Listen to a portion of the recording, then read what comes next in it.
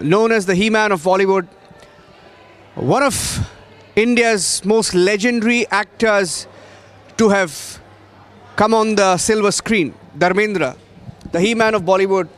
News agency INS says he's no more. I'm going across back to the live reporting on the field where Meenakshi, my colleague, is there. Meenakshi, news agency INS saying that veteran actor Dharmendra has passed away. Yes, Niranjan, as you mentioned, news agency IANS, they confirming that Dharmendra ji is no more. He dies at the age of 89. That agency is saying, but from their official and from his family, we are not getting till now any official statement. I am repeating, we have not got any official statement from Dharmendra's family because at the when he was admitted in Breach Candy Hospital, there is a update shared. There are lots of updates shared by Sunny Deol's team. They was sharing a minute-to-minute update on Dharmendra's health. But till now, Sunny Deol's team has not given any statement on his health. So we are getting also information that INS News has mentioned Dharmendra ji is no more, but we have not got any official statement from his family, from Sunny Deol's team also. Let me show you the visuals where I am now. Here is Pavan Hans cremation ground, and we are seeing that there are lots of celebrities are coming here. As I mentioned earlier, Amir Khan has come here, and we are getting information that Amitabh Bachchan along with Abhishek Bachchan is coming at this place, and the time now we are saying we are seeing lots of fans are also here. As you can see, security has been tightened and State's team of industry colleagues has been arriving here, and many of them look visibly emotional. When Amir Khan entered this cremation ground, he looks emotional. So fans, those who are waiting outside of Pavan Hans cremation ground, they are worried about Dharmendra's health. They are saying we are not getting any information on Dharmendra's health, and you can see the visuals of inside here. Security has been tightened, and some celebrities are coming. VVIP movement is here, and I can also share the movement where Dharmendra's close friends reached at this ground. Here, people, those who loves Dharmendra, they are coming here, and fans are very worried. As I have mentioned that there are some reports where saying Dharmendra is in critical, and 15 days ago, when Dharmendra admitted in Breach Candy Hospital, we then got information from Sunny Deol's team that he was improving, and after his discharge, Breach Candy Hospital's doctor has come out and they said Dharmendra ji is improving, and that's why he discharged from hospital. After that, his treatment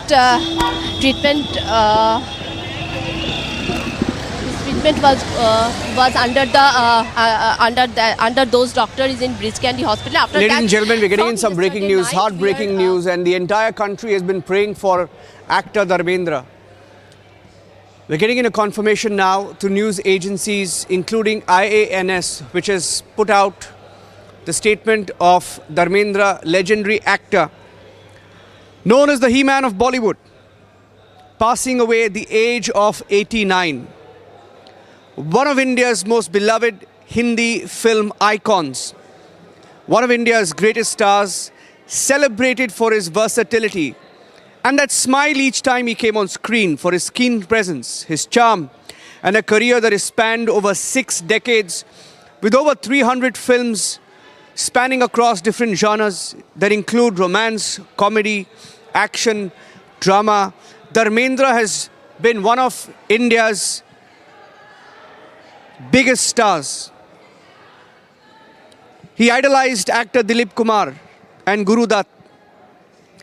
He entered the film world through a talent contest in 1958, ladies and gentlemen, when he was first spotted and moved to Mumbai, made his debut with Dil Bhi Tera Hum Bhi Tere in the year 1960. And his rise to stardom from 1960 was unstoppable, making a series, being the lead in a series of films that would go on to define Bollywood and Hindi cinema as we know it. And in the 1970s, Dharmendra went on to become the #1 action star in Bollywood, the lead actor in most of the films that came out in the year 1970, from the entire decade of 1970s, a comic actor in many films, a multiple genre superstar. One of his most iconic movies was in the 70s, when in 1975 the movie Sholay, where he played the lead role as Veeru, one of the most iconic roles in Indian history. Yadon Ki Barat in 1973, Jugnu in 1973, Dharamveer in the year 1977, Chupke Chupke in the year 1975. It was a cult comedy, comic timing. He was known for these roles in the 1970s, when it was his best decade by far. Sita Aur Geeta 1972, Pratigya in 1975. He also became famous for his on-screen pairing with some of India's biggest stars, including Hema Malini, who he later went on to marry. Was seen on screen with Meena Kumari, Asha Parekh. The range was vast for Dharmendra, the actor. Critics often highlighted Satyakam, Anupama, Chupke Chupke as proof of his acting depth. What a great actor he was when he mastered different genres, including romantic dramas, including comedy, including action roles, including mass roles, character roles. All of these in a career that has spanned 6 decades and more. And what made him loved was his smile, his natural, understated style that made him relatable to the masses across India. He was loved across the country, stardom across the world, in who has been now one of the biggest actors to have donned the screen. In the 1980s, he transitioned to character roles. Dharmendra remained active through the 80s, playing lead roles in The Burning Train in 1980, Ali Baba or Charlie's Chor 1980, Sunny 1984, Loha in 1987, Gulami in 1985, Aag Hi Aag in 1987, Batwara in 1989. And then you had the entire supporting role and special appearances that he made while launching his son, Sunny Deol, Bobby Deol, who continue to act today. He made a return to cinema post 2000. He made a few appearances in Yamla Pagla Divana, which was a huge hit in the year 2011, in Apne in 2007.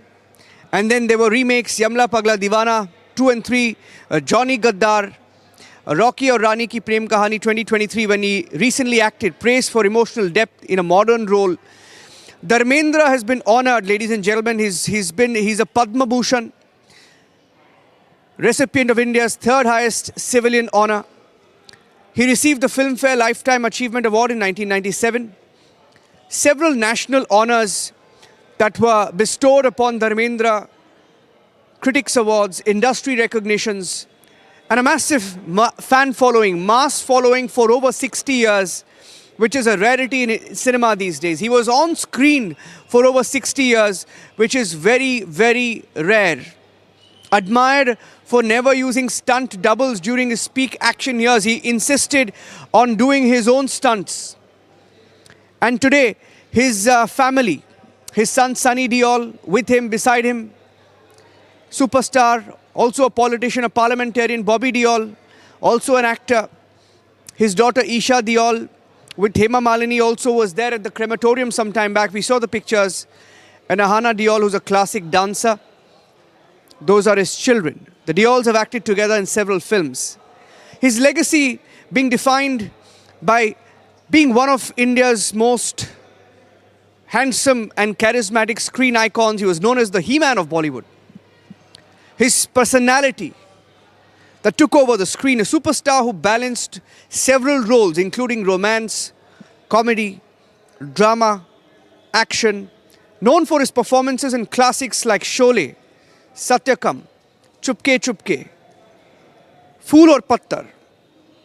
Known to be a humble actor with emotional connection with audiences, being a symbol of the old school Bollywood charm. Ladies and gentlemen, pictures from Mumbai as we get the heartbreaking news of actor Dharmendra, who's no more.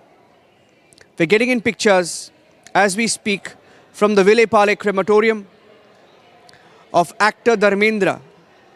His family, friends, those he knew, those who loved him, all of whom have gathered at the Vile Pale crematorium, where top actors including Amitabh Bachchan, the entire Bachchan family, top actors, young and old, all have gathered to pay their last respects to actor Dharmendra. And as we speak, there is still no official statement from the family of actor Dharmendra. We are still waiting for a statement from him and his family, from his family. Meanwhile, Karan Johar has put out a statement saying, veteran actor Dharmendra, it's an end of an era, a massive mega star, the embodiment of a hero in mainstream cinema, incredibly handsome and the most enigmatic screen presence. He is and always will be a bona fide legend of Indian cinema, defining and richly present in the pages of cinema history. A message that was just posted as we continue to get pictures from Mumbai's Vile Pale crematorium. My colleague Rakshita is also joining us live. I'm handing it over to you, Rakshita. And I'll go across to her in the next few minutes. But ladies and gentlemen, born in Punjab in 1935 on the 8th of December, born as Dharam Singh Deol, Dharmendra went on to become one of the best known actors in Bollywood, fondly called the He-Man of Bollywood, one of the greatest stars, celebrated for his versatility, his screen presence, charm, and an actor who continued acting as late as 2023 until 2 years back. The last movie that he acted in was released. He has appeared in over 300 films across different genres that include romance, comedy, action, drama. And as we get these pictures, I'm handing it over to my colleague Rakshita, joining us with the live coverage. Rakshita. Right, Niranjan, the He-Man of the Hindi film industry is no more, and fans, of course, in a state of shock and dismay. Farewell to Dharmendra, as all the industry friends, veterans, the famous Jai Viru Jodi of Amitabh Bachchan and Dharmendra. Who can forget that? Amitabh Bachchan was the first visitors to catch a last glimpse of the He-Man of his Viru, and Amir Khan and other top actors rushing to the crematorium, what we know so far. And last movie, as my colleague Niranjan was talking about, the last movie, he just starred in one of the last movies that is still unreleased, that is 21, which stars Agastyananda, who is the grandson of Amitabh Bachchan. It's a much anticipated film. Just recently the poster was released, and that's the movie based on the brave warrior of India, Second Lieutenant Arun Khetrapal. And he plays the father of Second Lieutenant Arun Khetrapal in the movie 21. And that is stated to release on the 25th of December. But before the release, he's taken the final abode, and actors rushing to crematorium to bid him farewell. He was critical a few days ago too. He was critical. He was on ventilator and then he was discharged. And again, today he was admitted to hospital. And Meenakshi is joining us live from Mumbai. Meenakshi, who all are coming in. It's, of course, a very, very sad moment for the entire film industry, for the nation, who has watched Dharmendra for decades, heard his very, very lively interviews. Today, the nation mourns the demise of the veteran film actor, the performer, the he-man of Bollywood, Dharmendra. Meenakshi.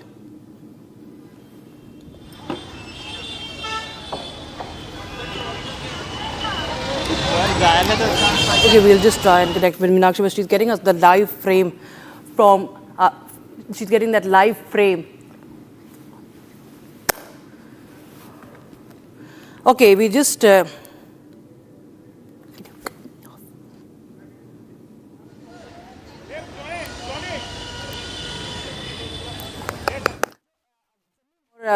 details.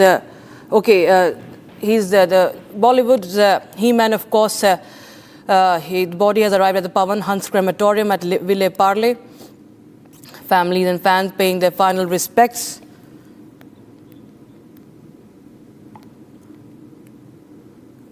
And this is the end of an era, 1935, the birth year of Dharmendra, 89 years old. Amitabh Bachchan, Abhishek Bachchan all rushing to the crematorium. Hema Malini, daughter Isha Deol, second daughter Ahana Deol also expected. Sunny Deol and Bobby Deol, remember, had been with his side even when he was admitted to hospital last time, just few days ago. And of course, he has continued to work. Okay, we are getting that live visual from Ville Parle crematorium, and several of the actors have rushed this morning to the crematorium this afternoon, and now the confirmation coming in, official confirmation coming in that he has passed away at the age of 89. The family statement is awaited. Official family statement is awaited. But he was known as the He-Man, the Greek god, and he has starred in hundreds of movies, and hailing from Punjab. He, of course, took the industry by a storm right from the black and white era, and even till date, a movie remains unreleased, and he will be, or fans will be, of course, waiting to catch his last movie as well. Karan Johar, as my colleague Niranjan was telling us, he just tweeted on this development, mourning Dharmendra's demise, and several other actors too now pouring in their tributes on social media, sharing the pictures and their memories of the Bollywood's He-Man. And this is the final respect that will be paid now to Dharmendra.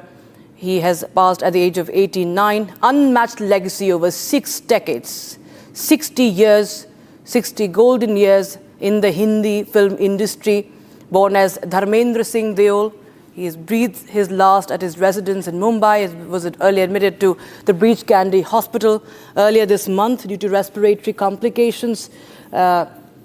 Today, he passed away, sending a wave of sadness across the country, across his colleagues, fans, deeply shocked with the news.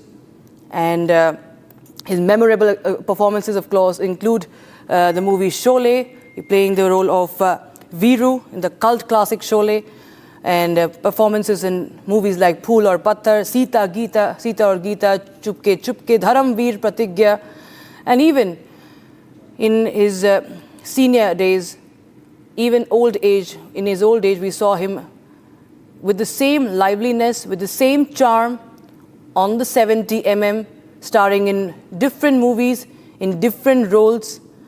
And he has been also, of course, talking about his health. Just recently, there was a reel that was released on social media where he has taken to the gym at the age of 88. He had also posted a video where he was gymming, and he was sharing the fitness mantra to the youngsters.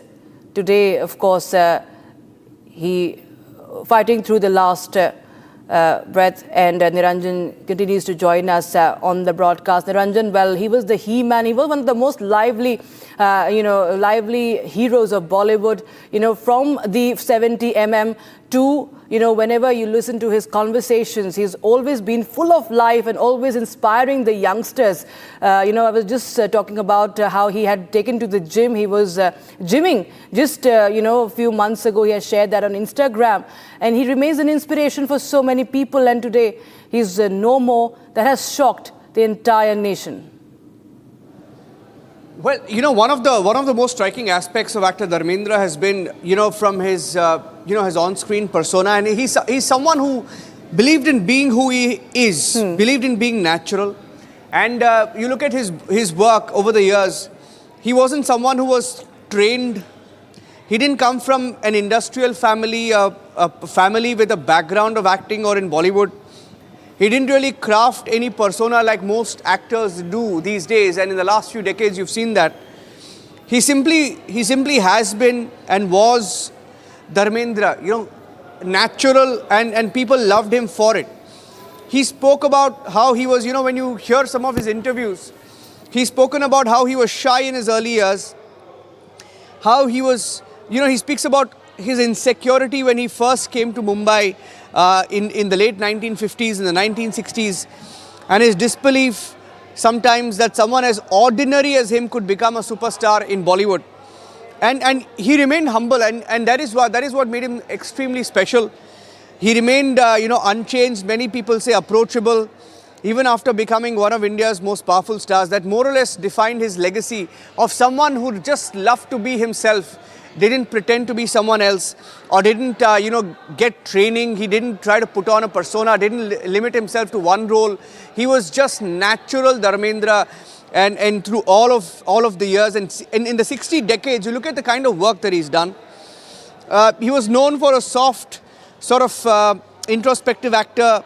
When directors casted him for different roles, for example, as a gentle prison doctor in 1963, or as a soft-spoken poetic person in Anupama in 1966, or Satyakam in 1969, which is by far his most acclaimed dramatic performance of a man who was destroyed by his honesty.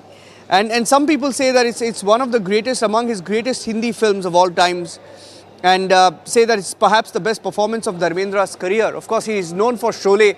Everyone growing up, including myself, of course, I remember watching Sholay growing up. And some of the superstar roles that he played through the years as a mass action star. For example, the success of Phool Aur Patthar in 1966 completely changed his destiny. And, he spoke about it many times when he said it was not planned. He spoke about how that movie was shot at night despite cold weather. And throughout the 1970s, he did his own stunts, which many people can't talk of now, because you have body doubles, etc. At a time when there are body doubles, Dharmendra would insist on doing his own stunts. He would jump off cliffs, trains, buildings. He was never known for using a body double, which was fantastic, which most actors remember him for, and most directors say was something unique that nobody can talk of in Bollywood.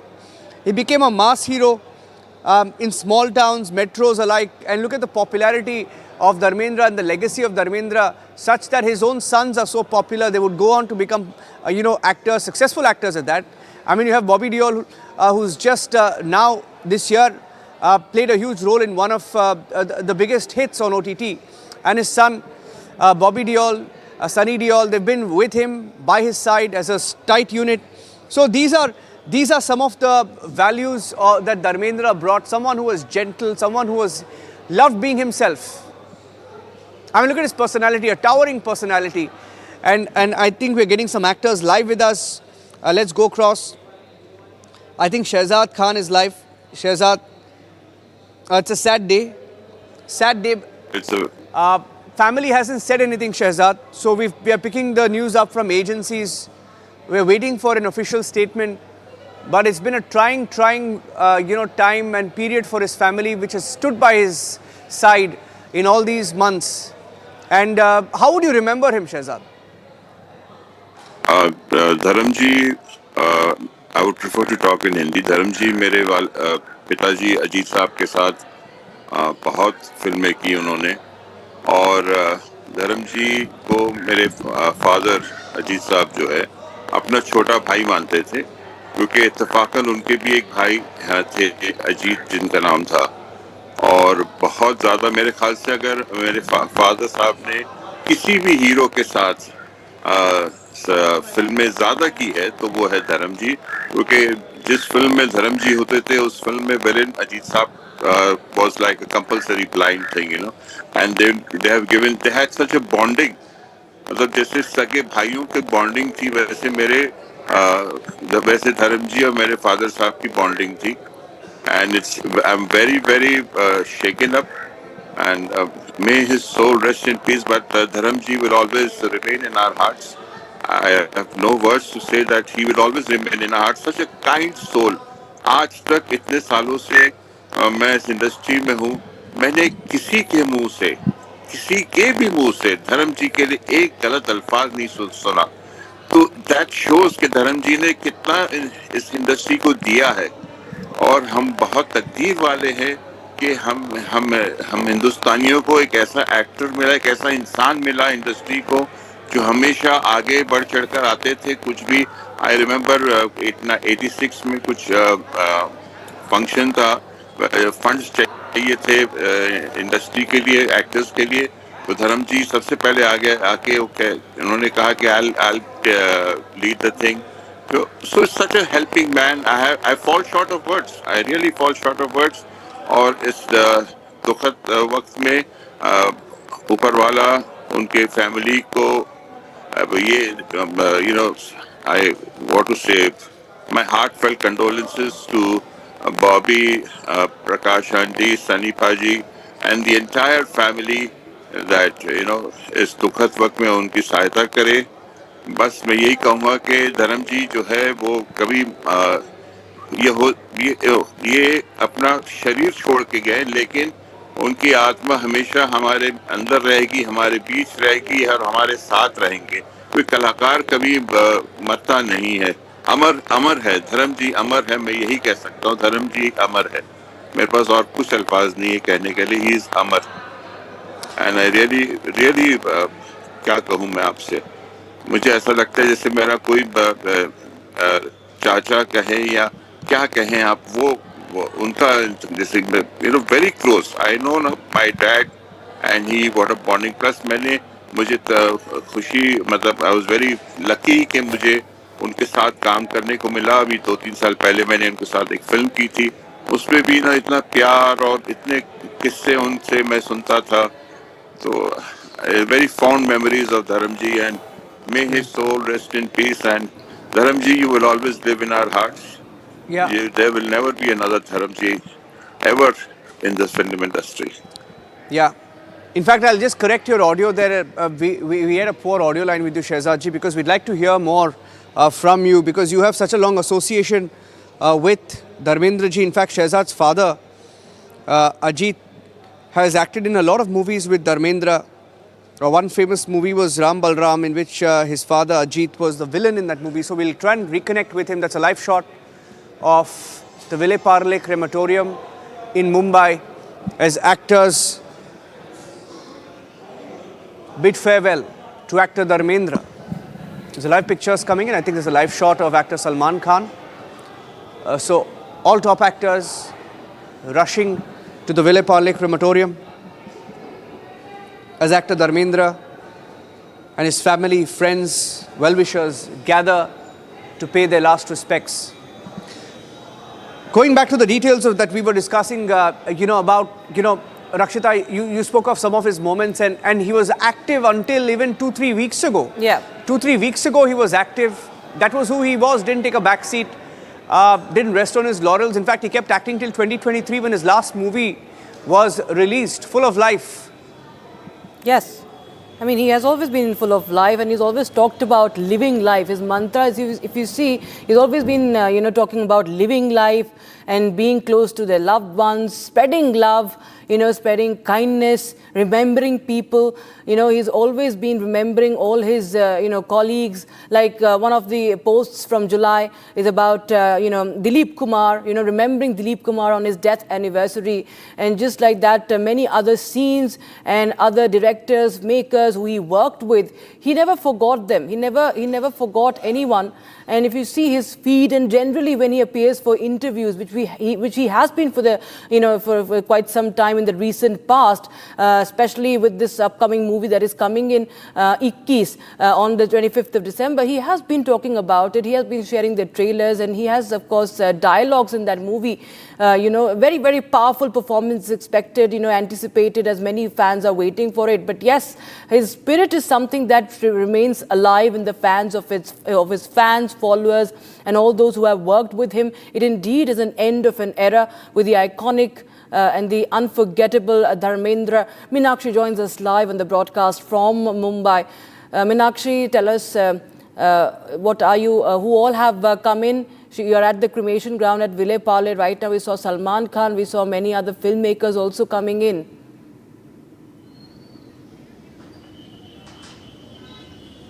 Yes, you are absolutely right. Dharmendra is unforgettable. That's why lots of his fans gathered here. And just now, Salman Khan, Vidya Balan arrived a few minutes ago. Salman Khan's father, Salim Khan, has arrived here. And also, I have mentioned earlier that Amir Khan had arrived here, the Vile Parle crematorium. And we are getting information that Amitabh Bachchan and Abhishek Bachchan, along with his family, are arriving here. Let me show you the visuals here, because the visual speaks more today. It's an emotional journey. Fans of Dharmendra are gathered here. You can see here the main gate. Aage chalo, Sunny. Here the main gate. Security has been tightened here. The main gate where the cars entering from that side. Here security has been very tightened because family, we have not got any confirmation from family, but we can see here emotion of fans. Hema Malini, Isha and Ahana Deol walking inside under police escort. We have seen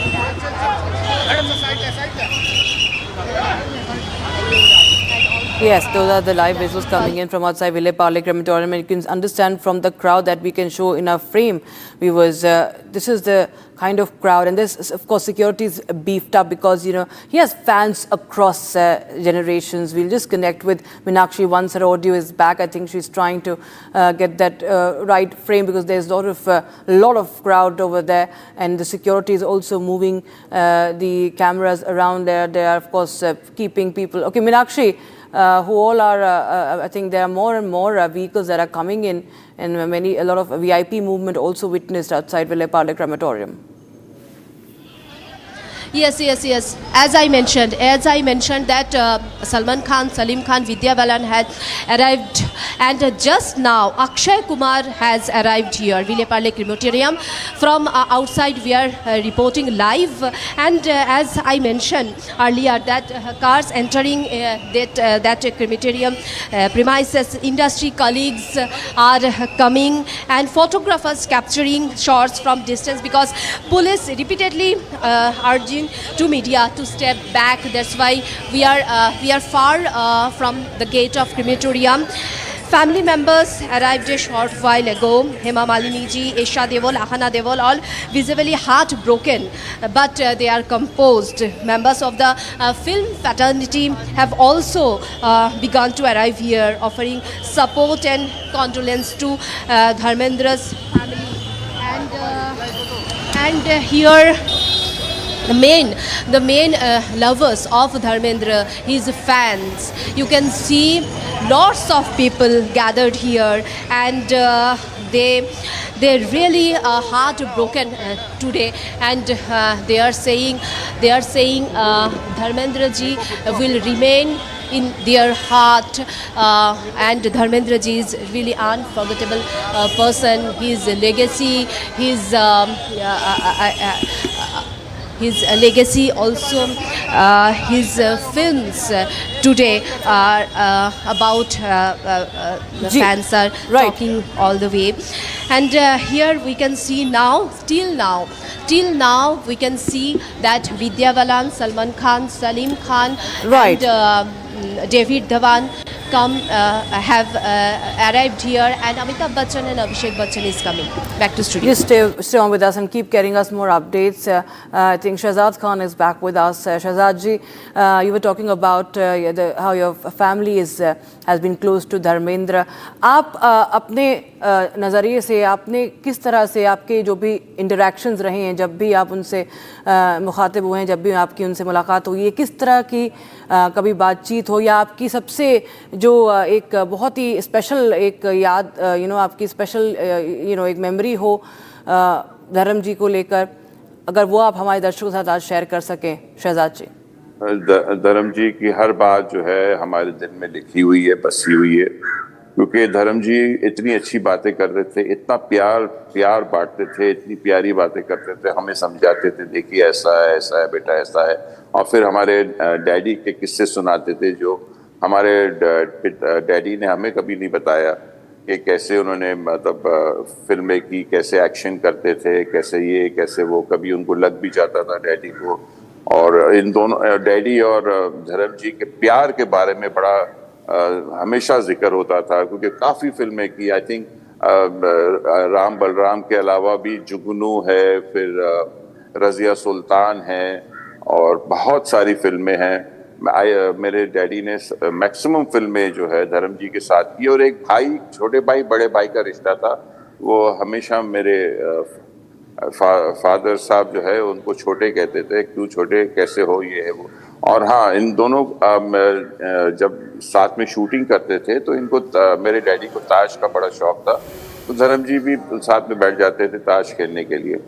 तो धर्म जी ने बताया एक दिन कि जब वो मेरे डैडी हार गए ताश में उनके साथ सेट पे, तो उन्होंने कहा कि छोटे आज तुम्हारे भांजों को मैं सब्जी खिलाऊंगा। तो इस किस्म से उनकी काफ़ी मजाकिया होती थी। फिर मेरे धर्म जी को और मेरे फादर साहब को, अजीत साहब को शेर और शायरी का बड़ा शौक था, तो बड़े शेर और अशार आपस में एक्सचेंज होते थे, दोनों बताते थे। अब और कई किस्से मेरे ख्याल से कई एपिसोड्स लगेंगे बयान करने के लिए, क्योंकि मैंने उनके साथ फिल्म की। फिर जब कभी मुलाकात होती थी, फिर हम जब छोटे थे सेट पे जाते थे, तब इतने प्यार से हमें मिलते हैं। और धर्म जी का हाथ माशाल्लाह मेरे ख्याल से इंडस्ट्री में सबसे बड़ा हाथ, सबसे बड़ा पंजा अगर किसी का होगा तो धर्म जी का होगा। द रियल ही मैन जिसको कहते हैं ऑफ द इंडस्ट्री अगर कोई है, और तो वो धर्म जी ही है जी।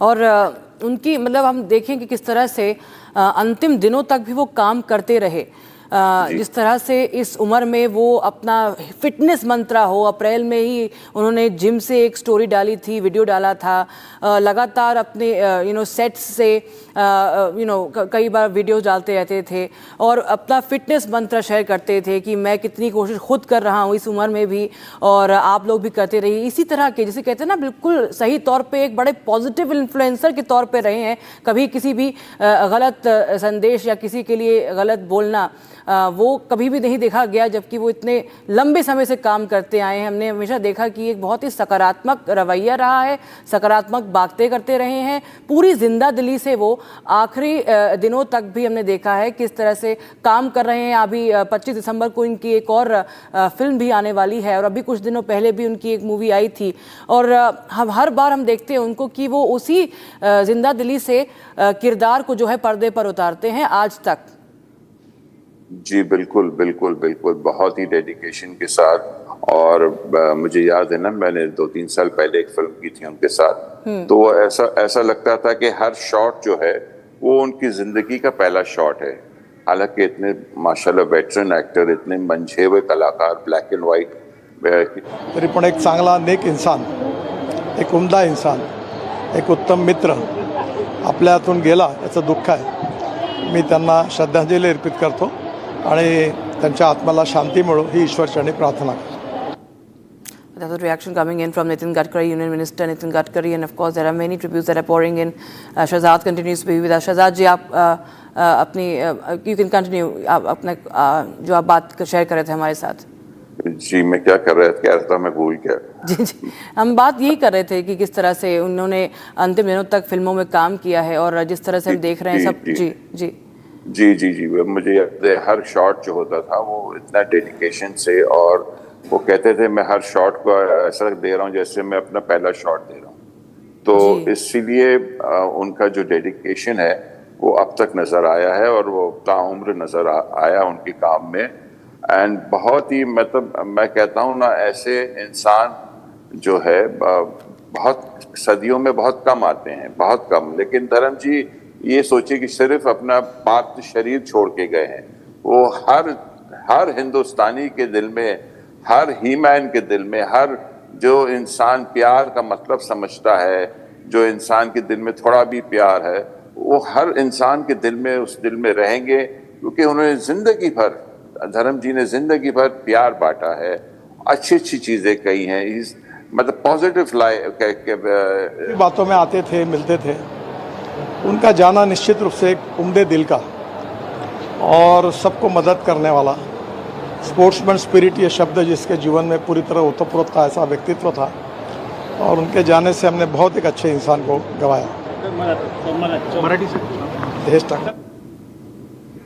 As you can see that there was Union Minister Nitin Gadkari speaking, and we'll continue to get more reactions from all those who have admired him, who have worked with him. We can also play out those pictures earlier that have come in, the stars who have thronged to, who are rushing to the crematorium in Avere Parle.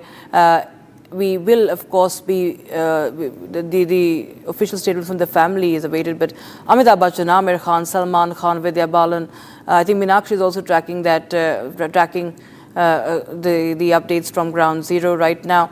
As veteran actor Dharmendra passes away at the age of 89, the he-man of Bollywood, with 60 years of exemplary, performances and enthralling the audiences with his art, with his work in every, from comedy to action.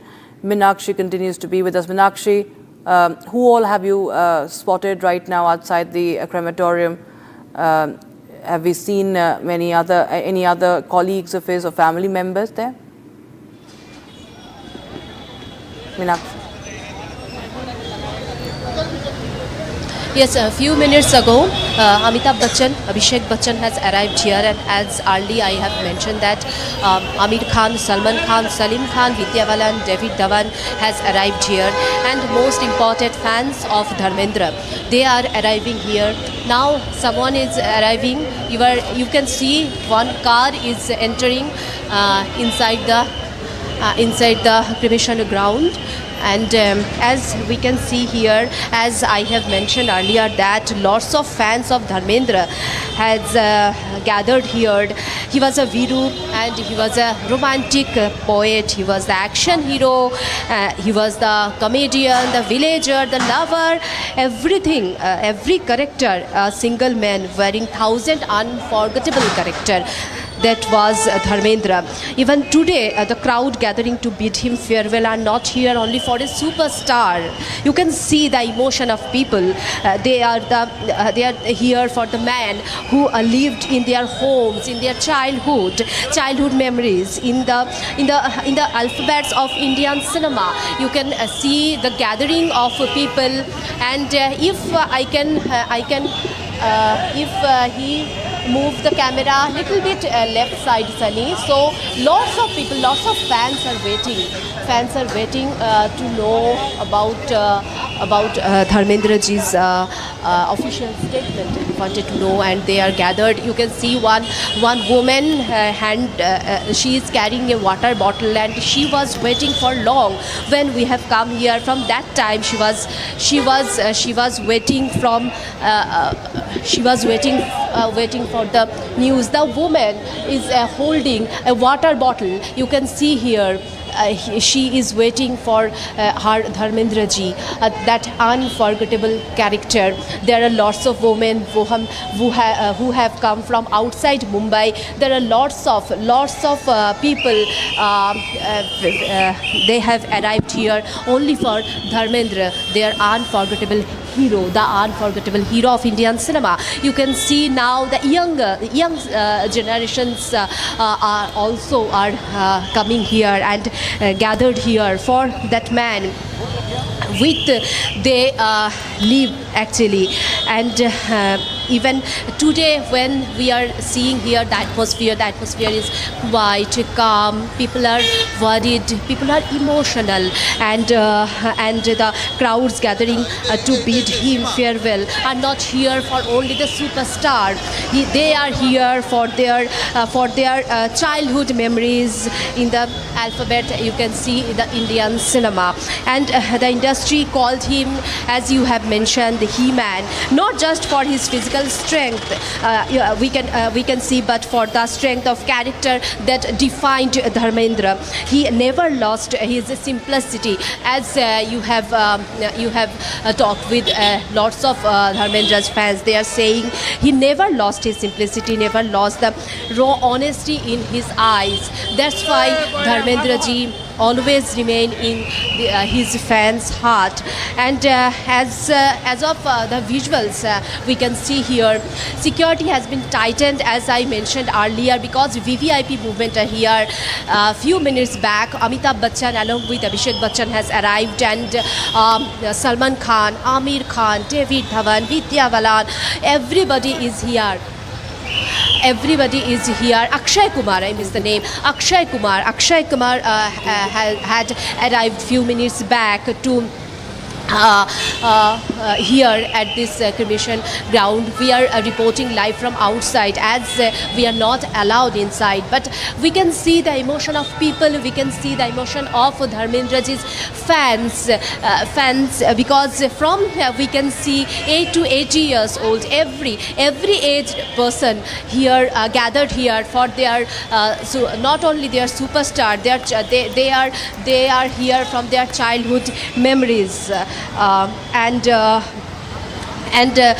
we can say about Dharmendra ji is that he came from a small town in Punjab with dreams bigger than the horizon, and somewhere between those dreams and destiny, the film industry gained a star who glowed differently. And this is the proof today, where Dharmendra ji's fans, Dharmendra ji's co-stars, his family friends, everybody is here to say goodbye to Dharmendra ji. And we are seeing here that gathering of his friends are raising, and we can there are lots of movement here.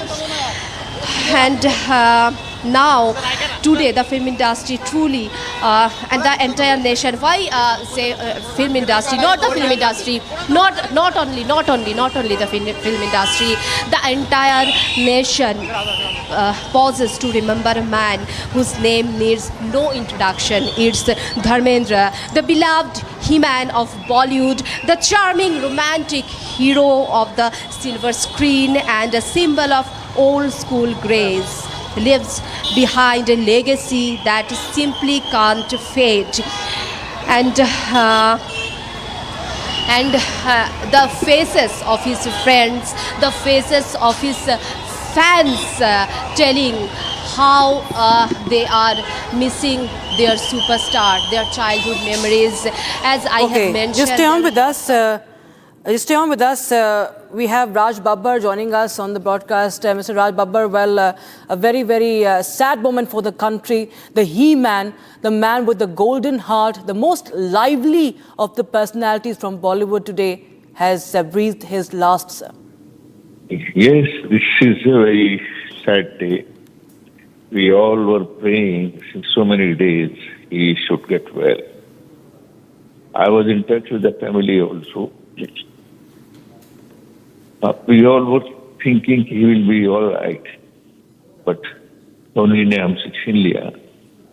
लेकिन उनकी his good deeds उनकी वो अच्छाइयाँ, उनकी वो खूबसूरती, एक बेहतर इंसान की खूबसूरती थी, जो एक अच्छे इंसान के साथ साथ एक बहुत बड़े स्टार, जो शायद आज खूबसूरती की मिसाल अगर देनी होती तो धर्मेंद्र है। He was a complete person.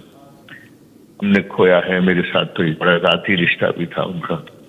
Because the first day I was in Mumbai, तो मैं किसी बड़े स्टार से मिला था, वो धर्म जी थे, और मेरा पहला दिन था।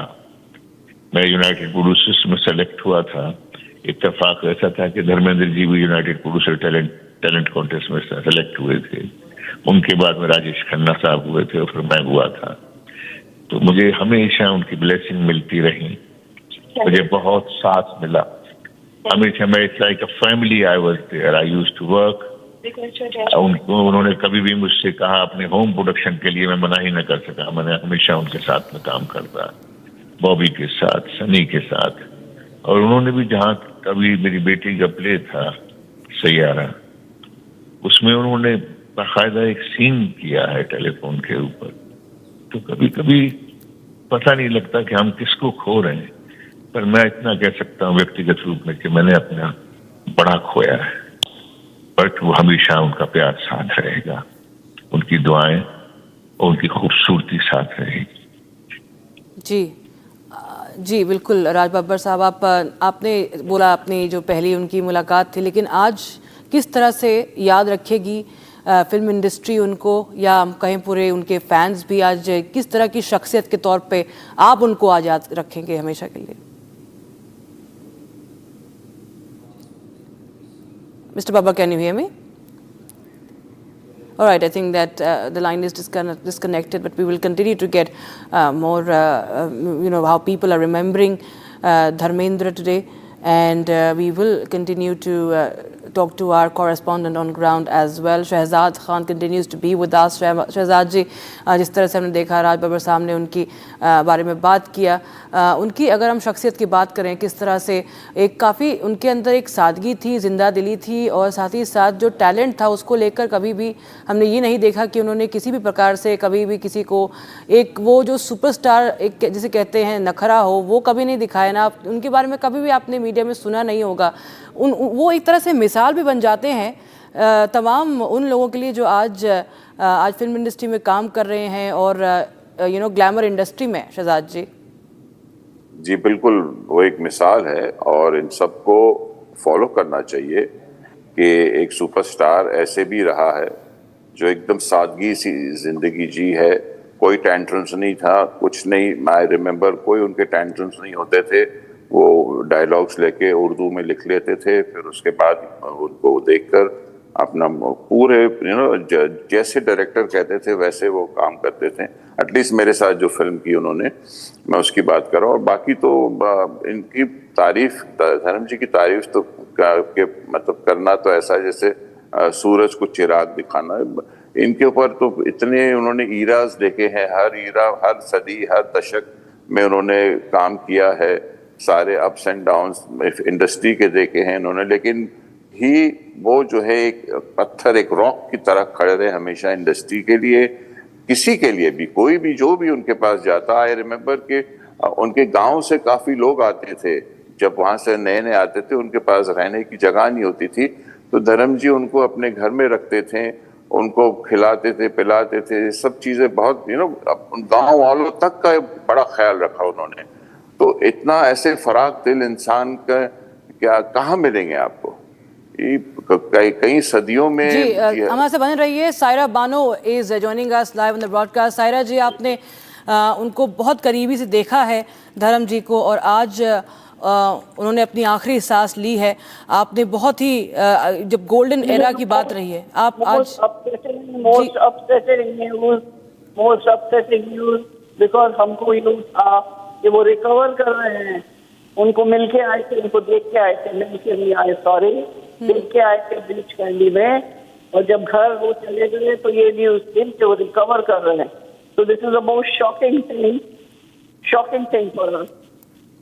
And ma'am, he was always, very much full of life. If you see in his previous posts also, he was always full of life. You've known him very Of closely. life, and he was looking after himself so well. I don't understand how this has happened to him, because he was a very strong man, very energetic man, and the most wonderful human being. Dilip साहब के साथ भाईचारा ऐसा था, as if he was their brother. In fact, they used to joke about it. We are real brothers. Probably he said different mothers, but we are absolutely elder brother and younger brother. जी, जुलाई में भी Our house was open to him at 1 o'clock in the night, 2 o'clock in the night. He was suddenly. And he would start by wishing in the 1960s, he would wish, first of all, my grandmother, and then meet most of the family. इतनी अच्छी तरबियत, इतनी अच्छी उनकी आदतें थी. Gem of a man. And Dilip साहब laughingly एक इंटरव्यू में और एक इनॉग्रेशन में मुझे याद है उन्होंने कहा कि अल्लाह से दिलीप साहब ने शिकायत की कि अल्लाह तुमने मुझे जब पैदा किया तो मुझे धर्म जैसा खूबसूरत और हैंडसम क्यों नहीं बनाया. And that is a beautiful moment captured on film, We used to love each other like anything. और धर्म जी भी जब इंटरव्यू कुछ करते थे या फिर फंक्शन होता था, he would always talk of Yusuf Saab as his favorite, as some जिनकी कोई जगह ले नहीं सकता. Dilip Saab is Dilip Saab. Nobody can be Dilip Saab. It's like that. We will miss him. We will revere him. उनकी याद को हम लोग ताज़ा रखेंगे. He will remain in our hearts forever. He is the last of the great men. May God rest him in peace. Thank you, Ms. Saira Banuji, for joining us and sharing your thoughts in this solemn moment. And Saira Banu, of course, has worked in several movies with the legend Dharmendra, and their chemistry, on-air chemistry and warmth, of course, remembered all throughout. And she expresses shock at the passing away of the legendary actor Dharmendra. And as we continue to show you the live pictures from the cremation, outside the cremation ground in Ville Parle of Mumbai, we see more and more vehicles coming in. My colleague Meenakshi continues to show us. I think there are people from, I think there are many politicians who have also arrived. Meenakshi, if you could hear me, tell us who all have you spotted, who all are coming? Meenakshi. Akshay Kumar just left the spot, and I think someone will tell something. We are trying to catch their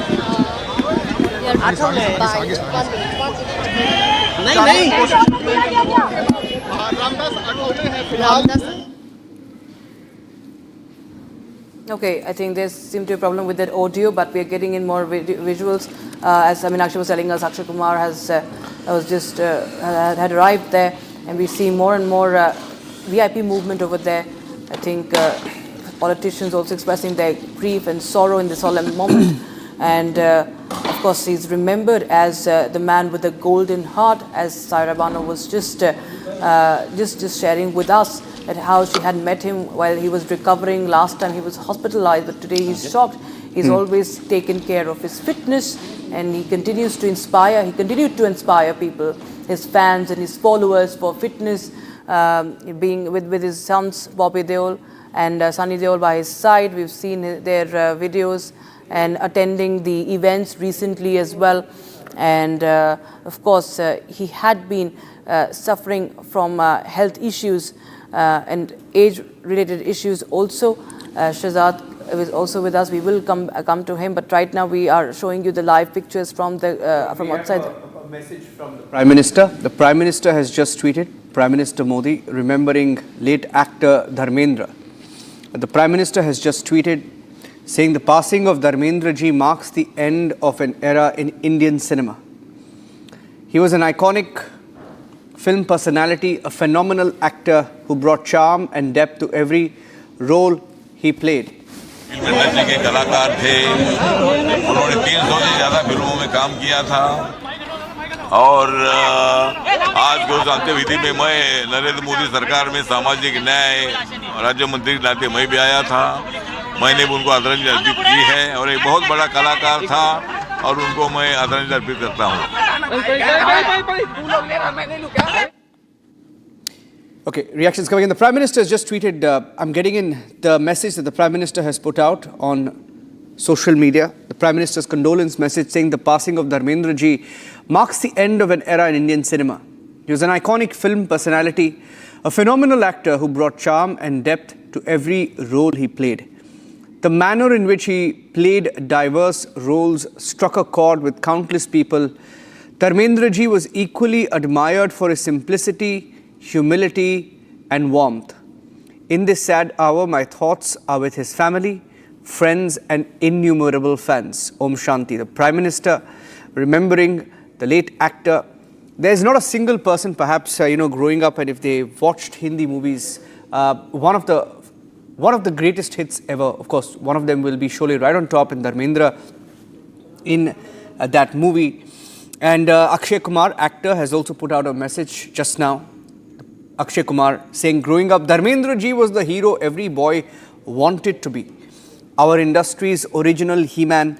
Thank you for inspiring generations. You live on through your films and the love you spread. Om Shanti. That is Akshay Kumar.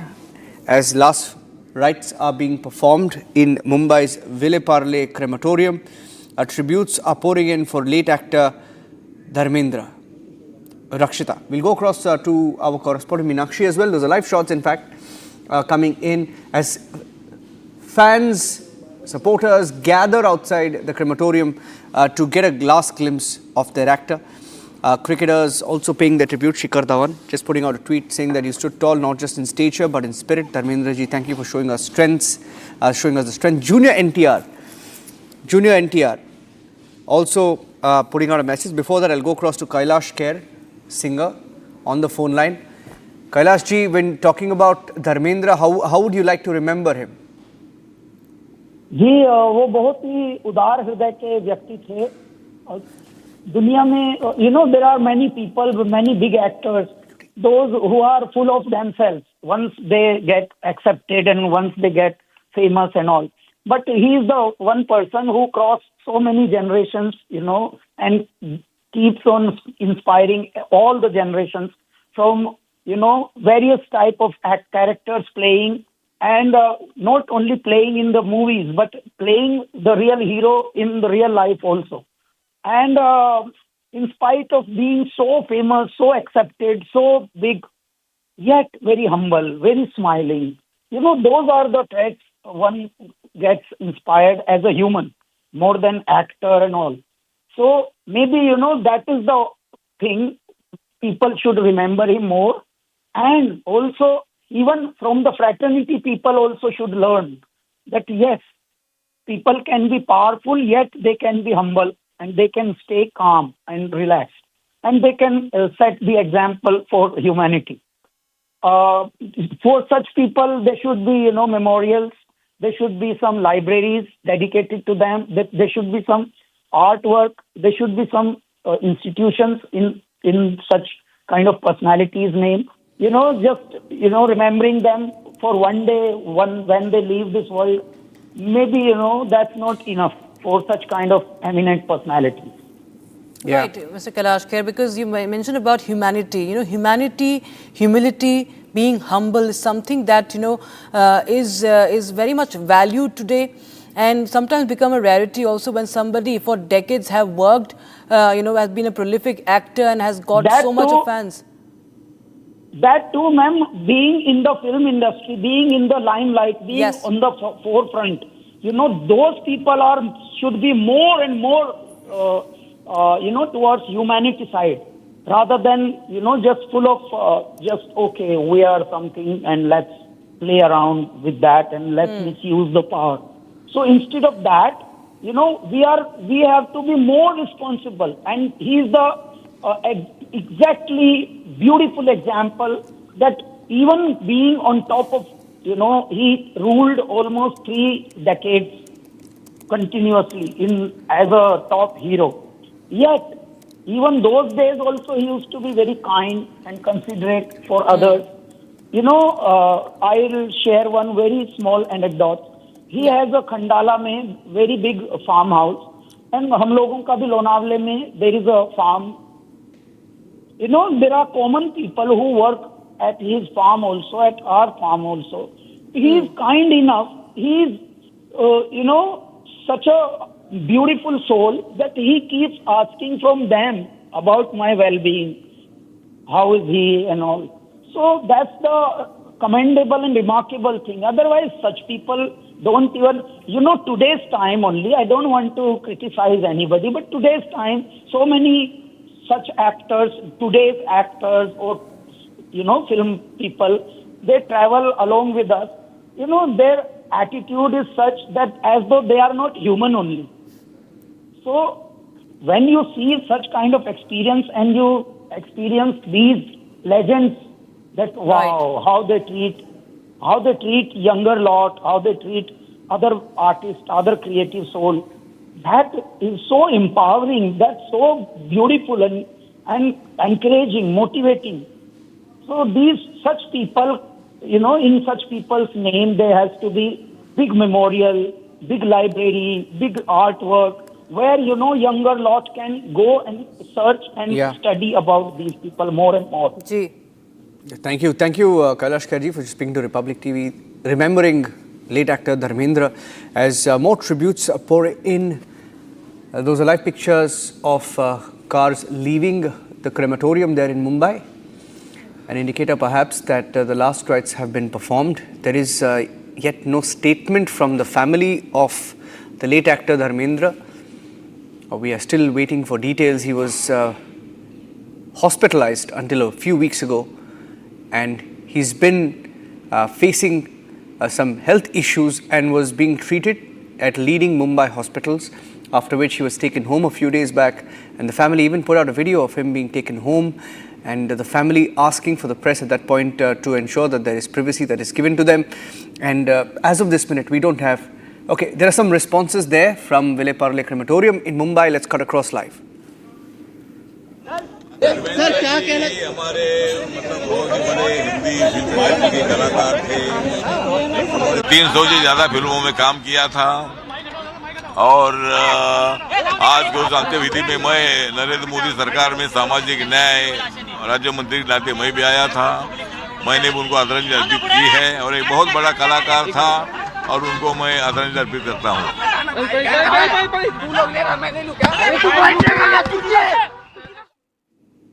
Okay, that was Ramdas Athavale speaking to the media outside the cremation ground in Vile Parle.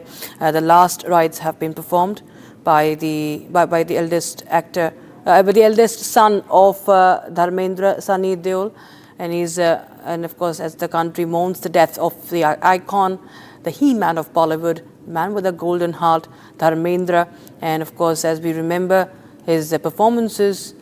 People, you know, Niranjan, they continue to talk about the person he was.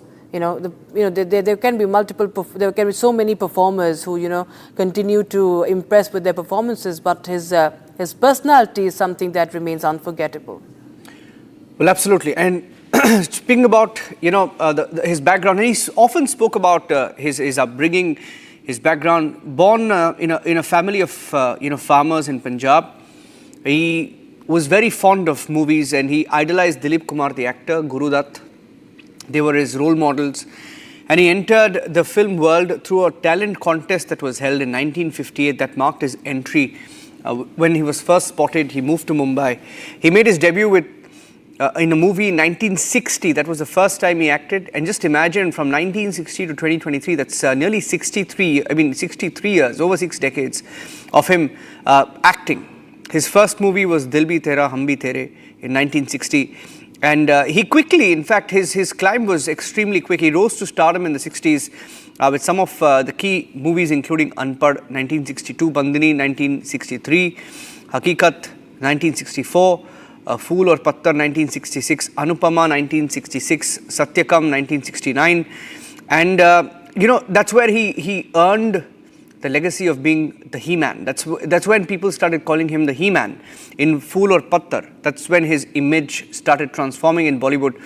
And in 1970s is when Dharmendra, did his best films, of course. The number one action star in the 70s.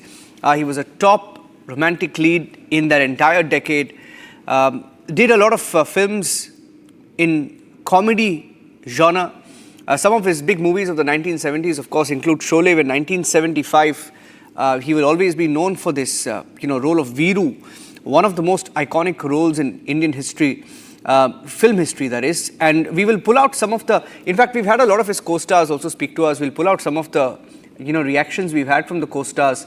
If we can pull that out, they've just spoken to us. In 1970s, Yadon Ki Barat, Jugnu, Dharamveer, Chupke Chupke, Sita aur Geeta, Pratigya. And he was known for his charisma on screen. Mukesh Khanna is on the phone line, actor. Mukesh Khanna ji, how would you remember Dharmendra today and his contribution to the film world as we know it in India? I think we have lost बहुत ही प्यारा इंसान खो दिया. मैं actor नहीं कहूँगा, star नहीं कहूँगा, एक ह्यूमन बीइंग कहूँगा. बिकॉज मैंने 6 फिल्में की है, मैंने उनको करीब से देखा है. इतने बड़े स्टार होने के बाद भी जमीन पर टिके रहे. कोई भी बंदा मिलने आवे बड़े प्यार से मिलते थे. मेरे साथ उनके अच्छे संबंध थे. मैंने 6 फिल्में की हैं उनके साथ और काफी नजदीक से देखा है.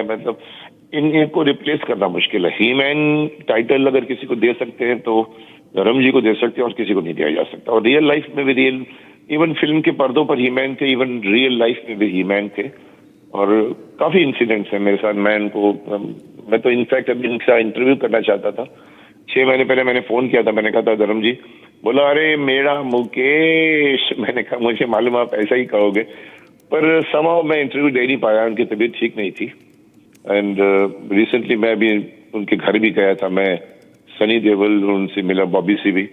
मैंने कहा ये बहुत स्ट्रांग आदमी है, बाहर निकल आएंगे, बट अफसोस मालिक चाहता है जो हम कुछ नहीं कर सकते. We really missed a person. जो ऐसा बंदा इंडस्ट्री में नहीं मिलेगा आपको. जो ये बहुत बड़ा लॉस है हमारा, मैं समझता हूँ. चाहे फिल्म की बात को. No, I think most people also, Mukesh ji, know him because, they were fond of him. Most importantly, he was loved because he always was himself, right? He never needed a godfather in Bollywood, which most actors these days have, right? A self-made man, right? He loved living life the way he is. What you saw is what you got with him.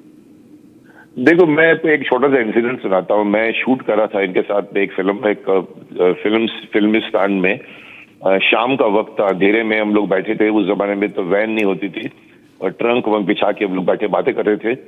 Bodyguard साथ में थे और अचानक एक बंदा आया. बोला मैं बंगाल से आया हूँ जी, मैं बहुत बड़ा फैन हूँ जी आपका. Can I hug you? मैं गले मिल सकता हूँ? तो हम लोग थोड़ा सा वो हुए कि साहब खड़े हो गए. धर्म जी गले मिले उनसे और मिलके उनका बॉडीगार्ड एकदम आगे आया कि क्या पता कौन है, कहाँ से आता है, पता नहीं होता. लेकिन साहब बैठे, मैंने उनको कहा, मैंने कहा धर्म जी आपकी यही अदा आई लव, ये आपकी यही एक. बोला मुकेश प्यार वंडोगे नहीं तो प्यार मिलेगा कहाँ से? अब देखिए कौन बोलता है सर जी. अब हमारे यहाँ 5-5 बॉडीगार्ड होते हैं, बाउंसर होते हैं, लोगों को दूर दूर किया जाता है, हाथ नहीं मिला सकता साहब. ऐसे में धर्म जी, इसीलिए he was loved by everybody. Not as a human being he was loved. He was not, as you rightly said, कोई गॉडफादर नहीं, किसी का बड़े बाप का बेटा नहीं था वो. एक पंजाब के गांव से आए हुए. और पंजाब के लोग देखिए क्या मानते थे. मैं इसकी एक छोटी सी बात सुनाऊंगा आपको. मेरे को बॉबी देओल ने एक बार कहा, बोला मुकेश जी मैं एक बार अपने कमरे से बाहर निकला, अपने बंगले में 2nd फ्लोर पे एक बंदा घूम रहा था बाहर. तो मैंने कहा कौन है तू? बोला ओ जी पंजाब से आए जी, ओ जी ऐसे धर्म पाजी मिलने आए हैं. तो बोलता है उतरो नीचे. साहब धर्म जी का बंगला खुला हुआ था, पंजाब से लोग आते थे ये सोच के कि हमारा विराह है और वो उनका स्वागत होता था. Right. That is what I'm saying कि he was loved as a human being, as an actor, as a star की बात छोड़िए आप.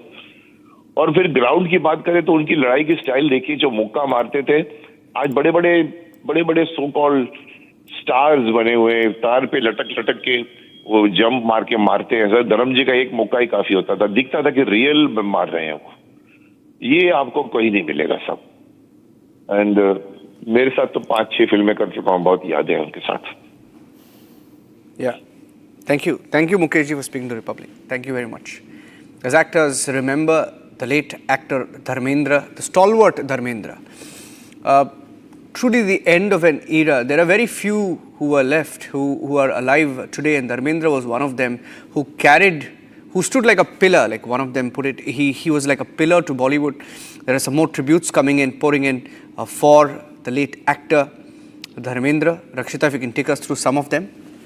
Right, he, of course, he started off with the movie that, as you mentioned, Dil Bhi Tera, Hum Bhi Tere, but, I think it was in the mid-60s when he actually gained that the popularity as the superstar. In 1960, of course, he landed his first role.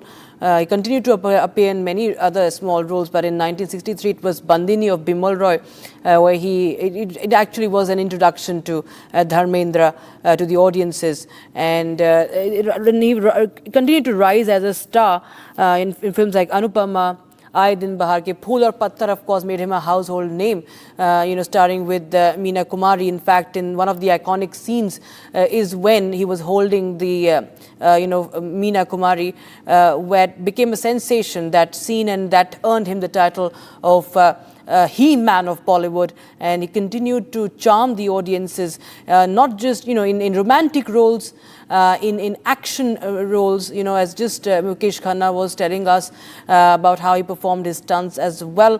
He was that macho image, at the same time the romantic side of him. He balanced everything. He had intensity, at the same time the innocence in his eyes, the masculinity on screen, along with tenderness. Everything was, it was a mix, a perfect balance of it, and it just not just made him a star, but also the the youngsters idealizing him, looking up to him. How Indian fans have always been looking up to the characters on screens, and today Dharmendra was remembered as such. In 1970s, of course, was the golden era, where he was at his peak, and he had delivered hits one after the other, and there were dramas like Chupke Chupke, Vairishikesh Mukherjee, Satyakam, and Raja Rani. Sholay, of course, in 1975, that was, of course, one of the cult classics where he proved his versatility. There was tragedy, there was comedy as Veeru, and there was action also in that movie, and of course with him and Amitabh Bachchan being at the center of it, and Amitabh Bachchan today, of course, was one of the first people to visit Dharmendra and to pay the final tribute. He's also starring in his last movie with Agastyananda, who is the grandson of Amitabh Bachchan. So his last movie is with Amitabh Bachchan's grandson, and of course, talking about his filmography, was the 1970s were the when his stardom hit the peak. The magic of Veeru in Sholay, of course, everybody adored the character. The scenes with Hema Malini, his wife. He went on to marry her later, and the scenes with Basanti and those iconic dialogues which till date, every generation remembers, and one of the beloved characters in Hindi cinema that had this glimpse of friendship, love, courage, and strength. And then, of course, off-screen also, he had been appearing with his family, complete family man as he was known to be. And, of course, other movies like Sita Gita, the iconic couple, Hema Malini and Dharmendra, both starred in Sita Gita, Dream Girl, and many such movies. Married in 1980, one of the most iconic couples of Bollywood. And this is, of course, a big loss to the industry. But even recently, if we say that he had been, writing verses in Hindi and Punjabi, reflecting his emotions, talking about age, talking about even loneliness sometimes, and gratitude at the same time. And, his poetry collection was also put out there. He had written some poems also, memories on social media, Shero Shairi also was one of his passions. Is a very multifaceted personality, and had also ventured into politics back in 2004 on a BJP ticket. He had contested on Lok Sabha elections from Bikaner. Also, he won the seat. He served as the MP also. Of course, he later on distanced himself from active politics. And then, he had said that he was too emotional for the job. He was too emotional to be a politician. And he remained a cinema's man. And in his late career, we've seen him starring with his own sons, like movie Apne, movie Yamla Pagla Divana, where he starred with Bobby Deol and Sunny Deol as well. And the Deol family also became a brand in itself, starring together, making those appearances in movies, each of the roles carrying some sense of nostalgia also, some of the dialogues, reminding the audiences about his iconic performances. He also starred in Rocky Rani Ki Prem Kahani 2023, directed by Karan Johar, and Karan Johar just paid a tribute to him. And he was, of course, also, honored with several Lifetime Achievement Awards, Padma Bhushan, that is the nation's third highest civilian award as well. He was conferred upon with the Padma Bhushan.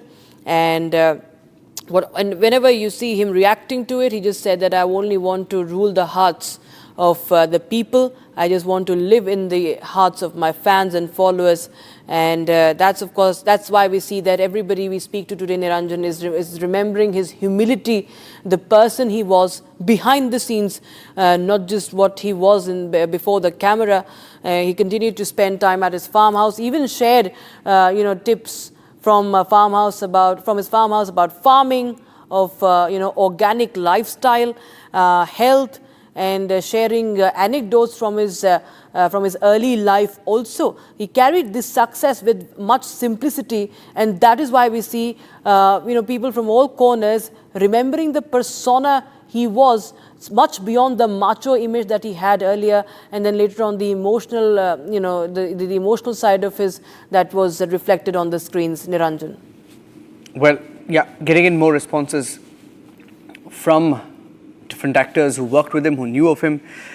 Actor Ajay Devgan saying that he's heartbroken to hear about Dharamji. His warmth, generosity, presence inspired generations of artists, and that the industry has lost a legend and we've lost someone who shaped the very soul of cinema. And the family, of course, has been very upset, in fact, in the last few weeks because of, some sections of media really were irresponsible in reporting on Dharmendra ji. And that is why perhaps, there is no statement yet. We are still waiting to get more details of, what happened. He was being treated. He had complained of breathlessness a few weeks back. He was taken to Mumbai's Breach Candy Hospital and he was being treated there. He was recently discharged. I think it was around the 10th or 12th when he was discharged from Mumbai's Breach Candy Hospital. And easily one of the most loved actors in India today. And we've lost Dharmendra, whose legacy speaks for itself. You look at the films that he acted in and the kind of roles that he played. Of course, one of the very few Indian actors who didn't typecast themselves into one kind of movie or one genre. So he was an actor, you would have seen him act in action movies, in romance, in comedy, drama, etc. And he spoke always from the gut and was very close to his family. He was a family man, was often seen, every time you saw him in public, would be with his family, with his sons or with his daughters. So extremely strong family values. And sort of an unusual career, you can say, because he's someone who started his career in 1960 when he did his first movie. From the year 1960, he didn't give up acting until 2020s, when he acted in a movie which was released in 2023, if I'm not wrong. He became a superstar mid-60s, and some of his best movies were in the 70s and 80s. And he came back to acting. In fact, he took a decision to come back to acting in the 2000s, and over 6 decades to be on screen back to back. That is a fantastic achievement. Over 300 movies. That's how many movies Dharmendra has acted in, and someone who was loved for his humility. Was most actors who spoke to Republic also talking about how humble he was, what a good human being he was, both on and off screen. Extremely emotional. You've seen him break down a couple of times because he spoke from the heart always. Extremely soft-spoken, generous. That's how people remember him. Extremely humble, despite being a superstar. You would see him at events and no heirs, didn't have any bodyguards, bouncers, etc. And always spoke well. He didn't do any politics in the industry. Most important these days, in the film industry, there are actors and there's so much of politics that happens. He never got into any of that. Never, not much of a controversy. He never got into any controversy. He didn't chase awards. He was never arrogant, and just became famous for who he was, a great actor at the end of the day. And speaking about one of his key roles, which most people will remember him for, which is of course that of Veeru. Veeru of the film Sholay was shot in Ramnagara, just outside Bangalore. Even today when you go to Ramnagara, Rakshita, it's known for Sholay. People remember because Sholay was shot on a hill, and till today. Okay, I think actor Ayesha Julka is joining us on the phone line. Ms. Julka, thank you so much for speaking to Republic TV. Ma'am, how do you remember today the He-Man, the man with the golden heart, as he's always been called? He's passed away today at the age of 89. I'm absolutely so saddened because, he would have touched 90 very soon in a couple of days, and I have worked with him. I remember him as this absolute fun-loving person and absolutely a dynamic personality. I don't think that we're going to get anybody like him ever. It's a loss, a big loss, and his contribution to the cinema will always be remembered. And what is your true icon? If you could share your fondest memory about Dharmendra ji. I've done a couple of films with him, but one film I did with Dharamji, wherein I was there and Dharamji was there, and Sonu Walia and Avinash. We basically had a script which was,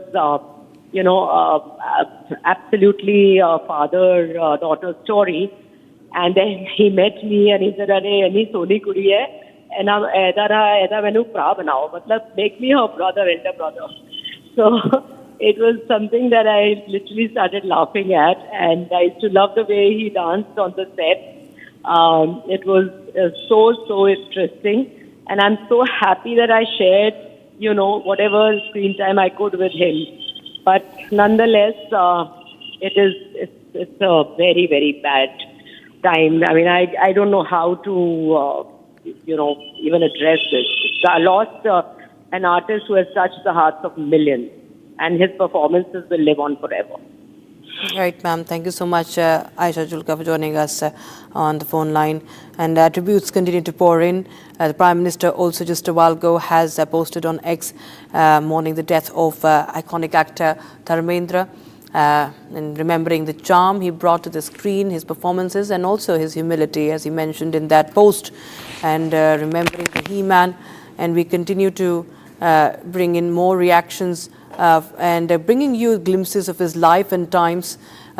You can see the crowd that has gathered outside the cremation ground. He's been loved across generations, and so many people who have gathered outside the cremation ground at Vile Pale, and several personalities, hundreds of personalities from the film industry, from directors to actors, former colleagues, all rushing to the cremation ground. His final rites have been performed by his eldest son, Sonny Deol, and the family statement is expected. Of course, it's a moment of grief for them, and we understand that it can take time. Okay, this is the first picture of Amitabh Bachchan.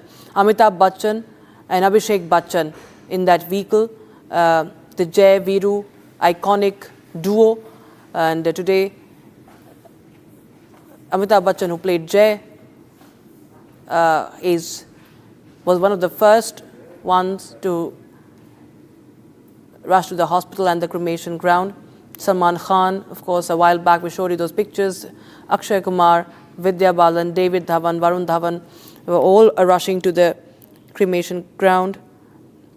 And stars, of course, continue to reach the cremation ground. Amir Khan, also one of the first ones to go to the Vilepale cremation ground and pay the final tribute to the icon that Dharmendra was, continues to remain in the hearts of the people, and it's an end of an era.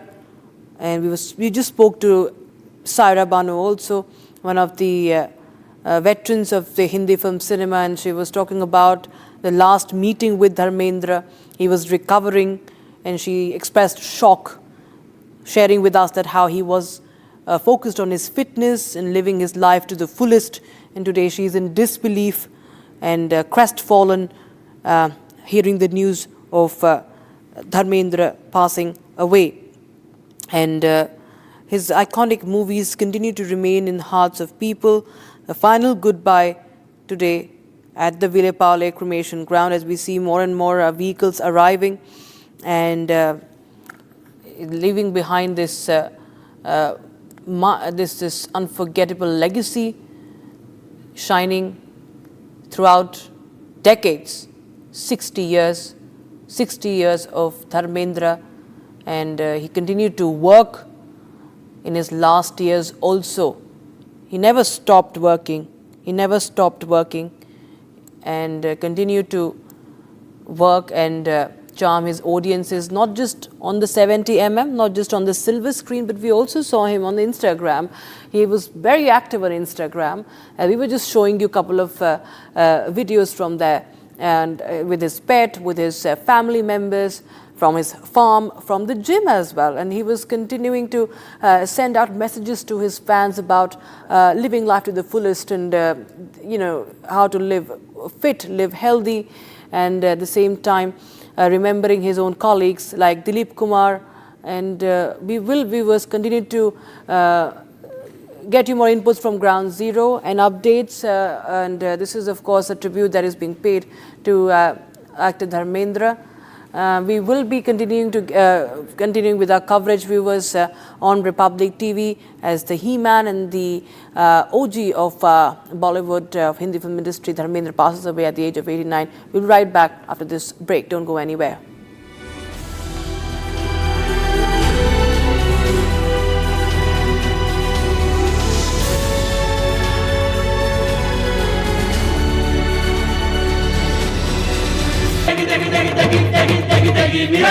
MDH की देगी मीरज, देगी मिर्च का तड़का, अंग अंग फड़का। MDH की देगी मीरज।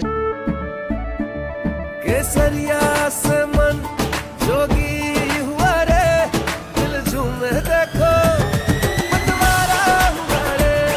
केसरिया से मन जोगी हुआ। हर पल मनाओ केसरी त्योहार। विमल, बोलो जुबान केसरी। थोड़े में ज्यादा स्वाद, यही तो है इसकी खास बात। वाओ मामा, क्या स्वाद है? अरे मेरे राजा। China and Japan are clashing verbally over Taiwan. Tensions between China and Japan have risen over Taiwan's security. Japan has signaled it may intervene in a potential conflict, viewing it as a threat to its own stability. China condemned this as meddling, issuing strong warnings and summoning diplomats. This conflict started when Japan's newly appointed Prime Minister, Sanae Takaichi, issued a direct warning to China during a session of the country's parliament. She stated that a conflict in the Taiwan Strait could represent a survival-threatening situation for Japan, implying that Tokyo might need to intervene militarily to protect its interests. This marked a bold escalation in Japan's stance on the Taiwan issue, signaling readiness to support Taiwan against potential Chinese action. Takaichi's comments, delivered amid rising regional tensions, prompted an immediate and sharp rebuke from Beijing, highlighting the fragile balance in East Asia and the risk of broader confrontation. The remarks made by the Japanese leader on Taiwan constitute an interference in China's internal affairs and a serious violation of the One China principle and the basic norms governing international relations. Such words are extremely irresponsible and dangerous in nature and have caused very negative impact. Taiwan is an island of 23 million people, situated about 100 miles off China's southeast coast. China regards it as a breakaway province under the One China principle, insisting that other countries acknowledge this and avoid treating Taiwan as a sovereign state. Taiwan, however, maintains its own government, conducts elections, and runs an independent economy, a setup rooted in 1949 when China's civil war concluded with the defeated nationalist forces retreating to the island while the communists consolidated power on the mainland. This division has persisted without full-scale war, but mutual distrust has grown. China has intensified its military presence around Taiwan in recent years, viewing reunification as a national goal. For instance, in October this year, Hi, this is Sandeep Sekhar, AD and CEO, Nippon India Mutual Fund, and I'm very excited to be part of India Economic Summit hosted by Republic Business happening on 28th of November 2025 at Public Headquarters in Noida. See you there.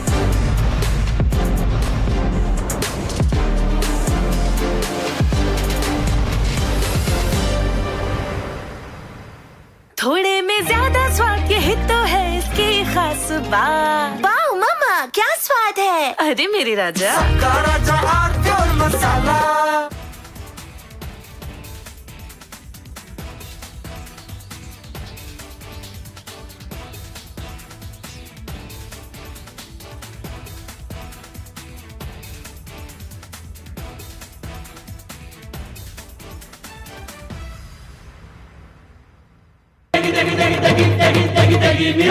MDH की देगी मिर्च, देगी मिर्च का तड़का, अंग अंग फड़का। MDH की देगी मिर्च।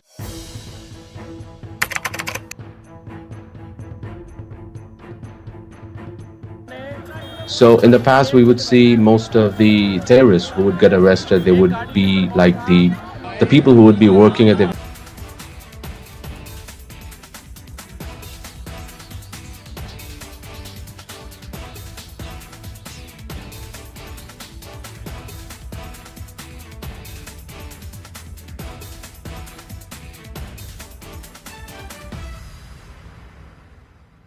दादी के हाथों का जादू और खुशबू से महकता घर, माँ की मुस्कुराहट और खाने की सुगंध। MDH गरम मसाला, क्योंकि हर रिश्ता है स्वाद से जुड़ा। केसरिया से मन जोगी हुआ रे, दिल झूमे देखो मतवारा हुआ रे। केसरिया से मन जोगी हुआ। हर पल मनाओ केसरी त्योहार। विमल, बोलो जुबान केसरी।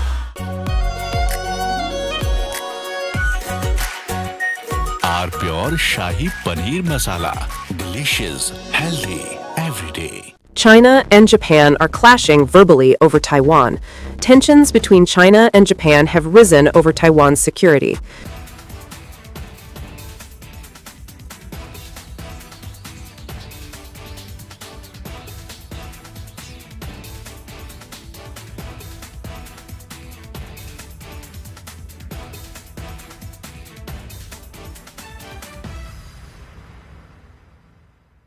प्योर सूजी पास्ता उबालो मिलाओ और खाओ 8 मिनट में तैयार। क्या टेस्ट है सबका राजा R pure masala.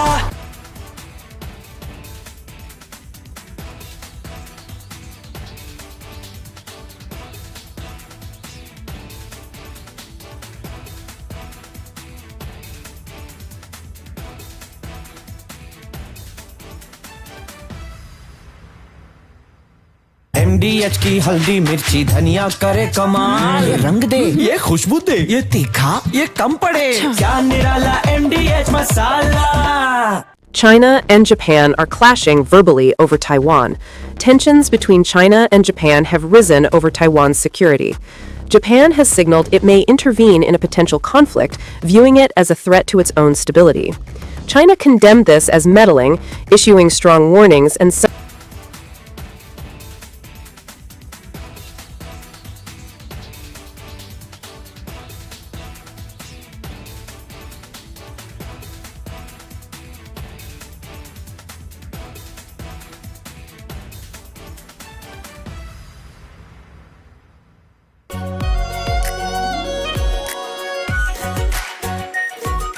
Pure shahi paneer masala, delicious, healthy everyday.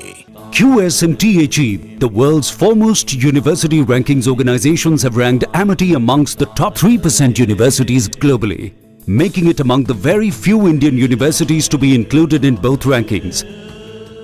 Yet another top ranking for Amity University. दादी के हाथों का जादू और खुशबू से महकता घर, माँ की मुस्कुराहट और खाने की सुगंध। MDH गरम मसाला, क्योंकि हर रिश्ता है स्वाद से जुड़ा।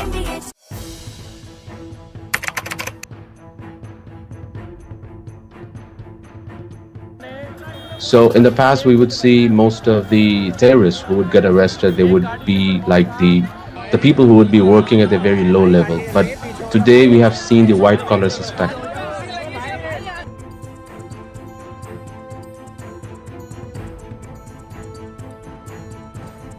कश्मीर घाटी में डॉक्टर्स एक बहुत अल्टीमेट ड्रीम होता है वहां के लड़के लड़कियों का। उस बनने के बावजूद अगर आप रेडिकलाइज होकर अपने ही देशवासियों को मारने के लिए और अपने देश को तोड़ने के लिए तैयार हो सकते हैं, तो आप अंदाजा लगाइए किस तरह की रेडिकलाइजेशन हो रही है और इस फ्रंट पे हम क्या काम कर रहे हैं।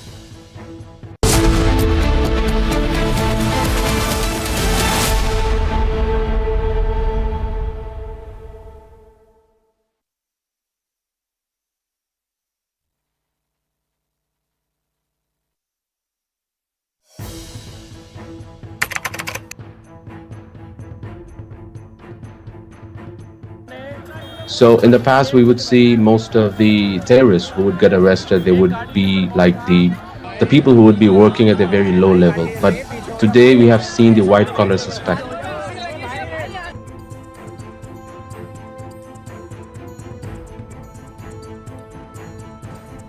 कश्मीर घाटी में डॉक्टर्स एक बहुत अल्टीमेट ड्रीम होता है वहां के लड़के लड़कियों का। उस बनने के बावजूद अगर आप रेडिकलाइज होकर अपने ही देशवासियों को मारने के लिए और अपने देश को तोड़ने के लिए तैयार हो सकते हैं, तो आप अंदाजा लगाइए किस तरह की रेडिकलाइजेशन हो रही है और इस फ्रंट पे हम क्या काम कर रहे हैं।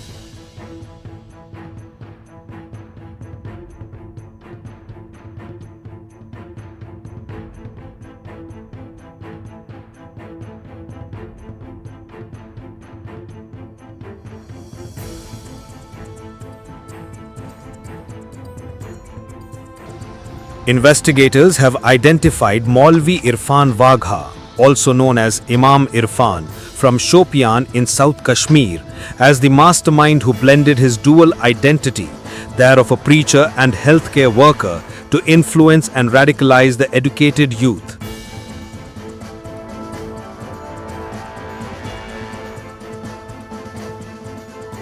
The accusation against him is completely baseless. He had been there for 7 years, offering prayers, conducting religious classes, and teaching children at the religious center. He would come only occasionally. We had no idea about the allegations against him, but we don't believe them. He is a good person. We don't know anything else.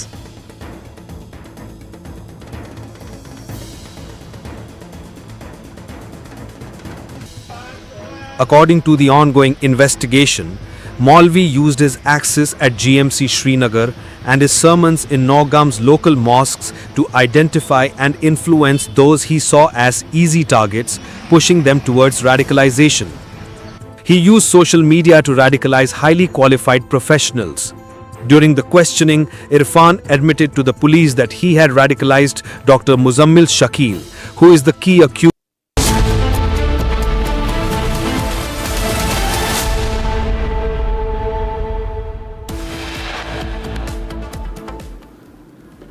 Legendary Bollywood actor Dharmendra passes away at the age of 89 after prolonged illness. Condolences pour in across the country.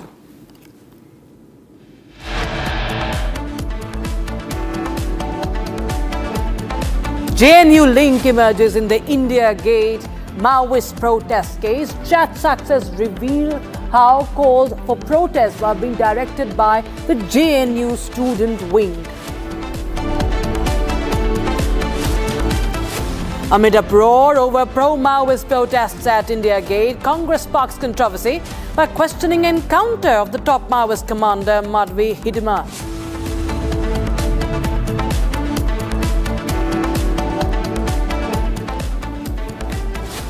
का हिस्सा भले ही न हो, लेकिन सभ्यतागत रूप से सिंध हमेशा भारत का हिस्सा रहेगा। और जहां तक जमीन की बात है तो बॉर्डर्स तो बदल सकते हैं, क्या पता कल को सिंध भारत में फिर से वापस आ जाए। Defence Minister Arnab Singh makes a big statement, says Sindh region may not be with India today, but borders can change tomorrow and the region may return home to India. Indian Navy commissions INS Mahe, first vessel of the Mahe class anti-submarine warfare shallow water craft at the naval dockyard in Mumbai.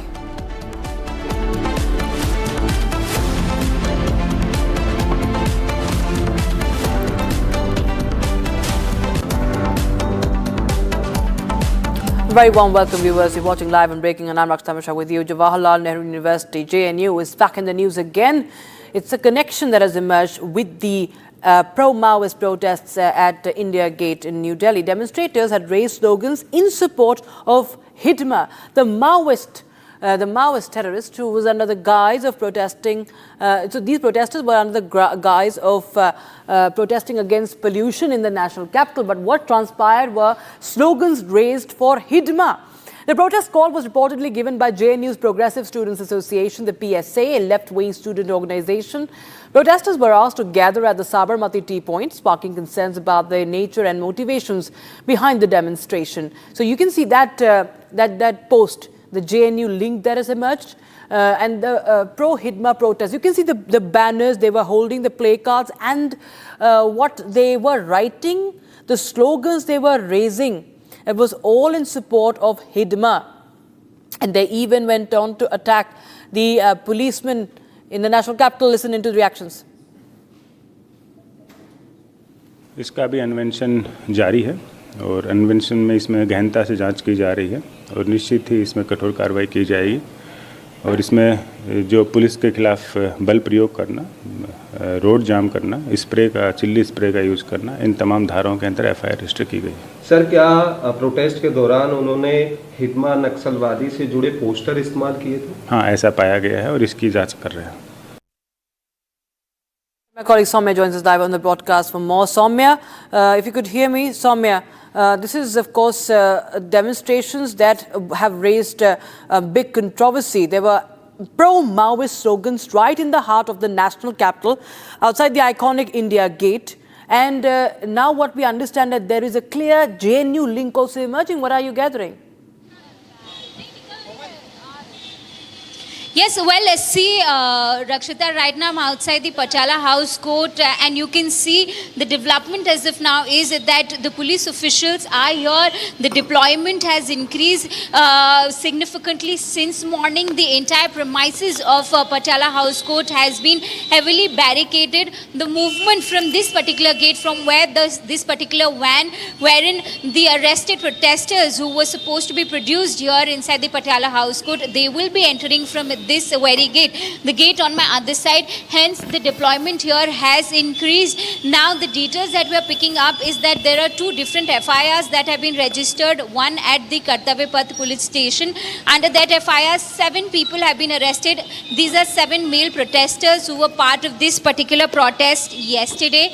And the other FIR, which it has the other FIR in question, it has been registered at the Sansad Marg police station, and around 17 people have been arrested with that FIR, and those 17 people will be brought here and will be entering the Patiala House Court from this very gate. Now, what happened yesterday? A protest which was allegedly for the increased air pollution here in the national capital. Under the garb of that protest, sympathizing slogans with regards to this slain Maoist commander Hidma, those were raised, placards were raised. So, followed up by that, when protesters crossed the barricaded cross the barricades. They even tried to attack the police officials who were present at the spot with the pepper spray. So these are the developments we are picking up. The crackdown of the Delhi police has begun, and at any moment we can expect those 17 people to be produced here inside the Right, Pachala attacking the house. police with the pepper spray and also using red chili and raising pro-Hidma, pro-Maoist slogans. That was what witnessed. Well, that was the scene that was witnessed outside the India Gate, and we are getting the first response from Sudhanshu Trivedi of the BJP on this. Listen in. कि India Gate के ऊपर कुछ लोग जो मुखौटा लगाकर गए थे कि वो पर्यावरण प्रदूषण के संदर्भ में बड़े जागरूक हैं और वो इस पर प्रदर्शन करना चाहते हैं, और वहां पहुंचते ही उनके चेहरे पर से मुखौटा हट गया और अंदर का असली मुखौटा सामने आ गया, और वो मारे गए नक्सली कमांडर के पक्ष में आकर नारेबाजी करने लगे। All right, we shift our focus now. A startling case from Siliguri of West Bengal. 3 men have been arrested for impersonating as NIA officers and extorting money. The suspects reportedly threatened a man's father and made him pay 50,000 rupees after claiming to file a case against him. All accused have been remanded to police custody for 5 days.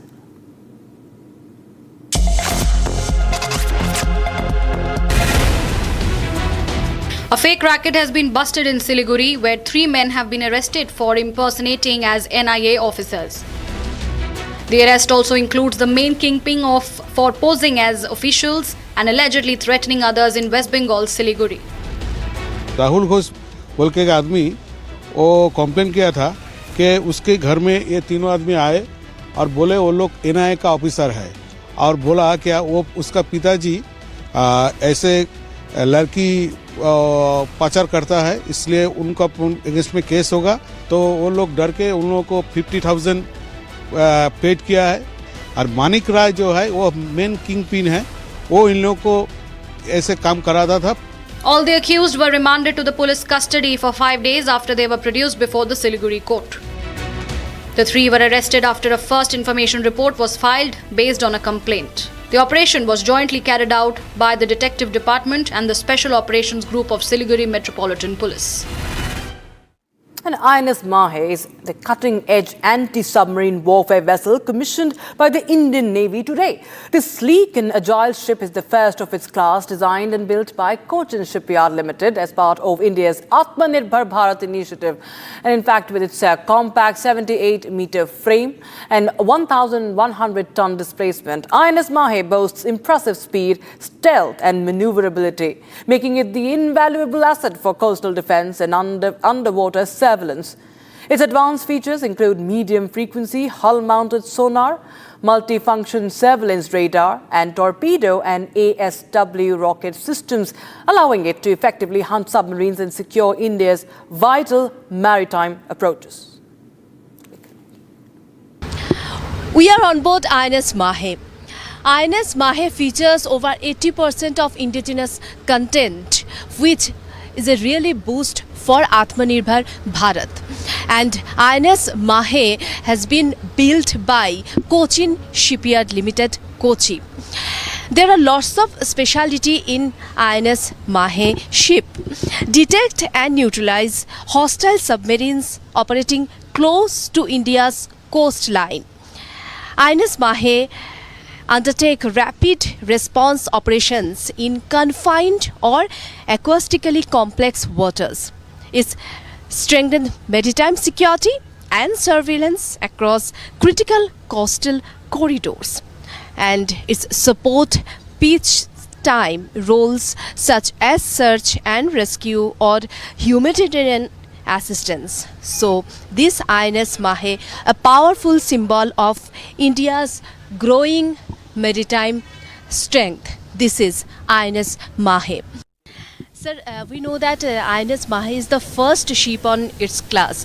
So tell about INS Mahe and its speciality. Okay, ma'am. This is the first of the anti-submarine warfare shallow water craft which has been designed and built by Cochin Shipyard Limited.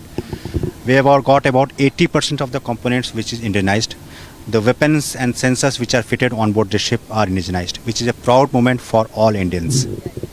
And we know that Navy has a tradition when they named any ship. So what is the history behind INS Mahe? So we had a ship which was earlier serving the nation from 1983 to 2006 and was named as INS Mahe. She was an inland minesweeper.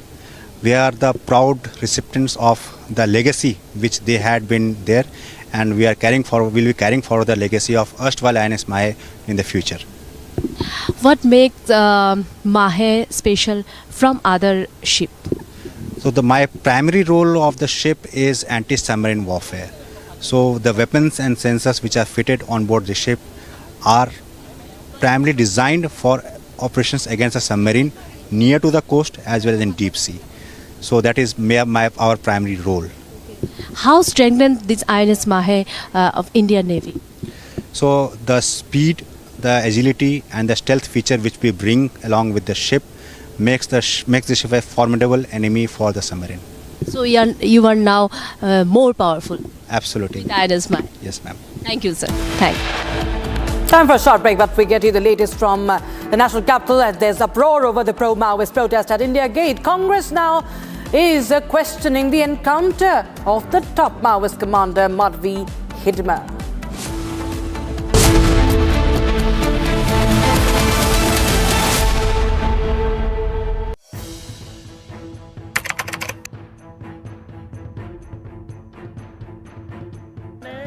So in the past, we would see most of the terrorists who would get arrested, they would be like the people who would be working at a very low level. But today we have seen the white collar suspect.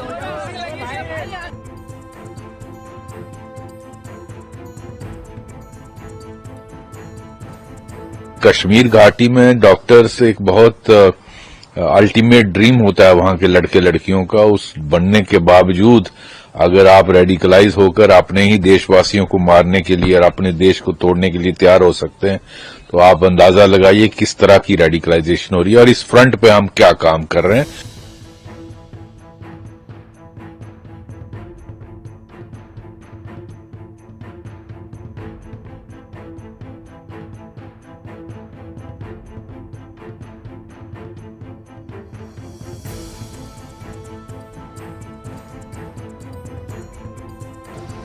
Investigators have identified Maulvi Irfan Wagha, also known as Imam Irfan, from Shopian in South Kashmir, as the mastermind who blended his dual identity, that of a preacher and healthcare worker, to influence and radicalize the educated youth.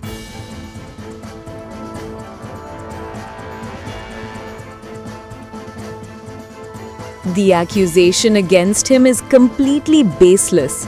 He had been there for 7 years, offering prayers, conducting religious classes, and teaching children at the religious center. He would come only occasionally. We had no idea about the allegations against him, but we don't believe them. He is a good person. We don't know anything else.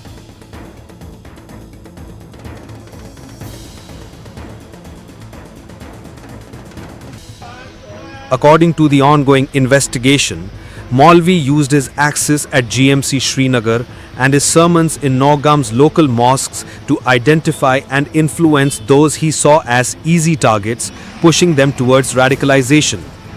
He used social media to radicalize highly qualified professionals. During the questioning, Irfan admitted to the police that he had radicalized Dr. Muzammil Shakil, who is the key accused of Faridabad Arms Hall. According to the officials, Imam Irfan allegedly built and expanded a white-collar terror network with the help of Pak-based Jaish handler Umar bin Khattab, alias Harjula. The police found improvised explosive devices materials, electronic gadgets during raid at his residence, providing leads to a wider nexus. The investigation... Uproar over the pro-Maoist protest at India Gate. The Congress is now questioning the encounter of the top Maoist commander Hidma, as the protesters also raised slogans in support of Madhvi Hidma.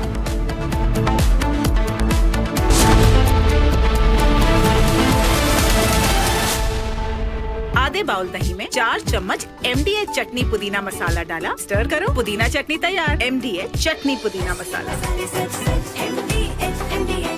इसको घर पे लगाओगे तो शादी का तो पता नहीं, पर घर पक्का नहीं टूटेगा। रुंगटा नहीं तो घर स्ट्रॉन्ग नहीं। रुंगटा स्टील TMT बार एकदम सॉलिड। पहाड़ों में एक हाइकिंग शिप भी बन सकती है।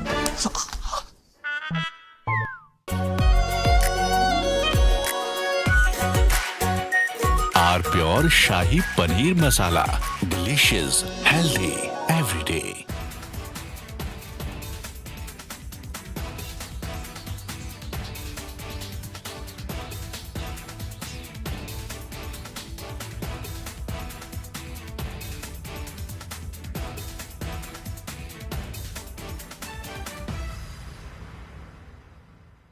China and Japan are clashing verbally over Taiwan.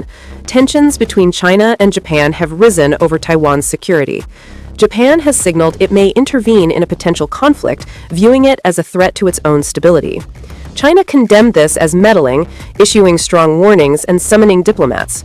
This conflict started when Japan's newly appointed Prime Minister, Sanae Takaichi, issued a direct warning to China during a session of the country's parliament.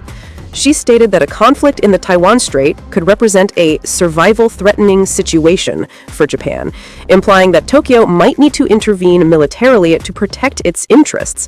This marked a bold escalation in Japan's stance on the Taiwan issue, signaling readiness to support Taiwan against potential Chinese action. Takaichi's comments, delivered amid rising regional tensions, prompted an immediate and sharp rebuke from Beijing, highlighting the fragile balance in East Asia and the risk of broader confrontation.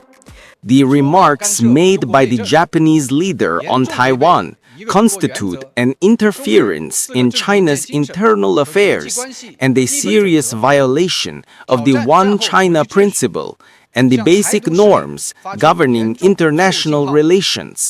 Such words are extremely irresponsible and dangerous in nature and have caused very negative impact.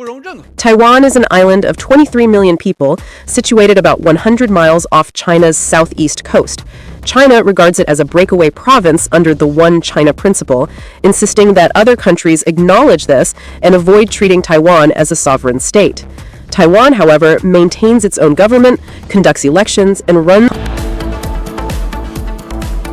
The legendary Bollywood actor Dharmendra passes away at the age of 89 after prolonged illness. Bollywood's He-Man no more. Condolences pour in.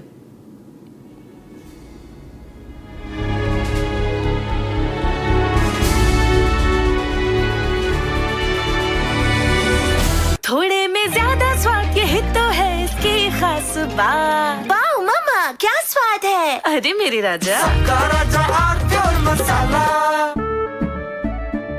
केसरिया से मन जोगी हुआ रे, दिल झूमे देखो मतवारा हुआ रे। केसरिया से मन जोगी हुआ। हर पल मनाओ केसरी त्योहार। विमल, बोलो जुबान केसरी। अब छोलिया हो या लोबिया, सफेद चने या काले चने, सब कुछ मजेदार बने।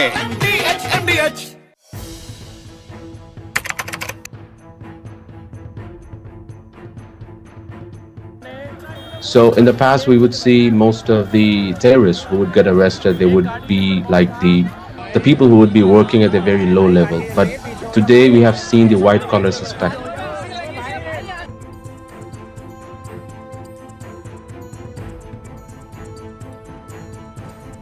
कश्मीर घाटी में डॉक्टर्स एक बहुत अल्टीमेट ड्रीम होता है वहां के लड़के लड़कियों का। उस बनने के बावजूद अगर आप रेडिकलाइज होकर अपने ही देशवासियों को मारने के लिए और अपने देश को तोड़ने के लिए तैयार हो सकते हैं, तो आप अंदाजा लगाइए किस तरह की रेडिकलाइजेशन हो रही है और इस फ्रंट पे हम क्या काम कर रहे हैं।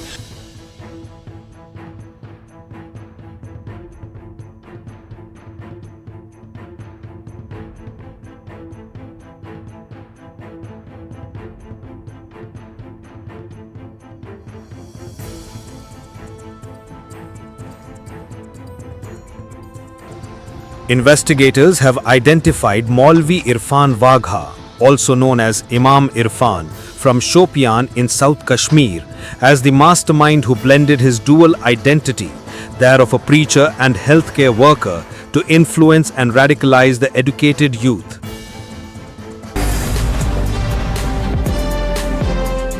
This is CP Gurnani from IONOS. I think the summit is a very integral part of shaping opportunities for India and some of the challenges that India has. And as a founder of IONOS, I can only say is that technology has a significant role to play in India's economic policies over the next 5 to 50 years. Let's talk about it.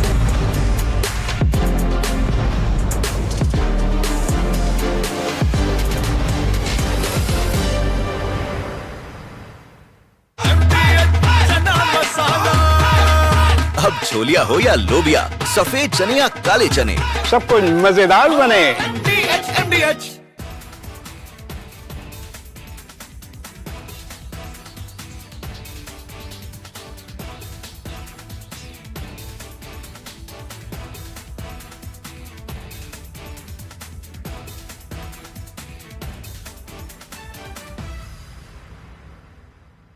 थोड़े में ज्यादा स्वाद, यही तो है इसकी खास बात। वाओ मामा, क्या स्वाद है। अरे मेरे राजा।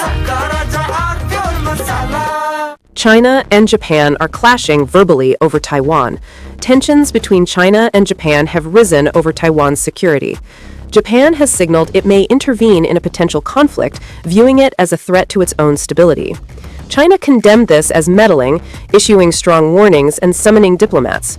This conflict started when Japan's newly appointed Prime Minister, Sanae Takaichi, issued a direct warning to China during a session of the country's parliament. She stated that a conflict in the Taiwan Strait could represent a survival-threatening situation for Japan, implying that Tokyo might need to intervene militarily to protect its interests.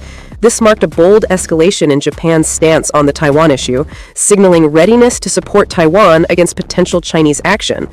Takaichi's comments, delivered amid rising regional tensions, prompted an immediate and sharp rebuke from Beijing, highlighting the fragile... Hi, I'm Saurav Mukherjee of Marcellus Investment Managers. I'm the Chief Investment Officer at the firm, and I'm really looking forward to the Public Businesses India Economic Summit on 28th November. I hope to see you there.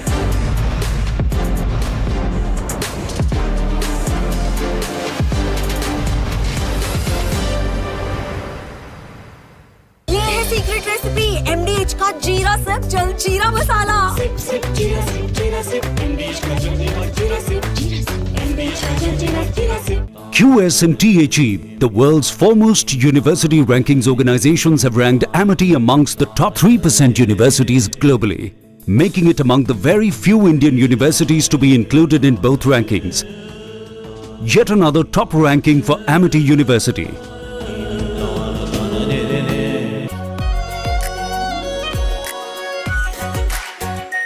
Our pure Shahi Paneer Masala.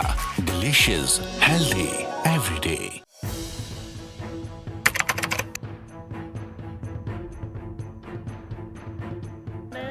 So in the past, we would see most of the terrorists who would get arrested, they would be like the people who would be working at a very low level. But today we have seen the white-collar suspect.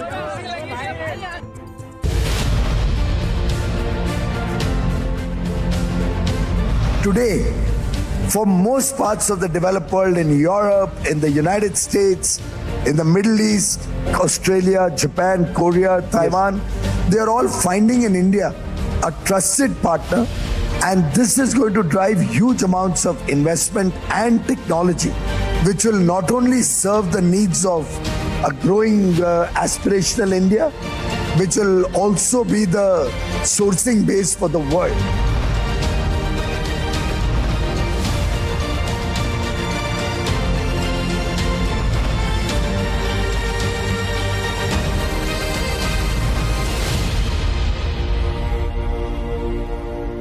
थोड़े में ज्यादा स्वाद, यही तो है इसकी खास बात। वाओ मामा, क्या स्वाद है। अरे मेरे राजा। इसको घर पे लगाओगे तो शादी का तो पता नहीं, पर घर पक्का नहीं टूटेगा। रूंगटा नहीं तो घर स्ट्रॉन्ग नहीं। रूंगटा स्टील TMT बार एकदम सॉलिड। पहाड़ों में एक हाइकिंग शिप भी बन सकती है। दादी के हाथों का जादू और खुशबू से महकता घर, माँ की मुस्कुराहट और खाने की सुगंध। MDH गरम मसाला, क्योंकि हर रिश्ता है स्वाद से जुड़ा।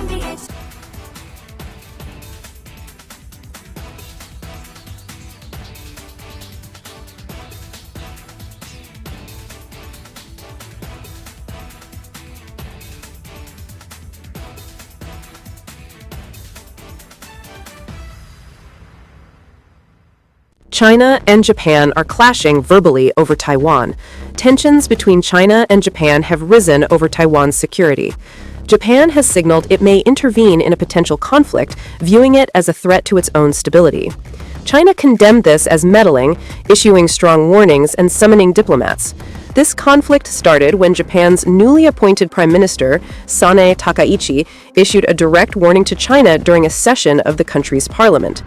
She stated that a conflict in the Taiwan Strait could represent a survival-threatening situation for Japan, implying that Tokyo might need to intervene militarily to protect its interests.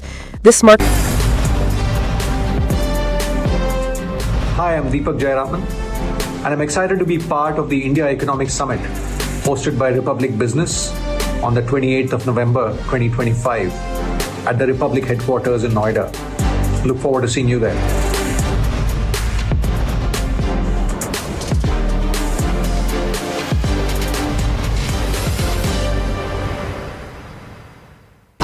Pure सूजी पास्ता उबालो मिलाओ और खाओ 8 मिनट में तैयार। क्या taste है सबका राजा hardcore मसाला। केसरिया से मन जोगी हुआ रे, दिल झूमे देखो मतवारा हुआ रे। केसरिया से मन जोगी हुआ। हर पल मनाओ केसरी त्योहार। विमल, बोलो जुबान केसरी। MDH की हल्दी मिर्ची धनिया करे कमाल। ये रंग दे, ये खुशबू दे, ये तीखा, ये कम पड़े। क्या निराला MDH मसाला।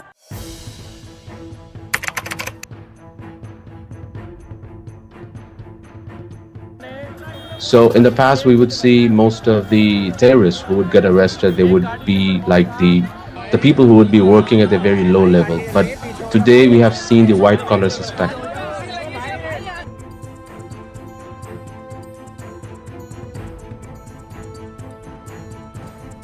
कश्मीर घाटी में डॉक्टर्स एक बहुत अल्टीमेट ड्रीम होता है वहां के लड़के लड़कियों का। उस बनने के बावजूद अगर आप रेडिकलाइज होकर अपने ही देशवासियों को मारने के लिए और अपने देश को तोड़ने के लिए तैयार हो सकते हैं, तो आप अंदाजा लगाइए किस तरह की रेडिकलाइजेशन हो रही है और इस फ्रंट पे हम क्या काम कर रहे हैं।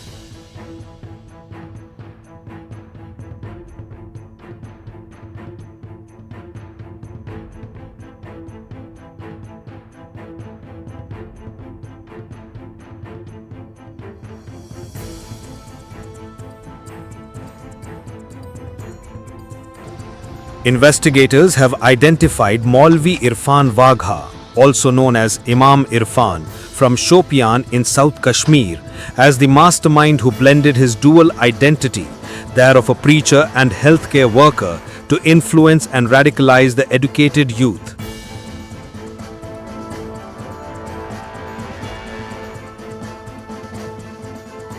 The accusation against him is completely baseless. He had been there for 7 years, offering prayers, conducting religious classes, and teaching children at the religious center. He would come only occasionally. We had no idea about the allegations against him, but we don't believe them. He is a good person.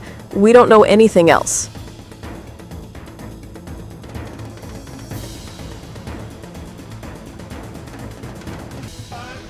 According to the ongoing investigation, Maulvi used his access at GMC Srinagar and his sermons in Naugam's local mosques to identify and influence those he saw as easy targets, pushing them towards radicalization.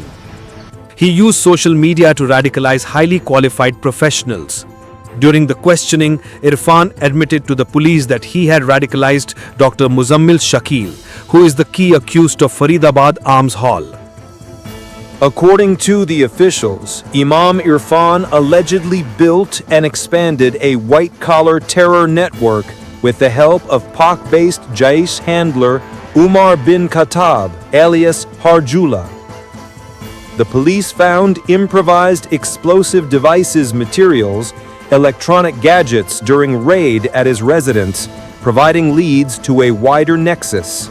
The investigation continues, with agencies coordinating across Delhi, Haryana, and Jammu and Kashmir to uncover how this white-collar network expanded under the guise of faith and medicine.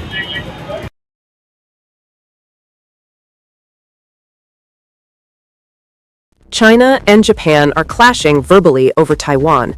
Tensions between China and Japan have risen over Taiwan's security. Japan has signaled it may intervene in a potential conflict, viewing it as a threat to its own stability. China condemned this as meddling, issuing strong warnings and summoning diplomats. This conflict started when Japan's newly appointed Prime Minister, Sanae Takaichi, issued a direct warning to China during a session of the country's parliament. She stated that a conflict in the Taiwan Strait could represent a survival-threatening situation. From Asia's largest news headquarters, setting the agenda for Bharat.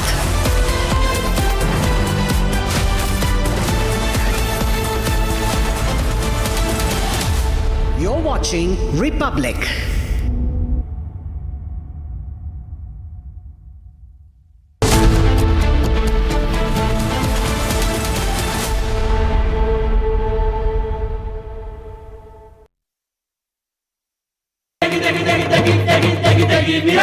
MDH की देगी मीरज, देगी मिर्च का तड़का, अंग अंग फड़का। MDH की देगी मीरज। केसरिया से मन जोगी हुआ रे, दिल झूमे देखो मतवारा हुआ रे।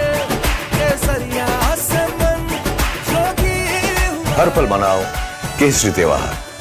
विमल, बोलो जुबान केसरी। थोड़े में ज्यादा स्वाद, यही तो है इसकी खास बात। वाओ मामा, क्या स्वाद है? अरे मेरे राजा, सबका राजा आरती और मसाला।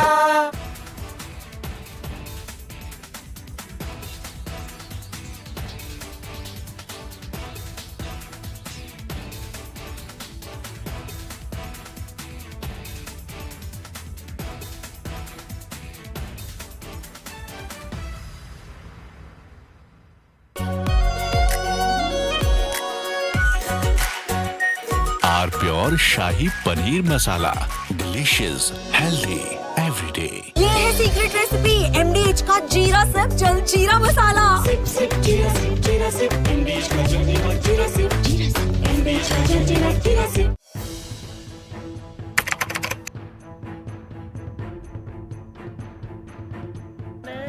So in the past, we would see most of the terrorists who would get arrested, they would be like the people who would be working at a very low level. But today we have seen the white collar suspect.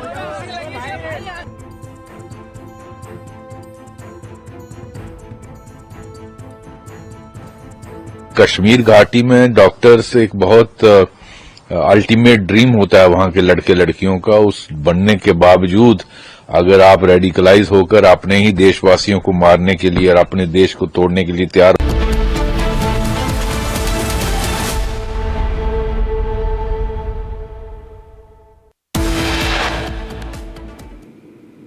Legendary Bollywood actor Dharmendra passes away at age 89 after prolonged illness. Condolences pour in.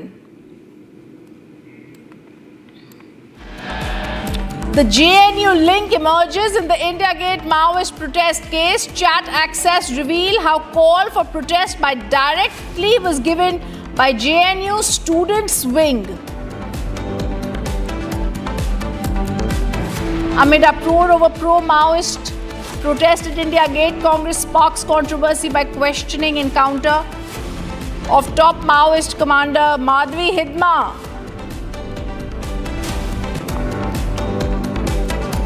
आज सिंध की भूमि या भारत का हिस्सा भले ही न हो, लेकिन सभ्यतागत रूप से सिंध हमेशा भारत का हिस्सा रहेगा। और जहां तक जमीन की बात है तो बॉर्डर्स तो बदल सकते हैं, क्या पता कल को सिंध भारत में फिर से वापस आ जाए।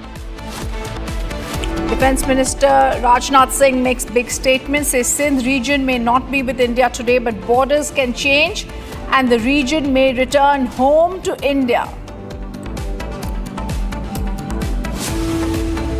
And Indian Navy commissions INS Mahe, first vessel of Mahe class anti-submarine warfare shallow watercraft at Naval Dockyard in Mumbai.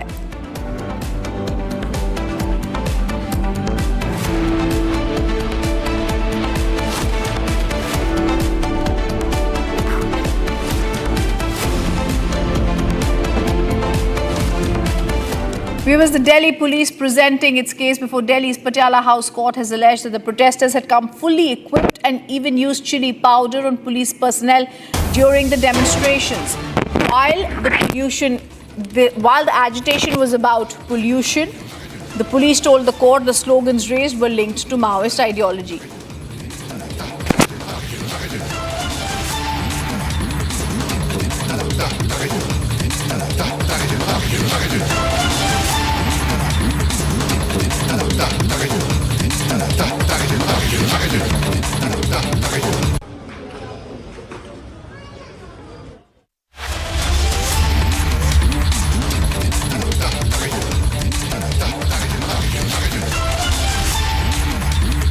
The big charge coming in was actually coming fully equipped with pepper spray, and these are words the Delhi police is saying on the Maoist charge. The Delhi police has arrested 15 for using pepper spray. Let me first go across to the reaction that's coming in from the BJP.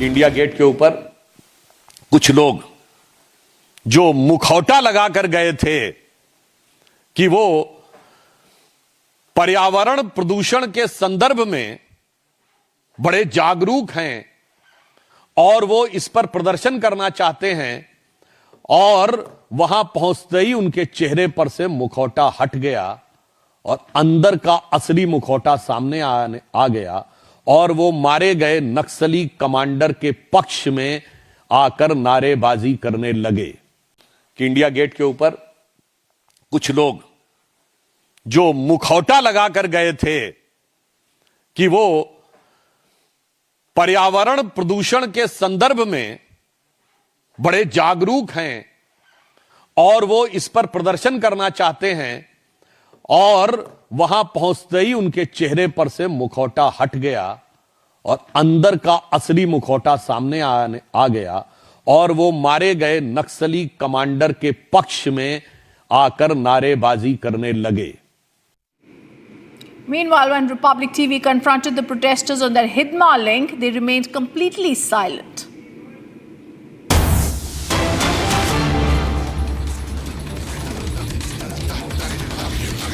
The Republic had questioned the pro-Maoist brigade. The Delhi police has now stated that these people had been picked up for allegedly obstructing personnel, assaulting them, blocking the road. Let me go across to Ishan, who's joining us on the phone line. Ishan, Republic questions the pro-Maoist brigade. What sort of a sense are we getting from the words that are coming from them? Absolutely. The protesters had initially started their protesting and making statements that this is a protest against environmental pollution and the rising AQI levels in Delhi. However, the scene at India Gate quickly changed once the protest actually began, and it was seen that a lot of the protesters were carrying posters and banners with them, which was significant to the slain Maoist leader in the northeast. Now, these Maoist leaders that were slain in this was actually alleged that presented serious allegations against him of killing of police officers and others. However, Delhi police has serious allegations before Patiala House Court regarding the protesters after demonstrating against air pollution turned pro-national movement, characterized it more than a spontaneous environmental protest, alleging that the demonstrators came fully equipped and used chili powder and pepper spray on police personnel during the confrontation. According to Delhi police submissions, protests were not simply citizens demanding clean air, but individuals who had come prepared for a confrontation. Deputy Commissioner of Police said that the incident is very unusual, stating that it is the first time protesters used pepper spray on officials and they were hindering traffic laws and they were hindering the traffic movement at India Gate. And India Gate is a sensitive location and protests there are not usually permitted. And these protesters had not sought any prior permission for holding of such protests in this location. And now, after that, when they assaulted the Delhi police officials, they were they were arrested and FIRs against them have been registered. Now, after registering of these FIRs, they are being produced before the Patiala House Court. And once the protesters are produced before the Patiala House Court, remand of them may be sought and they might even be interrogated further. This shows the intent of the protesters were not simply to raise their voices against pollution, but also to somehow ignite the terror and the show a kind of hero worship to the slain national leaders. This just want you to stay with us for a moment and stay with us. We're going to now go and see that reaction that's come in from my colleague Soumya, who tried to question the protesters. Please tell, why were you raising slogans against a Maoist commander who is behind so many deaths, who's responsible for so many deaths? Can you please respond? Why were you raising slogans in favor? Can you please respond? On purpose, did you use the chili spray? Why were you sympathizing in favor of a Maoist commander? Can you please respond? Hidma was the most wanted Naxalist, Maoist. I go across to my colleague Soumya, who bravely confronted these people, defiant as they stand in the court. Soumya, you asked them the question, why were they raising slogans in favor of Hidma? They had no answer. They understood the question, but they remained completely quiet about it. Yes, well, Sridham, as you saw also when I tried to question them, all of them did hear the question, did acknowledge for that matter also. If you look at the body language, they did acknowledge also. It was not like they were shying away from facing the camera or anything like that. They did acknowledge the question as well, but they kept mum throughout the questioning as to why they were sympathizing with a Maoist terrorist who is behind so many deaths, so many killings. More than 200 security personnel have lost their lives in major 20 attacks. This Hidma, the Maoist terrorist, is behind 20 major attacks in Chhattisgarh from since 2004 and 2024. So many security personnel have lost lives.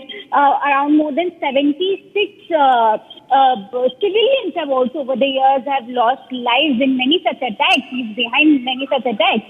So we did try to question them. However, they remain mum. They did acknowledge the question, but they kept mum. However, as to we talk about the development with regards to how things are panning out inside the Patiala House Court, these protesters who have been arrested in total, 23 now as we speak, 23 arrests have been made, and 2 different FIRs have been registered, one at Kartavyapath Police Station and another at Sansad Marg Police Station here in the national capital. So all of those who have been arrested by the Delhi police, they are being brought here at the Patiala House Court in different batches. In different batches, they are being produced before the judge.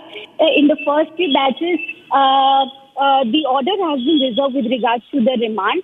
As we speak, more people, more those who have been arrested are being produced inside the court in front of the judge. So we will get more details with regards to the remand soon.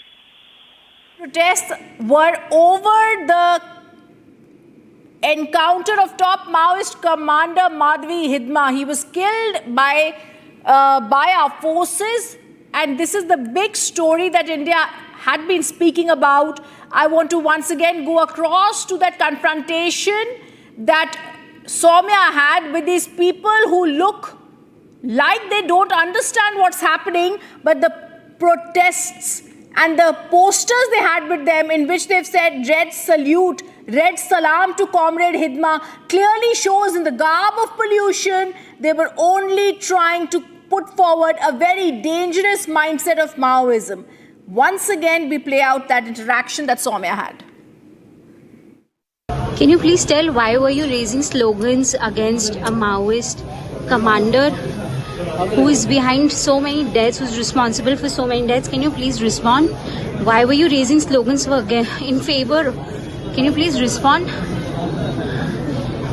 On purpose, did you use the chili spray?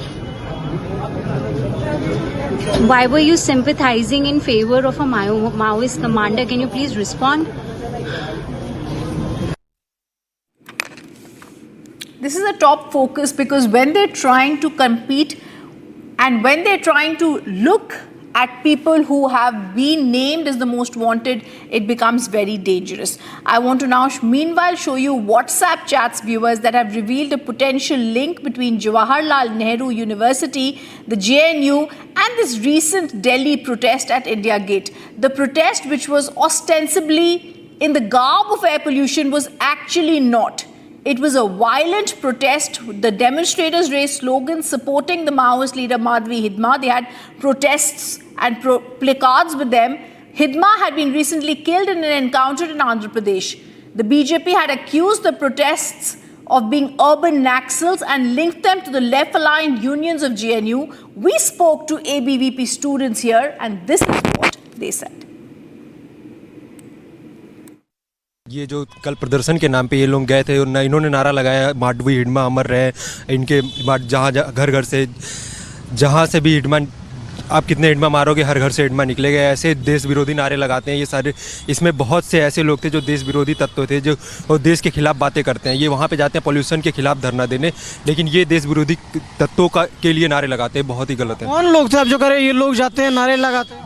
इसमें mostly लोग देश विरोधी थे, in the sense कि ये वहाँ पे गए थे किसी और चीज़ के लिए, लेकिन उसको दूसरे तरह से ये देश के खिलाफ दिखाने की कोशिश कर रहे हैं। सबसे पहले मैं आप लोग को बताना चाहूँगा कि ये और कोई नहीं है, ये अर्बन नक्सल्स है जिनके पेट में दर्द शुरू हो जाता है। और हिडमा के बारे में मैं आपको पूरा बताना चाहता हूँ आज कि 2010 में जब दंतेवाड़ा में हमारे 76 सीआरपीएफ के जवान मारे जाते हैं, तब यहाँ पे ढोल नगाड़े बजाए जाते हैं, जेएनयू को बदनाम किया जाता है, जेएनयू की छवि को पूरी तरह से खराब किया जाता है। उसके बाद 2013 में जब जिमराम घाटी अटैक होता है, उसमें 27 पीपल किल्ड, समझ लीजिए 27 लोगों की मौत हो जाती है। उसमें कांग्रेस की भी लीडरशिप के कई लोगों के सीनियर लीडरशिप की मौत हो जाती है। आज जो कांग्रेस, जिसको देश के मोदी जी के साथ आना चाहिए, जिसको राष्ट्र के साथ आना चाहिए और कदम से कदम मिला के एक नक्सलवाद की लड़ाई में सामने खड़े होना चाहिए, वो आज पीछे से जाके उनको बैकिंग दे रहा है। कितने शर्म की बात है कि जब देश विरोधी यहाँ नारे लग रहे हैं। अर्बन जो नक्सल्स हैं ये एक हाथी की तरह, इनके खाने के दांत कुछ और होते हैं और दिखाने के कुछ और होते हैं। तो ये मतलब प्रोटेस्ट किसी और चीज़ के लिए करने जाएंगे और करेंगे वहाँ कुछ और। तो वैसे ही गए पॉल्यूशन के लिए और वहाँ जय हिडमा अमर रहे हिडमा जैसे नारे लगाते हैं, और उसके साथ साथ में जो पुलिस पर्सनल्स वहाँ सिक्योरिटी में तैनात थे उनकी आंखों में ब्लैक पेपर छिड़क के उनको हार्म करके और वो प्रोटेस्ट साइट पे आगे लीड करते रहे। पोल्यूशन को लेके जो अभी प्रोटेस्ट हो रहा था, प्रोटेस्ट करने का सबका अधिकार है, वो शांतिपूर्ण तरीके से प्रोटेस्ट करे तो अलग बात है, पर वहाँ पे जाके एक नक्सली के सपोर्ट में, नक्सल गतिविधि के सपोर्ट में जो नारे लगाए गए हैं वो बहुत ही गलत है। जिस तरीके से हिडमा जो मारा गया है, सबको पता है कि वो किस तरीके से उस पर 100 से ज़्यादा लोगों को, 100 से ज़्यादा सीआरपीएफ जवानों को मारने का साजिश जो है वो रचा था, और उसकी जो मौत हुई है वो बहुत सबके लिए बहुत ही प्राउड की बात है। पूरे सेंट्रल आर्म्ड फोर्सेस और जो इंडियन आर्म्ड फोर्सेस है उनके लिए प्राउड की बात है। हम सभी भी यहाँ जवाहरलाल नेहरू विश्वविद्यालय में भी एबीवीपी ने इसको सेलिब्रेट किया था, लेकिन जो यहाँ पे लेफ्टिस्ट है, जो वहाँ पे भी जो लोग गए हैं वो लोग भी वही लोग हैं, वो अर्बन नक्सल्स हैं जो यहाँ पे पढ़ाई करते हैं और वहाँ पे नक्सली गतिविधि को सपोर्ट करते हैं। और कल जो माहौल बनाया गया था इंडिया गेट पे, वो प्रोटेस्ट को लेके था, प्रदूषण को लेके, लेकिन यहाँ के लेफ्टिस्ट लंपन द्वारा जो वहाँ पे हिडमा अमर रहे, हिडमा की शहादत दी गई, उनके लिए मोरल दिखाया गया, जो अपना इमोशन था इन लोगों का, ये काफ़ी निंदनीय चीज़ है और गवर्नमेंट को बाहरी चीज़ों से ज़्यादा अंदर की चीज़ों पे ध्यान देना चाहिए। वो तो नक्सली गुंडे मतलब प्रॉपर नक्सली हैं, लेकिन ये छात्र के रूप में असली नक्सली यहाँ भी पनप रहे हैं। और यहाँ पे जेएनयू के अंदर जो माहौल कल खराब कर रहे हैं उन जेएनयू के बच्चे, यस, जेएनयू के छात्र भी थे वहाँ और प्रोटेस्ट में शामिल हुए थे। उन्होंने ही हिडमा के हिडमा के सपोर्ट में नारे लगाए थे। Bharat 1 Minute, brought to you by Canara Bank. Together we can. Security heightened in Sambal on the completion of 1 year of the violence that broke out on 24th November 2024 when an incident of stone pelting took place when a survey team arrived at the Shahi Jama Masjid to conduct a survey of the mosque. A layer of fog covered the city as the weather got chilly due to gradually decreasing temperature over the past week. Srinagar has been recording nighttime temperatures below freezing with the early winter chill. The shallow fog is likely to continue in low-lying areas during early morning.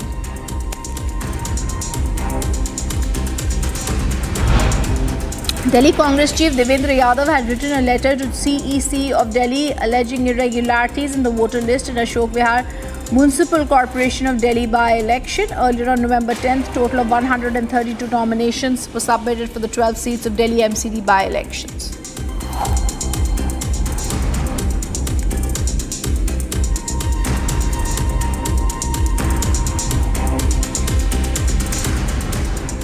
And Republic has accessed exclusive visuals of MLAs who are in Delhi batting for DK. These include Iqbal Hussain, H.C. Balakrishna, Nayan Motama, Basavraj, Shivaganga, Uday Gaura, Balasahib Patil, Mahendra Thamanavar. This is the big focus that we have with us. I'm also going to try and go across to my colleagues who are getting us this story. These are visuals that we have accessed and I'm going to go across to that. This is the lobby that's batting for DK Shivakumar in Delhi. They've been here for the long time. And once again, we are seeing MLA's camp in Delhi for DK Shivakumar. Let me go across to Abhishek, who's joining us live on the story. Abhishek, this is clearly once again a Game of Thrones that is being seen. There's a speculation there could be a leadership change. What are you picking up? Well, even after AICC President Mallikarjun Kharge claiming and informing the party workers of the Congress and the MLAs of Congress that they shouldn't be coming back to Delhi every now and then to demand the change in the leadership in the month of November. This is the second batch that has been seen in Delhi as of now, and we have also seen all these MLAs who belong to the Wakaliga community who are supporting DK Shivkumar are camping in Delhi as of now in one of the private hotels, and it is not sure if they have had gotten a chance to meet with the High Command until now or not, because none of these MLAs are ready to talk to the media, none of these MLAs are ready to give a statement, none of these MLAs are ready to claim why they are in Delhi. On the other hand, we've also seen BK Hariprasad, who just walked out of Karnataka Bhavan after meeting Rahul Gandhi for briefly 1 hour of time, and he very clearly mentioned that it was only a casual meeting. Rahul Gandhi questioned BK Hariprasad if everything was fine in Karnataka. It is very clearly meaning to say that none of the congressmen are claiming the actual process or the actual scenario in the state of Karnataka, and it is very clear indication that not everything is fine in Karnataka Congress. CM Siddaramaiah is trying to continue in the chair of Chief Minister for the next 2.5 years as well, and DCM DK Shivakumar is making sure that he mounts the pressure on the High Command with all his sources and all his MLAs by sending them to Delhi. But when questioned about the leadership change in Karnataka and in various other parts of the city, DK Shivakumar says that CM Siddaramaiah is his leader and he will go hand in hand with CM Siddaramaiah, and both of them claim in an open stage that High Command will be the major decision maker and they would abide by the conditions laid down by the High Command. But their actions and their words are completely different. They aren't going parallelly, and it is very clear indication of the power tussle within the state of Karnataka, which Rajanna assumed to be happening in the month of November after making a statement that there will be a revolutionary change in Karnataka politics in the month of November. The High Command of Congress decided to sack K.N. Rajanna from the government, from the minister post, and this is the exact time or the month where Rajanna said that the things would startle in the Karnataka politics. So we will have to see how Rahul Gandhi reacts, how Mallikarjuna Kharge reacts with respect to various other leaders coming back to Delhi every now and then. Rhythm. Thank you, Abhishek, for giving us those details. Viewers, US announced significant progress in developing a plan to end the war in Ukraine during talks in Geneva, though no agreement was reached on guaranteeing Kyiv's security amid ongoing concerns about Russia. Secretary of State Marco Rubio met a high-level Ukrainian delegation after Kyiv raised alarms over perceived concessions to Russia.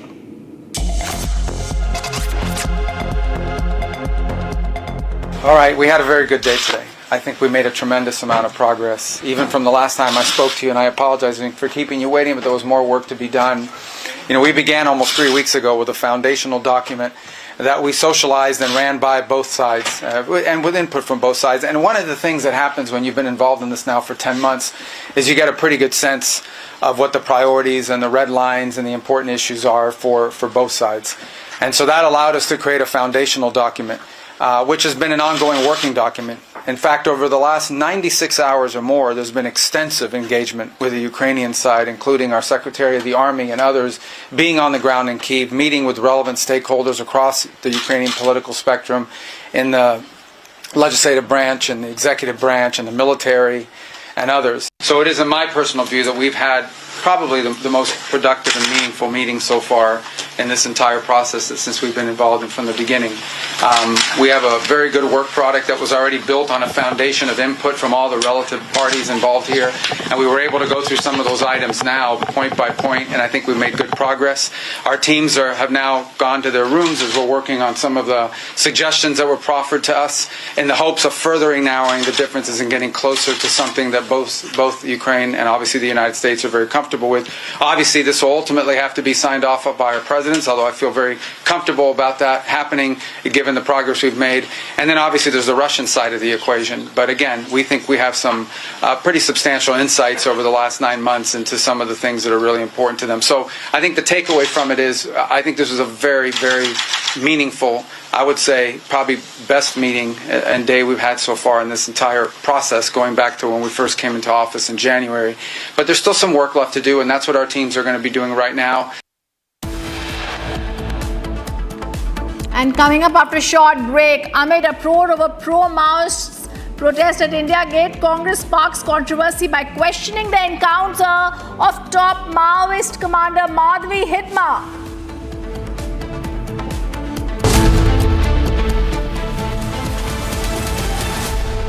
थोड़े में ज्यादा स्वाद यही तो है इसकी खास बात। वाओ मामा, क्या स्वाद है? अरे मेरे राजा, सबका राजा pure masala.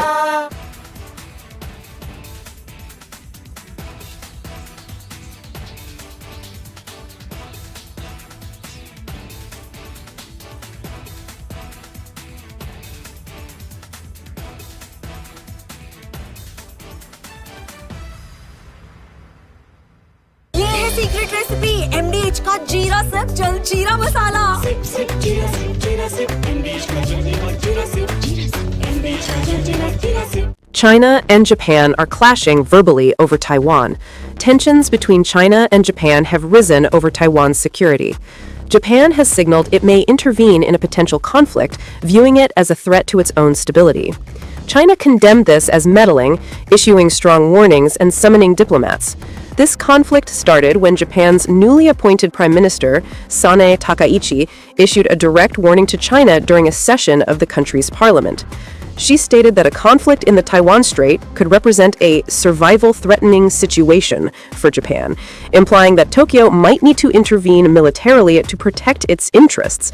This marked a bold escalation in Japan's stance on the Taiwan issue, signaling readiness to support Taiwan against potential Chinese action. Takaichi's comments, delivered amid rising regional tensions, prompted an immediate and sharp rebuke from Beijing, highlighting the fragile balance in East Asia and the risk of broader confrontation. The remarks made by the Japanese leader on Taiwan constitute an interference in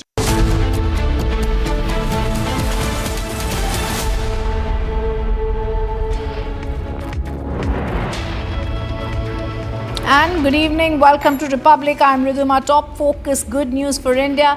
As Indian Navy has now commissioned INS Mahe, this is the first vessel of Mahe class anti-submarine warfare in shallow water craft at Naval Dockyard in Mumbai. First, we take a look at our top headlines.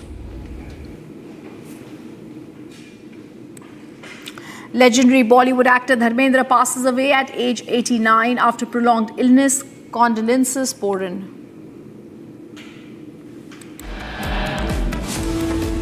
GNU link emerges in the India Gate Maoist protest case. Chats reveal how call for protest was made directly by GNU students' wing.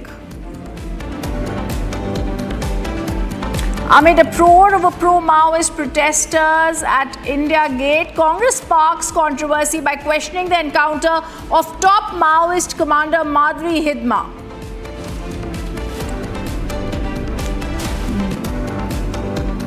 Defence Minister Rajnath Singh makes big statements, says Sindh region may not be with India today, but borders can change and the region may return home to India. And Indian Navy commissions INS Mahe, first vessel of Mahe class anti-submarine warfare, shallow water craft at Naval Dockyard in Mumbai.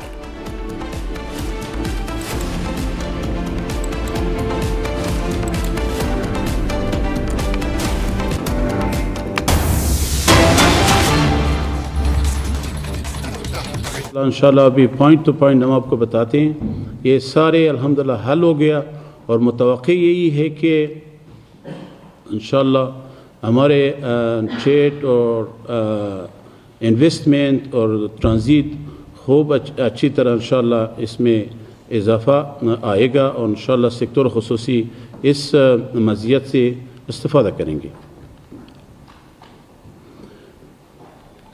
जो हमें Chabahar के मसीर से जो हम बात कर रहे हैं कि इस रास्ते को हम खोलेंगे, इंशाल्लाह ये भी हम बीच में डिस्कस हुआ है और जो ज़मीनी और एयर कॉरिडोर है इस पे मज़ीद काम हो रहा है। इसमें टेक्निकल इंशाल्लाह इसमें मज़ीद कोशिश करेंगे कि और भी फैसिलिटेट हो जाए और एक्टिव हो जाए और कंपटीशन बीच में हो कि दूसरा रास्ते से खामखा इसमें कीमत कम हो ताकि ये सारे रास्ते जो है ना ये फंक्शनल हो और हमारे प्राइवेट सेक्टर जो अगर तजारत करेगा बायलेटरल और जो ट्रांजिट करेगा वसत एशिया रियासतों के लिए और किसी और जगह के लिए तो इंशाल्लाह और सबसे मौजून और बेहतर रास्ता ये होगा। अगर ये एयर कॉरिडोर है और ये ज़मीनी और बहरी रास्ता है और बीच में ये मसाइल तक हमारे सफ़र था, अल्हम्दुलिल्लाह इस सफ़र से हम मुतमईन है। इस सफ़र से जो हमने प्राइवेट सेक्टर के साथ जो हमने डिस्कस किया, जो ऑफिशियल वज़ीर साहिबान के साथ जो वज़ीर साहिब तजारत है और वज़ीर साहब ख़ारिजा जो हमने डिस्कस किया, सारे फैसिलिटी और दोनों तरफ से सारे इस रास्ते के लिए सारे फैसिलिटी देने के लिए इंशाल्लाह दोनों मुल्क तैयार है ताकि ये हमारे ट्रेड और ट्रांजिट खूब अच्छी तरह इंशाल्लाह तरक्की करें।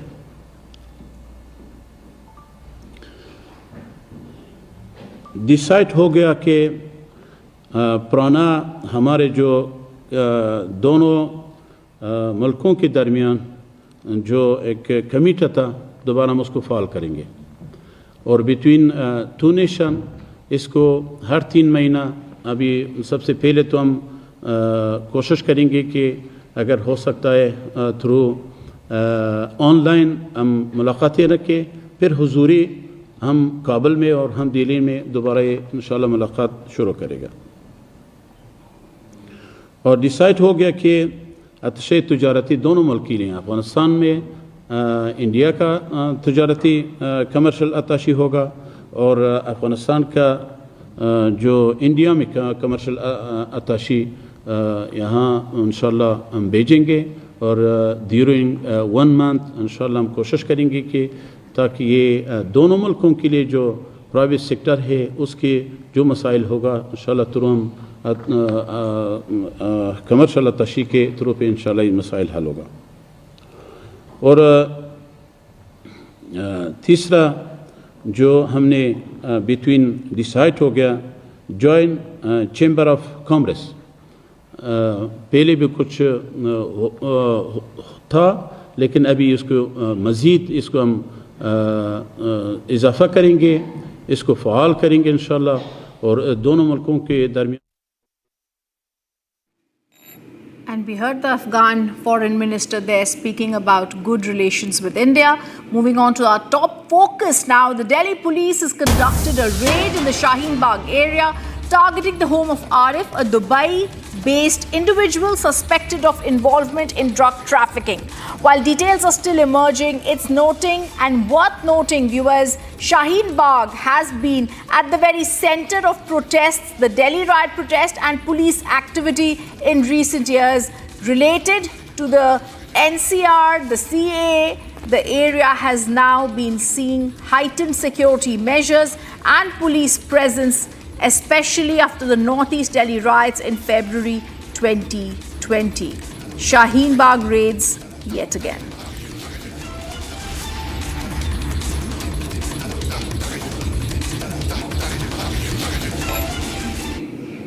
The 19th edition of Exercise Surya Kiran, a bilateral military exercise between the Indian Army and the Nepali Army, is set to take place from November 25th to December 8th, 2025 in Pithogarh, Uttarakhand. Look at the highlights.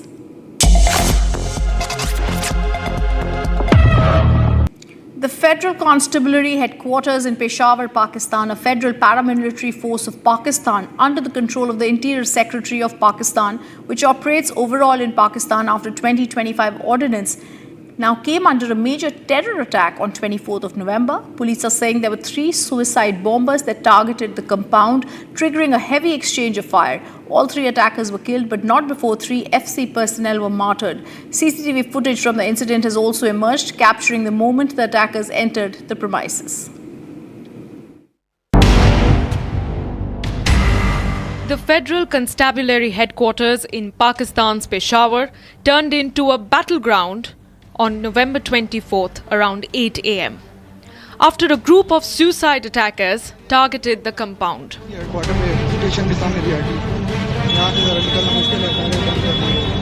CCTV footage from the compound has emerged showing the explosion in the area.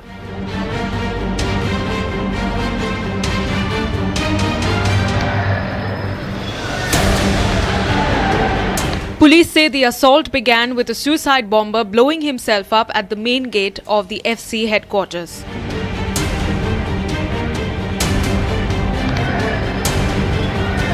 According to Peshawar CCPO Dr. Mia Saeed, FC personnel immediately took positions and engaged the militants. The attack came at a tragic cost, with 3 FC personnel were killed while safeguarding the compound.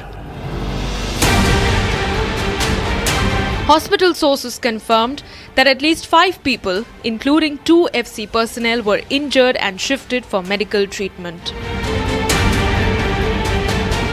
The Saddar area around the FC headquarters was quickly sealed off, with traffic diverted and a full search operation also launched.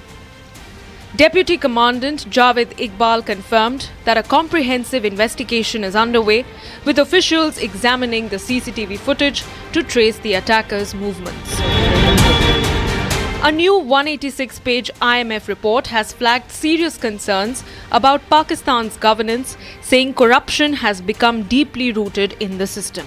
The report clearly shows that corruption is hurting the country's economy, weakening institutions, and pushing away both local and foreign investors.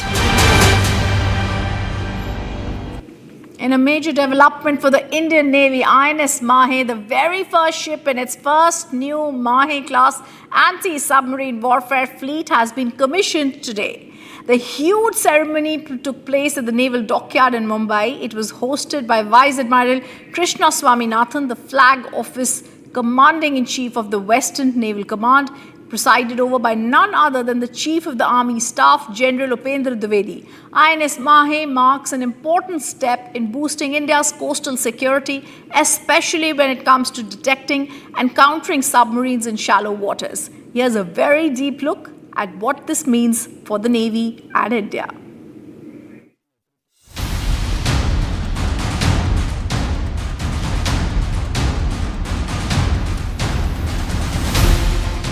India's Navy takes a decisive leap forward with the commissioning of INS Mahi, the first vessel of the Mahi-class anti-submarine warfare shallow water craft.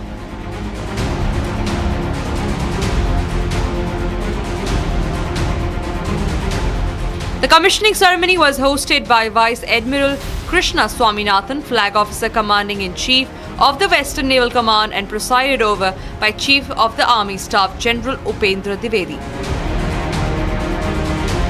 INS Mahi marks the arrival of a new generation of indigenous shallow water combatants that are sleek, swift and resolutely Indian.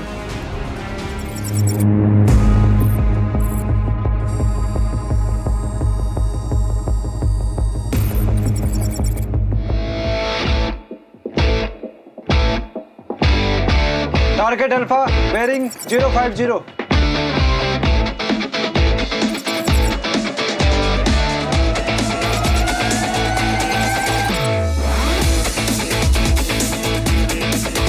Facility fire launch.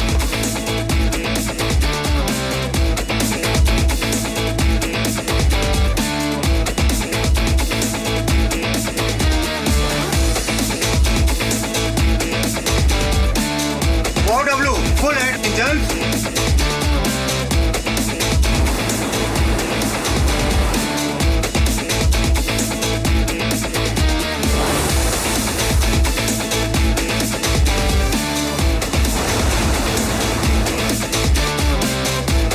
प्रचंड युद्ध की बारी है।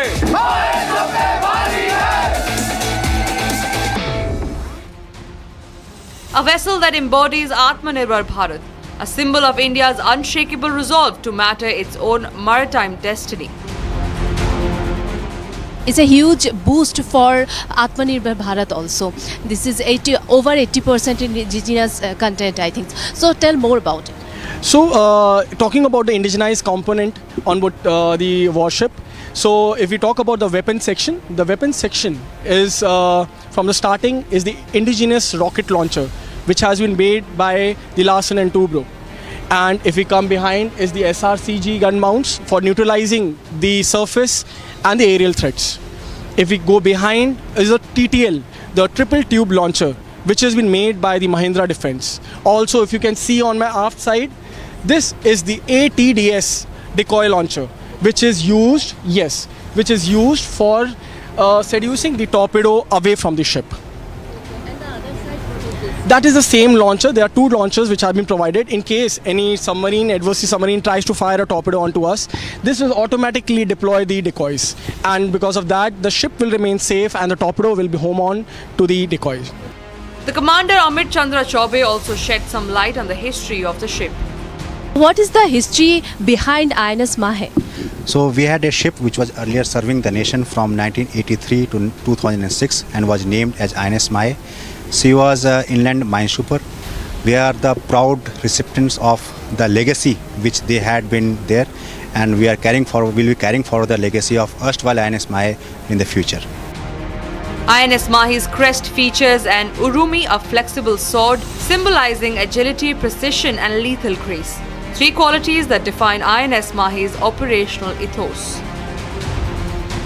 From 130 vessels in 2020 to 145 today, and a targeted surge to over 200 by 2035. At a pace of one new ship every 40 days, Indian Navy has the fastest commissioning rate in the world.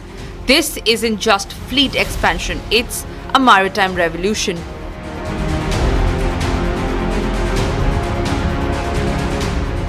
At 78 meters, INS Mahi is compact but mighty, propelled by a revolutionary diesel engine water-jet combination, making her the largest diesel water-jet warship ever built by India.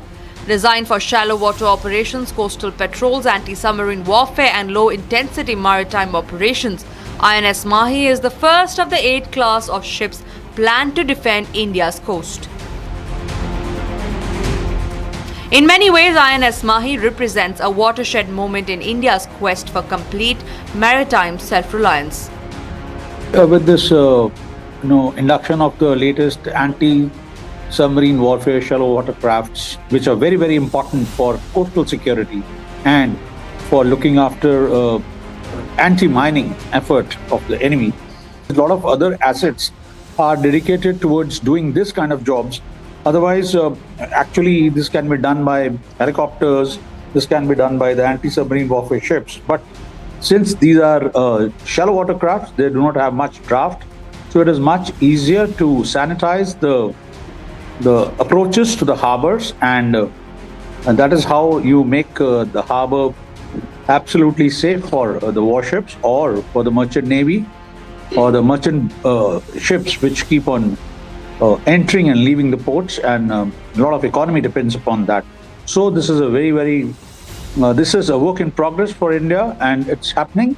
And you see it, we are the 4th, 5th largest navy in the world, and all these assets are required, and they are joining us slowly and steadily. We are already, as you know it, almost around 56 ships are under construction in India in various shipyards. And all this is adding on to our effort. And this is where the national security comes in, where a lot of other assets, which otherwise would have been used for all these duties, will now be assigned to do their specific tasks. And these kind of ships, which is 8 being made by Cochin and 8 being made by Calcutta, will be utilized for sanitizing and doing the anti-submarine warfare around the coast, because wherever the depths are little less, these assets will be doing the job of anti-submarine warfare. The Indian Ocean, a highway of global commerce where 30% of maritime trade flows and where tensions brew daily between rising powers, INS Mahi stands as India's sentinel, guarding crucial checkpoints from the Gulf of the Malacca Strait. While China dominates with over 370 plus vessels, India is accelerating production with plans to add 55 ships in the next decade, positioning Delhi as the Indo-Pacific's emerging naval superpower. By 2035, India will rival Japan and challenge regional hegemons. You see, with the evolving maritime challenges in the Arabian Sea, Indian Ocean, Bay of Bengal, and especially South Pacific Sea, we need to strengthen our coastal waters, because we find that there are the strong presence of Chinese submarines, especially in the Arabian Sea, because of their frequent visits to Gwadar port, which is in Pakistan. And then we also see the activity of the Pakistan Navy in the Arabian Sea being our neighbor. So therefore, the security grid of our coast or the coastal defense network needs to be strengthened. And I feel that with the induction of INS Mahi, which is an anti-submarine warfare vessel, especially operating in the shallow waters, it will be a great asset in the defense of our western and eastern seaboards. So this is one of the requirements that we had, because today we find that the Chinese submarine force or their sea arm is getting stronger, and we have to defend our coastal lines both on eastern and western coastline. With Quad, INS Mahi joins a constellation of allied warships. Together, they represent a counterbalance to Chinese naval expansion. We have already started. We have the carriers now. INS Vikrant is the latest induction in the Indian Navy. We are also building our submarines like the Sirihant and Arihant, and therefore I think that with this ship, which is a blend of stealth, speed, and accuracy. All mixed together makes it adds to the teeth of the Indian Navy, because it adds to the power, the naval projection power into in the world around, in our neighbors especially. It acts as a deterrent for them, because it is again a what you call is the power projection of our Indian Navy, because this is the first vessel, of course, in the series of 8 such anti-submarine shallow water crafts that we are going to make. And the size, if I look at the size, the corvette size, which is in between your frigate and the destroyer, it is neither very small nor very large. So therefore, it's a very versatile.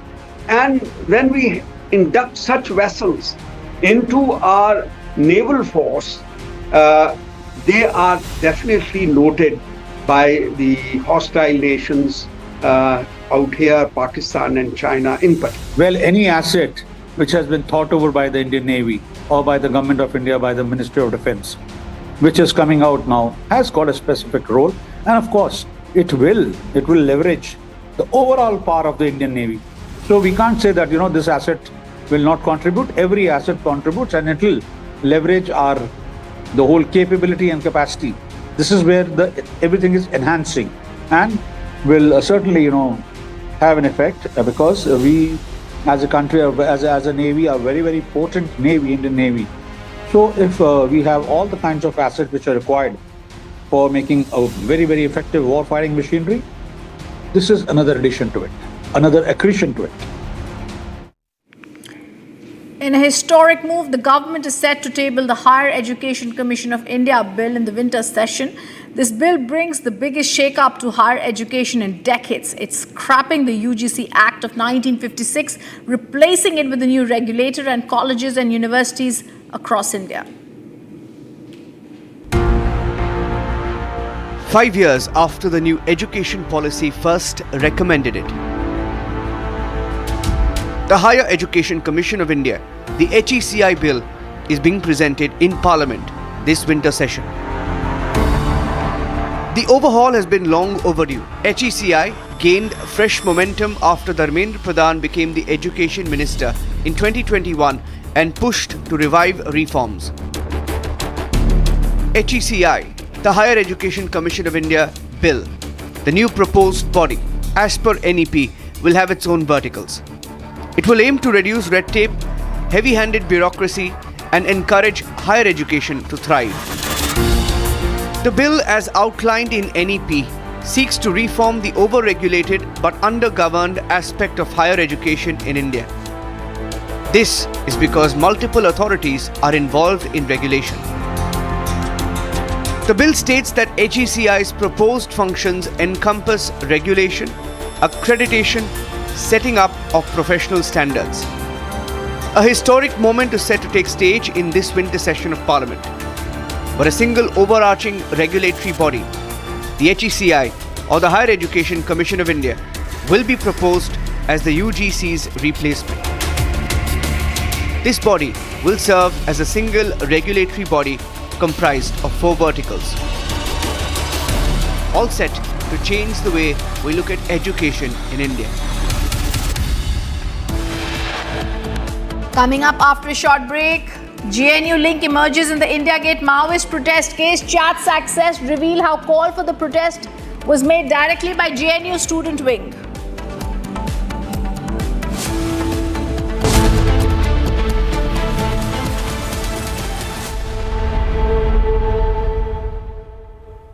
MDH की हल्दी मिर्ची धनिया करे कमाल, ये रंग दे, ये खुशबू दे, ये तीखा, ये कम पड़े, क्या निराला MDH मसाला। इसको घर पे लगाओगे तो शादी का तो पता नहीं, पर घर पक्का नहीं टूटेगा। रुंगटा नहीं तो घर स्ट्रॉन्ग नहीं। रुंगटा स्टील TMT बार एकदम सॉलिड। पहाड़ों में एक हाइकिंग शिप भी बन सकती है।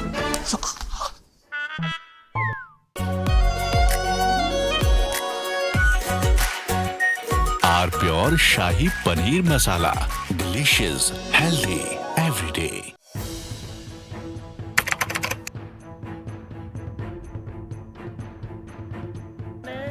So in the past, we would see most of the terrorists who would get arrested, they would be like the people who would be working at a very low level. But today we have seen the white collar suspect.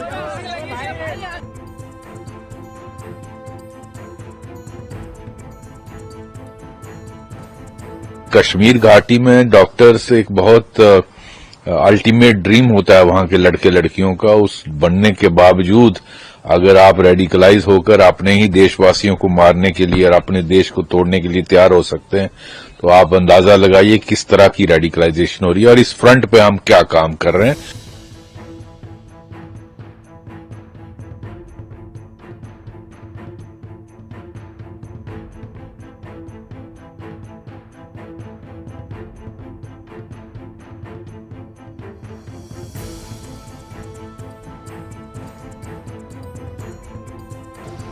Investigators have identified Maulvi Irfan Wagha, also known as Imam Irfan, from Shopian in South Kashmir, as the mastermind who blended his dual identity, that of a preacher and healthcare worker, to influence and radicalize the educated youth.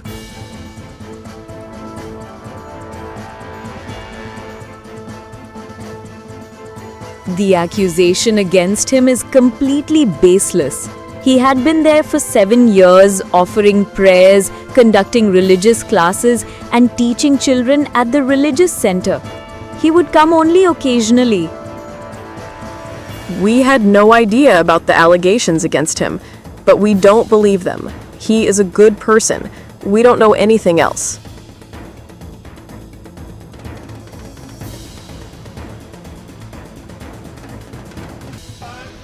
According to the ongoing investigation, Maulvi used his access at GMC Srinagar and his sermons in Naugam's local mosques to identify and influence those he saw as easy targets, pushing them towards radicalization. He used social media to radicalize highly qualified professionals.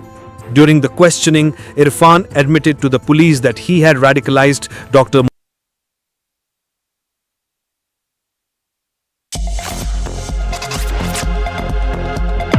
हाथों का जादू और खुशबू से महकता घर, माँ की मुस्कुराहट और खाने की सुगंध। MDH गरम मसाला, क्योंकि हर रिश्ता है स्वाद से जुड़ा।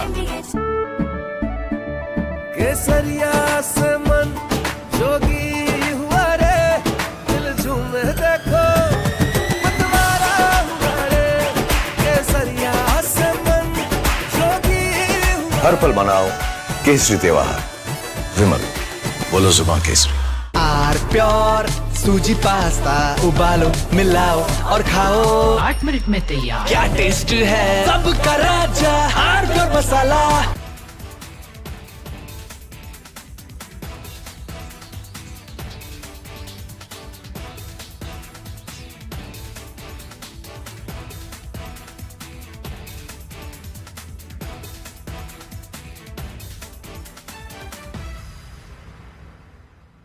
MDH की हल्दी मिर्ची धनिया करे कमाल, ये रंग दे ये खुशबू दे ये तीखा ये कम पड़े, क्या निराला MDH masala. China and Japan are clashing verbally over Taiwan. Tensions between China and Japan have risen over Taiwan's security. Japan has signaled it may intervene in a potential conflict, viewing it as a threat to its own stability. China condemned this as meddling, issuing strong warnings and summoning diplomats. This conflict started when Japan's newly appointed Prime Minister, Sanae Takaichi, issued a direct warning to China during a session of the country's parliament. She stated that a conflict in the Taiwan Strait could represent a survival-threatening situation for Japan, implying that Tokyo might need to intervene militarily to protect its interests. This marked a bold escalation in Japan's stance on the Taiwan issue, signaling readiness to support Taiwan against potential Chinese action.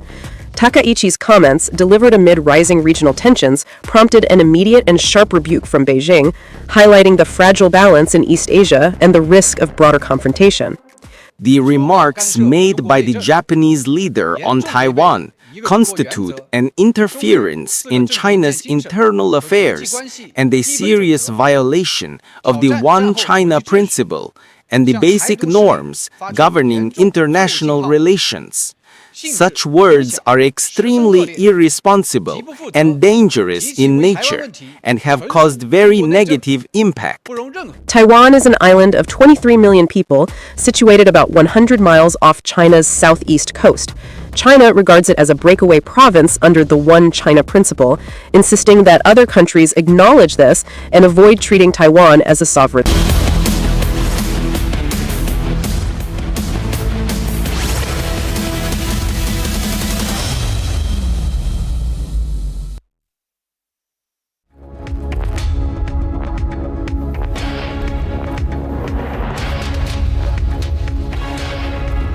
Thank you for joining us on Republic TV, ladies and gentlemen. For the first time on television since the story broke here on Republic TV, the channel that told you a 16-year-old boy was being radicalized, forced to consume ISIS content, terror videos. For the first time on TV, Republic has spoken to him, and we will, in the course of the next few minutes, along with the team here at Republic that is breaking the story. I have Ridham Anand Bharadwaj with me in the studios.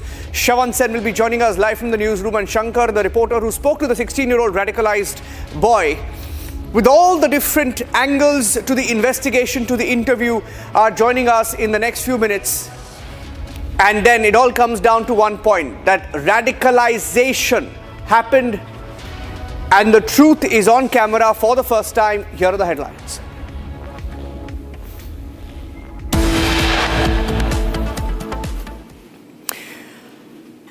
Legendary Bollywood actor Dharmendra passes away at the age of 89 after a prolonged illness.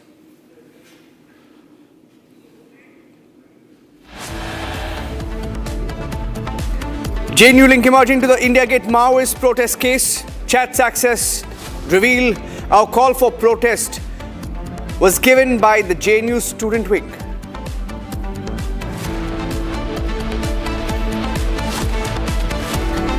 Congress party openly questioning the encounter of one of India's most wanted Maoists called Hidma.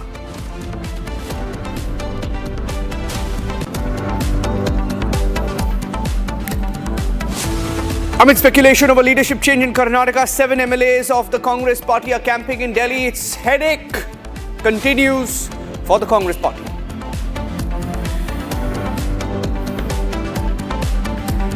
Indian Navy commissions INS Mahe, the first vessel of the Mahe class anti-submarine warfare shallow water craft at the Naval Dockyard in Mumbai. The comment of the Defence Minister Rajnath Singh, who says Sindh may return to India, sends ripples across Pakistan, which has responded in a knee-jerk reaction this morning.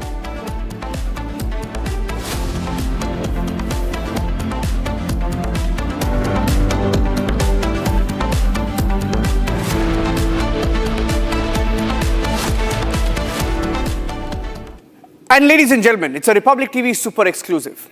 For the first time ever, the 16-year-old boy in Kerala, and we are not revealing his name, we are not showing his face, but we are telling you his story in his own words. The boy who was forced to watch ISIS videos has admitted on Republic cameras for the first time on how he was radicalized. Take a listen.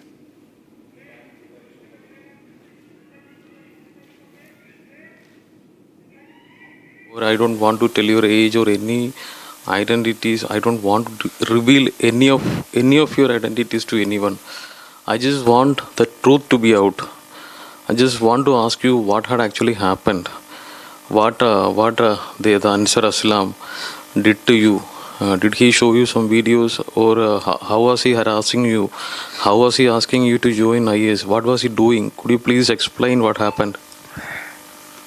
He ruined my life, my family, everything.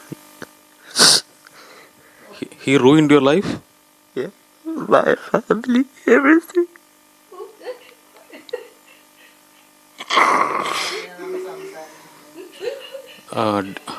My dear boy, no one can ruin your life. We are with you. We are here to support you. You are not going to lose your life. You will study, and you will show them that what you can do. You will study well. You will attain a good job. You will show them how you have succeeded in your life. So forget what they have done. Please tell the world that what were they doing you, what videos they showed to you. What videos? Ansar show me ISIS contents, and my mom is innocent. My mom is innocent. My mom is innocent. Ansar is just manipulating her. My mom is always, I love her. I want to get my mom back. I want my mom back. So you still like your mother? So you still love your mother? Yeah, I do. But your mother loves you? I don't know. I think she loves me. If she loves you, then why was she doing all these things to you? Probably trying to protect herself. Protecting herself from whom? Probably Ansar, I think. Ansar threatened to your wife? Threatened to your mother? I don't know, but I know my mom loves me and I love her back. You say your mother is a good woman and she was threatened by Ansar Aslam and Siddiqui Aslam, right? So they threatened her and it was as per their direction. She wanted you to be in his IS. Is it so? Yeah, I think. So what do you want to tell your mother now? She may see you in TV. What do you want to tell her? I love her and I'm not gonna. I really don't want to hurt her. You like her relationship with Ansar Aslam? No. What she want to come back? You want her to come back? Yeah. Okay. So you read the letter written by her. How do you respond to that? I'm really sorry. Well, it's the truth about radicalization. I have Shravan and Shankar joining us. Obviously, the boy is in a state of trauma. I want to go across to Shravan. Shravan, it confirms one thing, that radicalization happened. And there are so many cases that we have reported in the past from Kerala. In fact, it's very rare when you report something, but you get rarely an interview when someone who's been radicalized comes on camera and admits, yes, his mother showed him the videos and that she was in touch with Ansar Islam. He even takes the names and says she was threatened by him. What does this prove, Shravan? And then we'll go across to Shankar, who got that interview. Well, Niranjan, a few takeaways. Number one, with regards to who exactly is Ansar that is being referred to in this interview. In fact, we're going to put out more details about the 16-year-old boy's mother's live-in partner. In fact, it turns out that they were in United Kingdom, and Ansar is someone who is on the radar of the ATS, Kerala ATS, as well as the National Investigation Agency, because it seems from some of the previous cases that have been registered against Ansar and his family members, it seems that there is a direct link that is basically emerging with previous ISIS cases and suspects in those very cases. And that is the reason why an official FIR that has now been registered, in which you have Kerala police is taking the complaint on record, indicating the following. One, attempts that have been made to radicalize the 16-year-old boy. Number two, attempts that have been made to send this boy to Syria. Number three is with regards to the fact that there are direct links emerging between one of the suspects, that is Ansar, and the suspects in the cases of bomb blasts that have taken place in the state of Kerala as well as Tamil Nadu. There is a clear link with regards to radicalization that is basically emerging from this entire investigation that has been done so far. While some have basically given the twist that this is some sort of a marital dispute, but having said that, remember, on record you've had the woman coming and telling us that there have been attempts that have been made by Ansar. The son has now come on record to indicate that Ansar was actually threatening his mother, and the living-in partner was actually in touch with a few handlers, is what we are given to understand from the preliminary investigation that has been carried out. It is a clear case of radicalization which is now being probed by the Kerala ATS, and I'm also being told that the national investigation has sought for records in this matter. Going across to Shankar. Shankar, you spoke to him. He's obviously under a lot of stress, right? You managed to get inside the house, speak to him. Yes. Who is with the boy right now? Where is the mother? And where is this Ansar Islam? Shankar. We are standing right in front of the house of the boy who is still inside the house. After registering the case, the boy was sent with his uncle, who is the elder brother of the boy's biological father, Muhammad Ali. Muhammad Ali is not here right now. He is in the UK. But his uncle's family are here, and the boy is staying with them. There is no need for explaining the mental condition of the boy, as he was in a trauma state, as we have seen in the video. Actually, when we spoke to the boy to know more about the case, the boy burst out into tears, stating that he was shown several videos of IS, and he was asked to move to Syria to join the IS team and to meet several IS leaders. The boy said her mother is very innocent. She was radicalized, and she was radicalized by his stepfather Ansar Islam, who is the second accused in the case registered by the probe team under relevant sections of UAPA. Ansar Islam is also not here right now. He is also in the UK. In fact, Ansar Islam's brother Siddiqui Aslam, who is an accused in a terror case registered by NIA in 2016. He was even imprisoned some 3 years back. He was imprisoned in 2018 for 3 years by an NIA court here in Kerala for plotting attacks in Kerala and Tamil Nadu. Now the boy is under the safe custody of his uncle, and there is police surveillance as well surrounding the house. Now, the boy clearly told us that he was shown all the IS videos and IS videos on the laptops of the accused.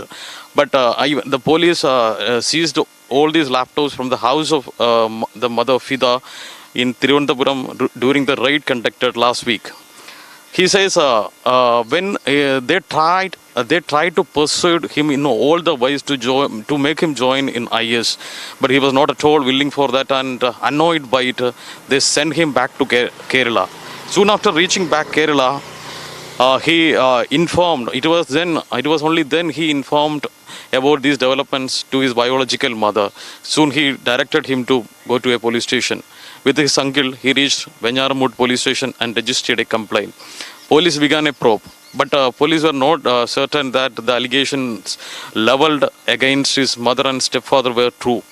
But during the raid and the evidence shown by the boy, made police believe that these allegations were exactly correct, and later relevant sections of UAPA was added against the accused, and the major development today is the probe team, as probe team means the Kerala State Police handed over the probe to Anti-Terrorism Squad, ATS. A letter has been made and the DGP signed on it, and the probe is handed over to ATS from today onwards. From today onwards, the entire probe will be handed over by ATS only. Now, we need to go back to the history of Fida.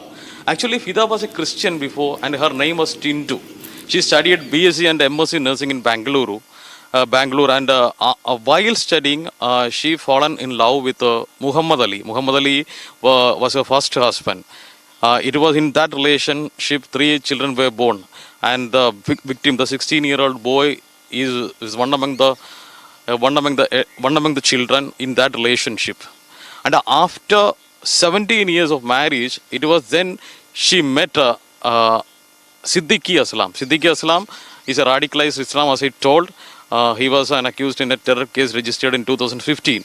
And it was then she was radicalized. It was after meeting Siddiqui Aslam, she was radicalized. She was radicalized by using the same methods, like by showing the videos and preachers and meeting IS leaders. She was brainwashed completely by Siddiqui Aslam, and she became radicalized. This was stated by the victim, the 16-year-old boy, as well in the video.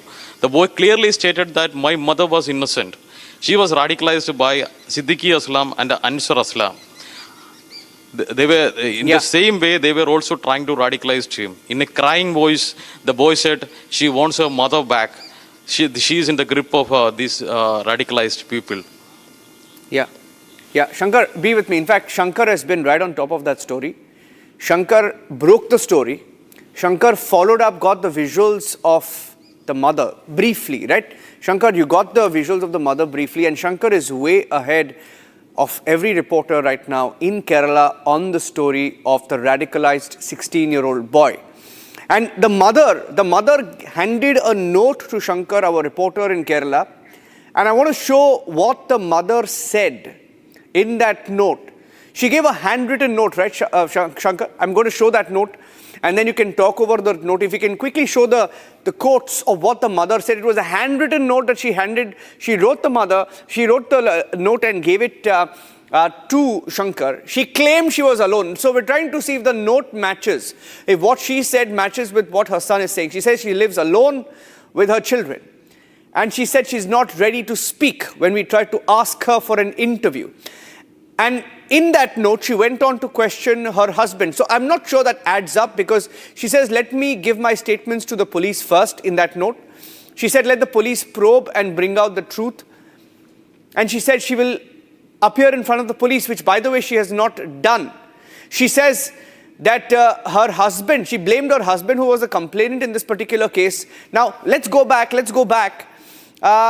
She claimed her husband, who was a complainant, is an active member of the SDPI. Shravan, does it match what she said? Does it match with what the child has said? Because it appears that her note doesn't match what her own son has said. Is the fact that her son was being radicalized by her live-in partner. She makes no mention of the fact that when they were in UK and the 16-year-old boy was with him, what he is essentially claiming right now is that he was forced to see some videos. These videos happen to be ISIS propaganda material.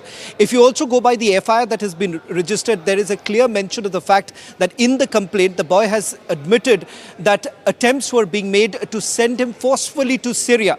None of it has been denied by the mother so far in the one-page letter that she has now written to Republic TV. She's now trying to blame this to her former husband, whom we are now being given to understand that she hasn't got a divorce as yet. Now, these are some of the details that are basically emerging. There is a clear discrepancy in what she is claiming and what we have right now in our possession in the form of an interview that has been given by the 16-year-old boy. In fact, it has taken a arduous task for us to get the 16-year-old boy on record, because it is important that the entire nation essentially watches the clandestine manner in which the radicalization actually takes place, and that is the reason why it has also brought in the interest of the National Investigation Agency, because they are closely monitoring what's really happening. It's only today that you have Kerala ATS basically stepping in. Earlier it was being probed by the Kerala police. Now it seems that they're looking at whether at all there is a terror angle, given the fact that Ansar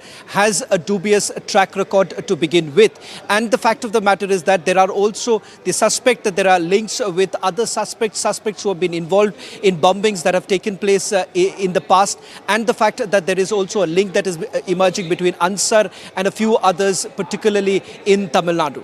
Yeah. I'd like to play out the full story. Shankar, be with me. Here's the full story. As Republic TV investigated it in Kerala, the story of radicalization that you cannot deny.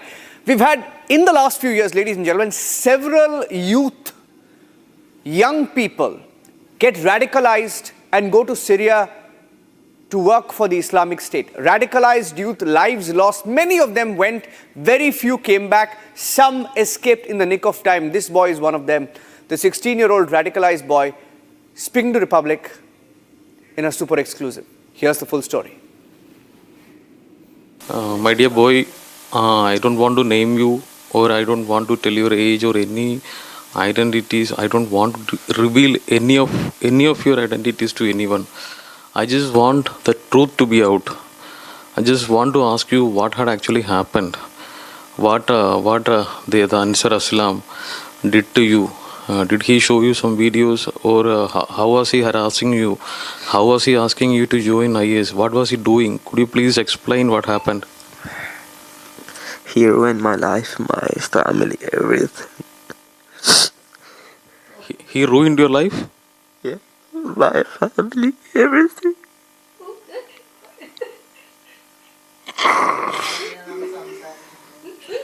Uh, my dear boy, no one can ruin your life. We are with you. We are here to support you. You are not going to lose your life. You will study, and you will show them that what you can do. You will study well. You will attain a good job. You will show them how you have succeeded in your life. So forget what they have done. Please tell the world that what were they doing you, what videos they showed to you. What videos? Ansar show me ISIS contents. And my mom is innocent. My mom is innocent. My mom is innocent. Ansar is just manipulating her. My mom is always, I love her. I want to get my mom back. I want my mom back. So you still like your mother? So you still love your mother? Yeah, I do. But your mother loves you? I don't know. I think she loves me. If she loves you, then why was she doing all these things to you? Probably trying to protect herself. Protecting herself from whom? Probably Ansar, I think. Ansar threatened your wife? Threatened your mother? I don't know, but I know my mom loves me and I love her back. You say your mother is a good woman and she was threatened by Ansar Aslam and Siddiqui Aslam, right? So they threatened her and it was as per their direction. She wanted you to be in his IS. Is it so? Yeah, I think. So what do you want to tell your mother now? She may see you in TV. What do you want to tell her? I love her and I'm not gonna. I really don't want to hurt her. You like her relationship with Ansar Aslam? No. What she want? She want to come back? You want her to come back? Yeah. Okay. So you read the letter written by her. How do you respond to that? I'm really sorry. And this 16-year-old is just one of them who stayed back in Kerala, didn't go to Syria, and was saved. Think of the thousands of them. And there is no number of how many of them were radicalized and sent to Syria to pick up arms and fight for the Islamic State. It's a Republic TV super exclusive. Stay tuned, we'll take a break. Coming back with some breaking news on the same story, ladies and gentlemen. Thanks for watching.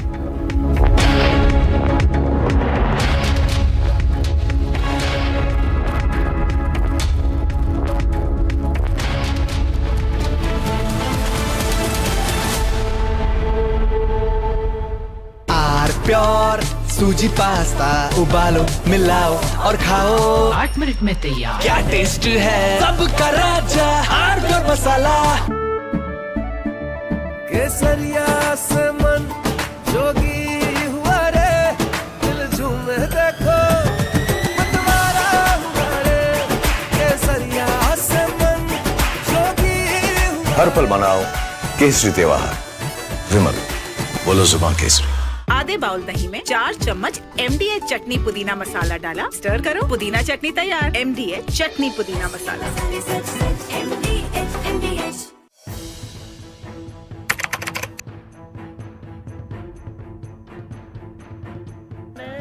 So in the past, we would see most of the terrorists who would get arrested, they would be like the people who would be working at a very low level. But today we have seen the white collar suspect.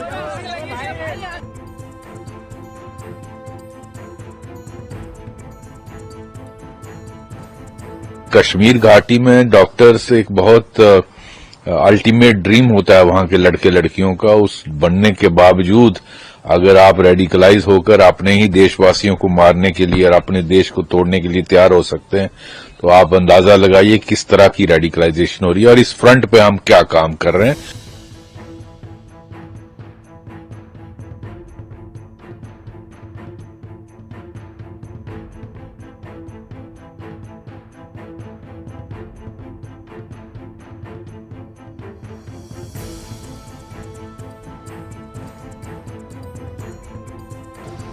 Investigators have identified Maulvi Irfan Wagha, also known as Imam Irfan, from Shopian in South Kashmir, as the mastermind who blended his dual identity, that of a preacher and healthcare worker, to influence and radicalize the educated youth.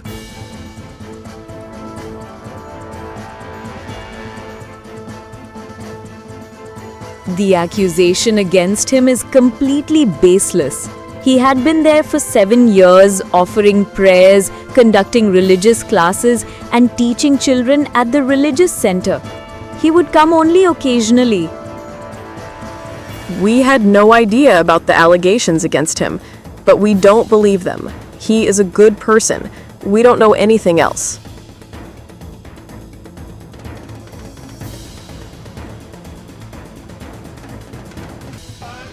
According to the ongoing investigation, Maulvi used his access at GMC Srinagar and his sermons in Naugam's local mosques to identify and influence those he saw as easy targets, pushing them towards radicalization. He used social media to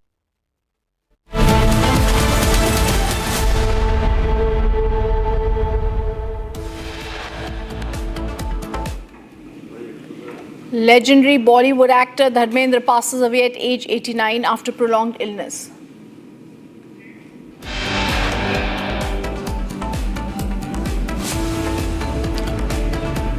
GNU link emerges in the India Gate Maoist protest case. The chats have been accessed, reveal how protesters directly linked and were giving orders by GNU student wing.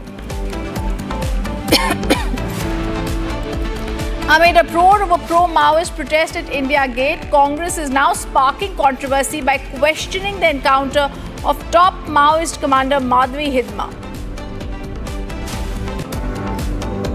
Amid speculation over leadership change in Karnataka, government 7 pro-DK Sivakumar MLAs hold meetings in New Delhi.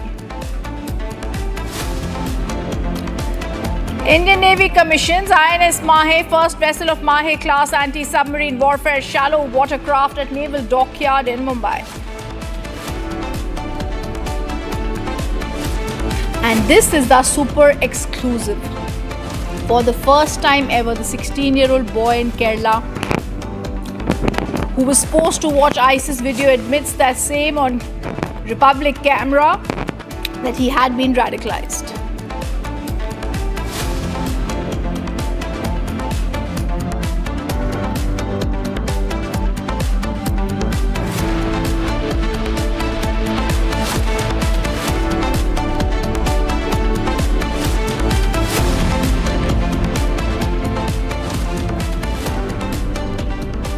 Good evening, welcome to Republic. I'm Ridhima. Top focus going to be what was seen to be a protest was actually not about air pollution, but about Maoist support. Now the Patiala House Court, the breaking news coming in, has sent to judicial custody all 5 accused in the India Gate protest that took place. We're also going to be joined by our colleagues, but I want to tell our viewers that these accused in the India Gate clashes have been sent to judicial custody. These protesters had displayed posters and raised slogans glorifying Madhvi Hidma, India's deadliest Maoist commander. This group, in the garb of air pollution, had chosen to salute a terror mastermind. The situation had turned volatile and violent, with protesters attacking the police, the Delhi police, using pepper spray. The accused in the India Gate clash have been sent to judicial custody. That's the word that my directors will be putting in. It's judicial custody they have been sent to. And Republic TV also tried to speak with them. My colleague Soumya had tried to speak with them. Ishan is also with us right now at the Patiala House Court. Ishan, these are visuals that are coming in from inside the Patiala House Court, where all of you tried to get in touch with these people. Hidma was responsible for 26 armed terror attacks, including Dantewada. But the slogans being raised at this rally, at this protest, were Hidma ko lal salam, Amar rahe Hidma. Soumya tried to speak with these protesters and they were silent, absolutely mum. What is the latest that we have on this case? The Delhi police has presented all the arrested protesters before the Patiala House Court Metropolitan Magistrate. The Metropolitan Magistrate has granted judicial custody of 2 days for these people, acknowledging the severity of the crimes. Multiple sections of the BNS have been invoked against them, including sections of assault, including sections of prevention of duty of a public official and disturbing the peace. These sections have been invoked against them because of the use of alleged use of pepper spray and chili powder against Delhi police. The Delhi police claim that these protesters had come armed and ready for a confrontation. Once Delhi police officials came in to remove them from the C hexagon of the India Gate Circle and the Sansad Path, they were assaulted by the protesters, and once the assault began, Delhi police have arrested the protesters and put them and brought them to the court for their hearing. And once presented before the Metropolitan Magistrate, they have been granted judicial custody of 2 days. This was a clear hijack of the protest against air pollution. They initially stated that they wanted to raise their voices against the rising air pollution and lowering air quality of Delhi, wherein AQI levels have reached. And after that, when the actual protest came forth, we saw that they were raising slogans in favor of slain Maoist leaders, and they were doing this pro-Maoist rally. So Delhi police, to prevent such activity, acted swiftly and started the arrests. And once they started arresting, they were after being arrested, they have been brought before a judicial magistrate at Patiala House Court, and 2 days judicial custody has been granted to all of the protesters. All right, thank you for giving us those details. Meanwhile, viewers, what was projected as a protest against pollution in Delhi taken a dangerous turn. Protesters displayed posters and raised slogans glorifying Madhvi Hidma's India's deadliest Maoist commander. Now this group chose to salute a terror mastermind. This is a situation that's turned violent, with protesters attacking police using pepper spray. Hidma was responsible for at least 26 armed attacks against civilians and security forces. He also carried a 50 lakh bounty, was considered one of India's most deadly. And despite all this, the urban Naxals in the national capital, under the guise of pollution protest, raised slogans like "Kitne Hidma maroge?"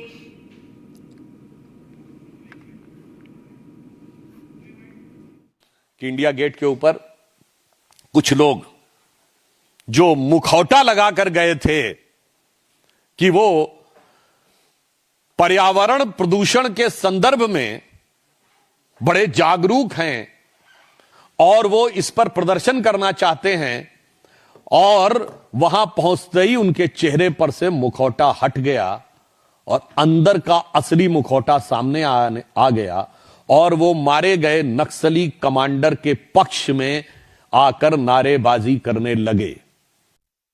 Meanwhile, when Republic confronted the protesters on their Hidma link, they remained completely silent. Listen to what they did not say to my colleague Soumya. Can you please tell why were you raising slogans against a Maoist commander who is behind so many deaths, who's responsible for so many deaths? Can you please respond? Why were you raising slogans in favor? Can you please respond? On purpose, did you use the chili spray? Why were you sympathizing in favor of a Maoist commander? Can you please respond? Can you please tell why were you raising slogans against a Maoist commander who is behind so many deaths, who's responsible for so many deaths? Can you please respond? Why were you raising slogans in favor? Can you please respond? On purpose, did you use the chili spray? Why were you sympathizing in favor of a Maoist commander? Can you please respond? Even more shocking, viewers, WhatsApp chats have revealed the dangerous link between GNU University allegedly and these recent Delhi pollution GAR protesters at India Gate. The protest, which was ostensibly against air pollution, which was not, it took a violent turn when the demonstrators raised slogans supporting the Maoist leader Madhvi Hidma. The BJP accused the protesters of being urban Naxals, linked them to the left-aligned unions of JNU. We spoke to ABVP students. Here's what they said. ये जो कल प्रदर्शन के नाम पे ये लोग गए थे और इन्होंने नारा लगाया माडवी हिडमा अमर रहे, इनके जहाँ घर घर से जहाँ से भी हिडमा आप कितने हिडमा मारोगे हर घर से हिडमा निकलेगा, ऐसे देश विरोधी नारे लगाते हैं ये सारे। इसमें बहुत से ऐसे लोग थे जो देश विरोधी तत्व थे, जो और देश के खिलाफ बातें करते हैं। ये वहाँ पे जाते हैं पॉल्यूशन के खिलाफ धरना देने, लेकिन ये देश विरोधी तत्वों के लिए नारे लगाते हैं, बहुत ही गलत है। कौन लोग थे अब जो करे ये लोग जाते हैं नारे लगाते हैं? इसमें मोस्टली लोग देश विरोधी थे, इन द सेंस कि ये वहाँ पे गए थे किसी और चीज़ के लिए, लेकिन उसको दूसरे तरह से ये देश के खिलाफ दिखाने की कोशिश कर रहे हैं। सबसे पहले मैं आप लोग को बताना चाहूँगा कि ये और कोई नहीं है, ये अर्बन नक्सल्स है जिनके पेट में दर्द शुरू हो जाता है। और हिडमा के बारे में मैं आपको पूरा बताना चाहता हूँ आज कि 2010 में जब दंतेवाड़ा में हमारे 76 CRPF के जवान मारे जाते हैं, तब यहाँ पे ढोल नगाड़े बजाए जाते हैं, जेएनयू को बदनाम किया जाता है, जेएनयू की छवि को पूरी तरह से खराब किया जाता है। उसके बाद 2013 में जब जिमराम घाटी अटैक होता है, उसमें 27 पीपल किल्ड, समझ लीजिए 27 लोगों की मौत हो जाती है। उसमें कांग्रेस की भी लीडरशिप के कई लोगों के सीनियर लीडरशिप की मौत हो जाती है। आज जो कांग्रेस, जिसको देश के मोदी जी के साथ आना चाहिए, जिसको राष्ट्र के साथ आना चाहिए और कदम से कदम मिला के एक नक्सलवाद की लड़ाई में सामने खड़े होना चाहिए, वो आज पीछे से जाके उनको बैकिंग दे रहा है। कितने शर्म की बात है कि जब देश विरोधी यहाँ नारे लग रहे हैं। अर्बन जो नक्सल्स हैं ये एक हाथी की तरह, इनके खाने के दांत कुछ और होते हैं और दिखाने के कुछ और होते हैं। तो ये मतलब प्रोटेस्ट किसी और चीज़ के लिए करने जाएंगे और करेंगे वहाँ कुछ और। तो वैसे ही गए पॉल्यूशन के लिए और वहाँ जे हिडमा अमर रहे हिडमा जैसे नारे लगाते हैं, और उसके साथ साथ में जो पुलिस पर्सनल्स वहाँ सिक्योरिटी में तैनात थे उनकी आंखों में ब्लैक पेपर छिड़क के उनको हार्म करके और वो प्रोटेस्ट साइट पे आगे लीड करते रहे। पॉल्यूशन को लेके जो अभी प्रोटेस्ट हो रहा था, प्रोटेस्ट करने का सबका अधिकार है, वो शांतिपूर्ण तरीके से प्रोटेस्ट करे तो अलग बात है, पर वहाँ पे जाके एक नक्सली के सपोर्ट में, नक्सल गतिविधि के सपोर्ट में जो नारे लगाए गए हैं वो बहुत ही गलत है।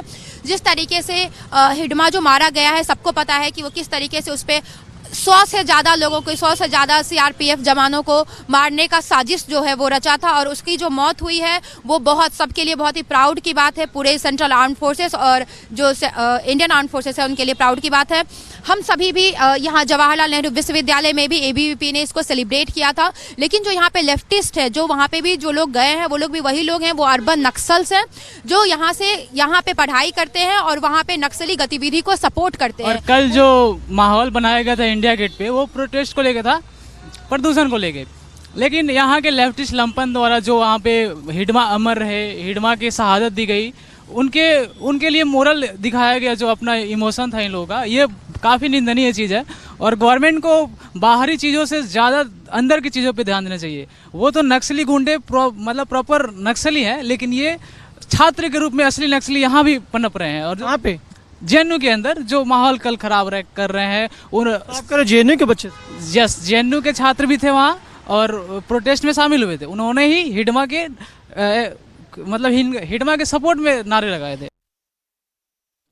Meanwhile, the Congress party has questioned the encounter of Maoist Hidma. The TPCC president has also been heard giving controversial remarks.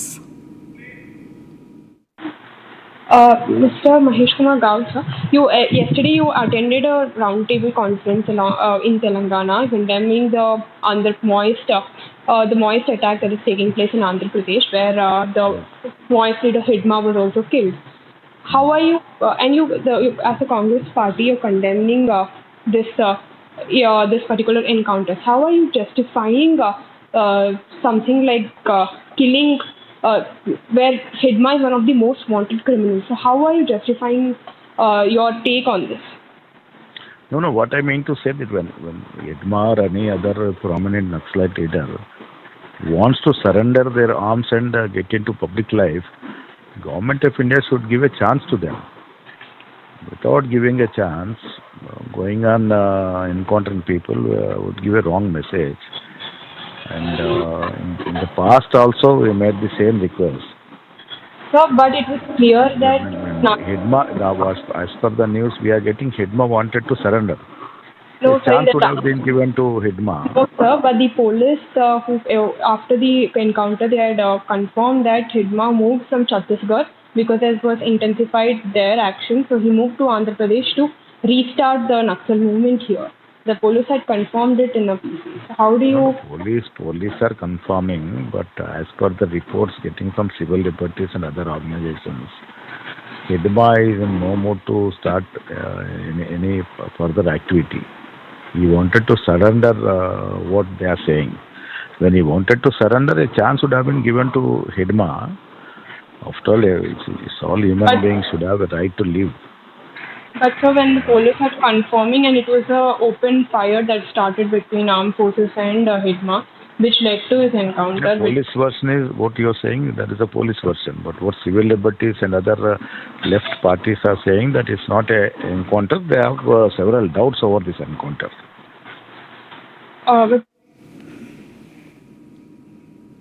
Now, INS Mahe is a cutting-edge anti-submarine warfare vessel commissioned by the Indian Navy today. This sleek and agile ship is the first of its class, designed and built by Cochin Shipyard Limited as part of India's Atmanirbhar Bharat initiative. With its compact 78-meter frame, 1,100-ton displacement, INS Mahe boasts impressive speed, stealth, maneuverability, making it an invaluable asset for coastal defense and underwater surveillance. This is Torpedo, allowing it to effectively hunt submarines and secure India's vital maritime approaches. We are on board INS Mahe. INS Mahe features over 80% of indigenous content, which is a really boost for Atmanirbhar Bharat. And INS Mahe has been built by Cochin Shipyard Limited, Kochi. There are lots of speciality in INS Mahe ship. Detect and neutralize hostile submarines operating close to India's coastline. INS Mahe undertake rapid response operations in confined or acoustically complex waters. It's strengthened maritime security and surveillance across critical coastal corridors.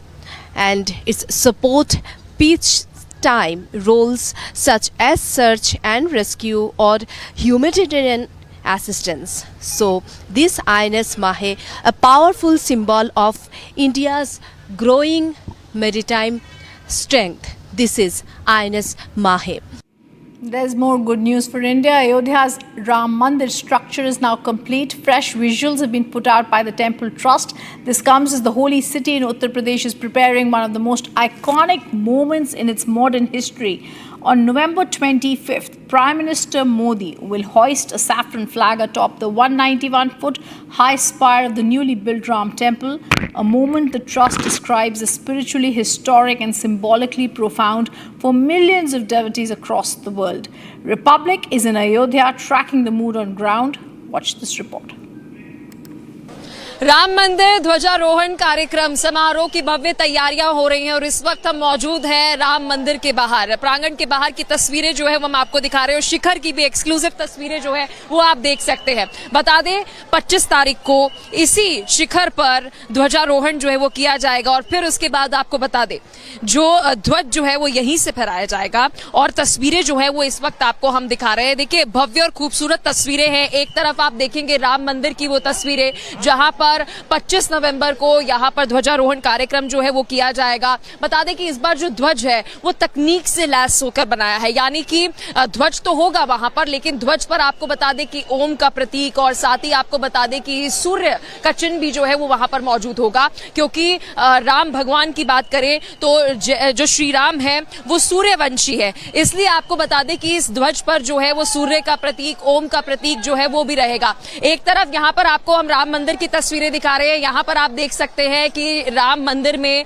यहाँ पर रामलला के दर्शन करने के लिए संख्या देखिए, भीड़ देखिए श्रद्धालुओं की जो यहाँ पर पहुंच रही है और तस्वीरें जो है वो आपको हम दिखा रहे हैं। ये राम मंदिर प्रांगण की तस्वीरें हैं जहाँ पर आप श्रद्धालु देख सकते हैं भारी संख्या में दर्शन करने के लिए जो है वो पहुंच रहे हैं और कई सारे श्रद्धालुओं को आप देखेंगे। और पीछे एक बार अगर हम आपको सुरक्षा के लिहाज से भी बताएं क्या कुछ इंतजाम है, सुरक्षा के लिहाज से अगर आप देखेंगे तो यहाँ पर हर जगह आपको फोर्स जो है वो तैनात नजर आएगी। और ये प्रांगण की तस्वीरें जो है वो हम आपको दिखा रहे हैं। देखिए किस तरीके से सुरक्षा का सख्त पहरा जो है वो रखा गया है। अब बराबर आप देखेंगे भीड़ को मैनेज करने के लिए, कंट्रोल करने के लिए यहाँ पर बाकायदा चेकिंग जो है वो भी की जा रही है। आइडेंटिटी कार्ड्स की भी आपको बता दें कि यहाँ पर चेकिंग जो है वो की जा रही है। दिव्य राम मंदिर, अलौकिक राम मंदिर का जो सूत्रधार वह निहत्थे राम भक्तों की सीना गोली से छलनी और लाखों लाखों हिंदुओं का प्राणों का आहुति देना, त्याग, तपस्या, संघर्ष, तब जाके आज दो ऐसे महापुरुषों का जन्म जिनके नेतृत्व में भव्य राम मंदिर का निर्माण। और उस भव्य राम मंदिर में कल जिस प्रकार से देश के यशस्वी प्रधानमंत्री जी माननीय अभी कुछ ही पलों में माननीय मुख्यमंत्री योगी आदित्यनाथ जी महाराज पधारेंगे, माननीय मोहन भागवत जी के सानिध्य में संतों के आशीर्वाद से वहाँ पर भव्य मंदिर का जो निर्माण और भव्य मंदिर के निर्माण में वहाँ ध्वजा रोहन का कार्यक्रम और एक मान, एक स्वाभिमान, एक सम्मान, खोई हुई प्रतिष्ठा, लाखों लाखों राम भक्तों ने जो प्राणों की आहुति दिया, त्याग किया, तपस्या किया, संघर्ष किया, आज उन माताएं की गोद जिनकी सूनी हो गई थी गोलीकांड में, जिन्होंने अपने आप को राम मंदिर के लिए शहीद किया था, आज वह कोख धन्य हो जाएगा।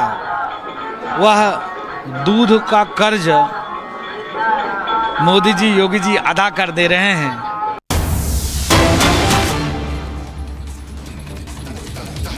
Breaking news coming in now on Mehul Choksi's case. Attached properties of Choksi have been handed over to the liquidator on 21st of November, enabling the liquidator to proceed with monetization for the benefit of the victims, the secured creditors and other legitimate claimants. This is the big breaking news coming in. 4 apartments of Mehul Choksi have been handed over. This is ongoing ED's efforts for restitution and restoration of assets for every victim of Mehul Choksi to be getting back their rightful money. It's been handed over to the liquidator on 21st of November. Till now, movable and immovable properties located in Mumbai, Kolkata, Surat collectively having worth of 310 crore have been handed over to the liquidator of the Messrs Gitanjali Gems Limited. The investigation reveals Choksi connived, like we've been saying on Republic TV, with bank officials of Punjab National Bank during 2014 to 2017, fraudulently issued letters of undertaking in a wrongful loss of 6,997 crores. I want to go across to Shavan to give us more details, our senior editor. Shavan, this is a big breaking news as the ED is continuing its efforts for restitution for the victims. Well, in fact, Rhythm, this is an ongoing process of the restitution as well as the restoration process. In fact, for those who have essentially asked this question, that what happens to those who have lost their money after investing in these very companies, and the fact that most of it had gone NPA, the answer is here that following the attachment that has been made so far, over 6,000 crore rupees worth of properties have already been attached by the Enforcement Directorate. Now, the process is ongoing. We are being told that so far, about 310 crore worth properties have already been handed back. These are the latest images of the 4 apartments belonging to Mehul Choksi, which is also once again been handed back to the liquidators of Gitanjali Private Limited, remember, a company that was owned by Mehul Choksi. So this is an answer to those who have essentially questioned that as to what really happens about the money that has been lost and whether at all the investigative agencies have been able to get back the money that was lost. Thank you, Shavan, for giving us those details. We're going to be closely looking at that and also how soon we can get his extradition.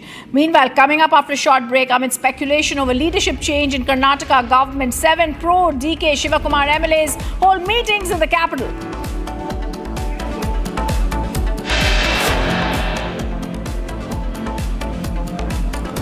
And it's a Republic super exclusive. For the first time ever, the 16-year-old boy in Kerala was forced to watch ISIS video, admits the same on Republic cameras.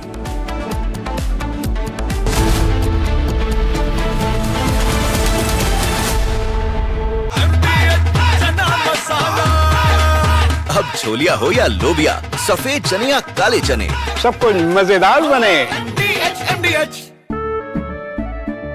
केसरिया से मन जोगी हुआ रे, दिल झूमे देखो मतवारा हुआ रे।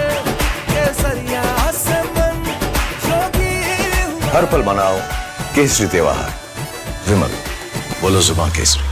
Are pure सूजी पास्ता उबालो मिलाओ और खाओ 8 मिनट में तैयार। क्या टेस्ट है सबका राजा आर प्योर मसाला।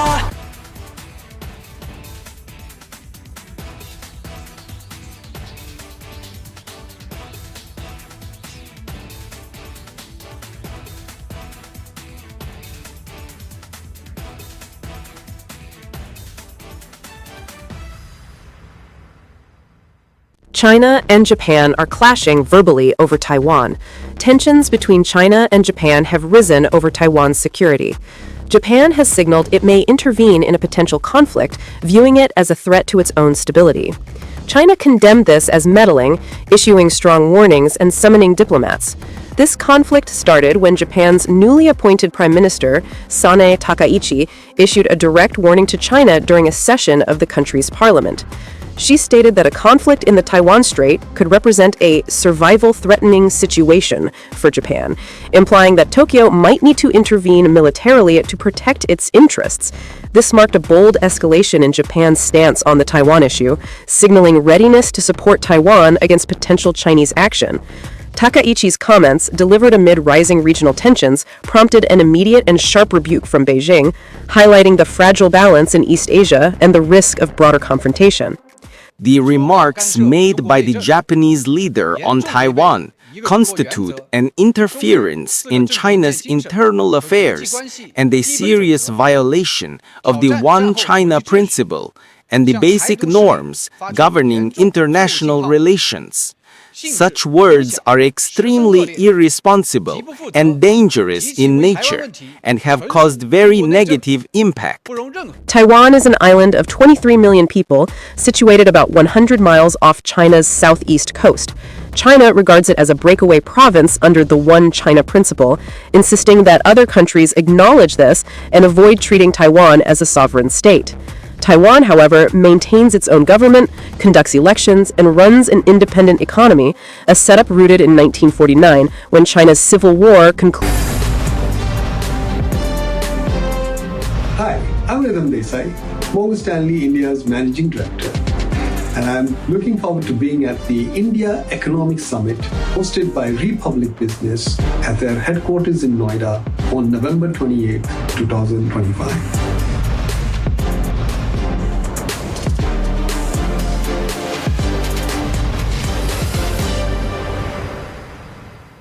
थोड़े में ज्यादा स्वाद यही तो है इसकी खास बात। वाओ मामा क्या स्वाद है। अरे मेरे राजा सबका राजा आर्थिक मसाला।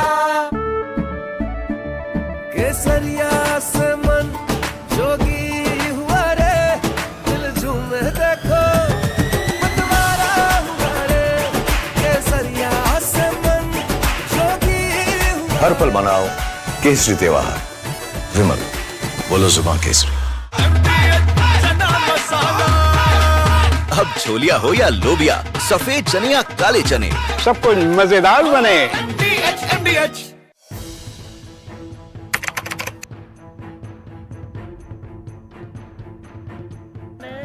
So in the past, we would see most of the terrorists who would get arrested, they would be like the people who would be working at a very low level. But today we have seen the white collar suspect.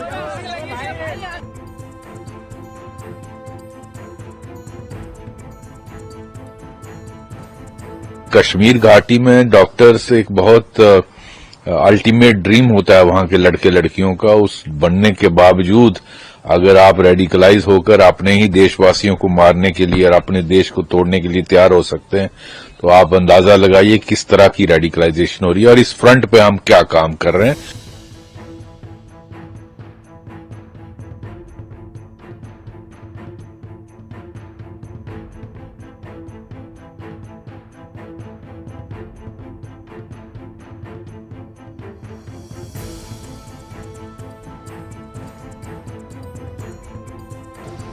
Investigators have identified Maulvi Irfan Wagha, also known as Imam Irfan, from Shopian in South Kashmir, as the mastermind who blended his dual identity, that of a preacher and healthcare worker, to influence and radicalize the educated youth.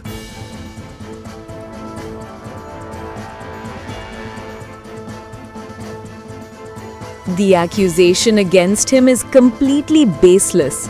He had been there for 7 years, offering prayers, conducting religious classes, and teaching children at the religious center.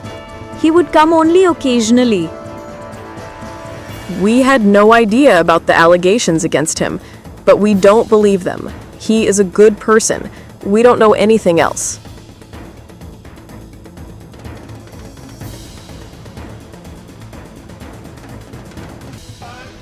According to the ongoing investigation, from Asia's largest news headquarters, setting the agenda for Bharat.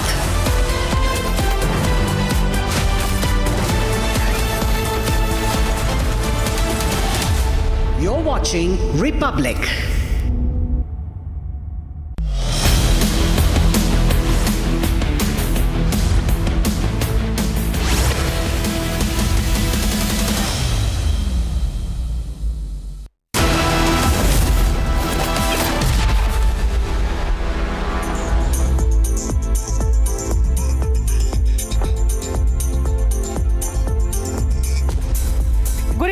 You're watching 6 Stories at 6, the Monday edition with me, Rakshita Mishra. Viewers, the top story that we are going to track for you on 6 Stories at 6 is how the pro-Maoist protesters in the garb of anti-pollution protesters were witnessed in the national capital.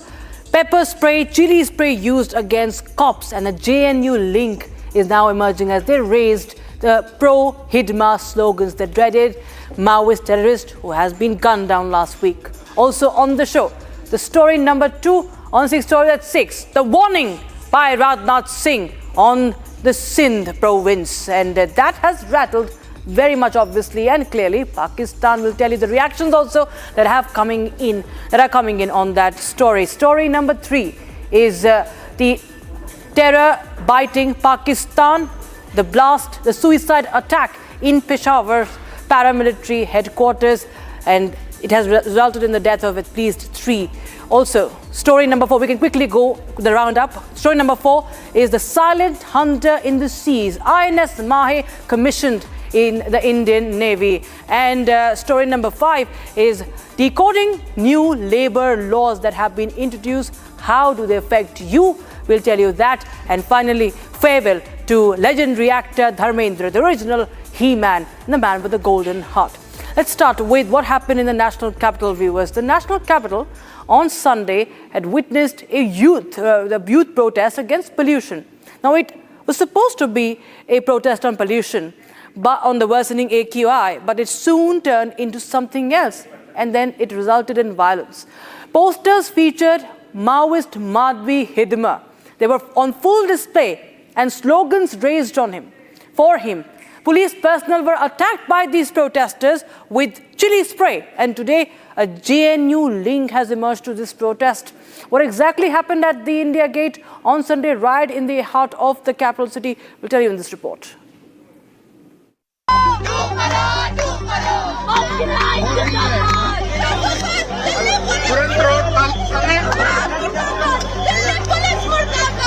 This was supposed to be a protest regarding pollution in the national capital.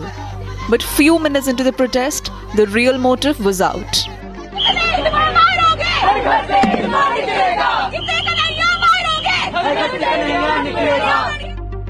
Look close. The poster reads, "From Birsa to Munda to Madhvi Hidma, the struggle will go on." The sketch you see on the posters of the man who was NIA's most wanted criminal. The dreaded Maoist was responsible for at least 26 attacks on innocent civilians and police forces. The Kartavya Path with the Amar Jawan Jyoti for soldiers killed in action on Sunday echoed with slogans in favor of a Maoist terrorist who had claimed many innocent lives.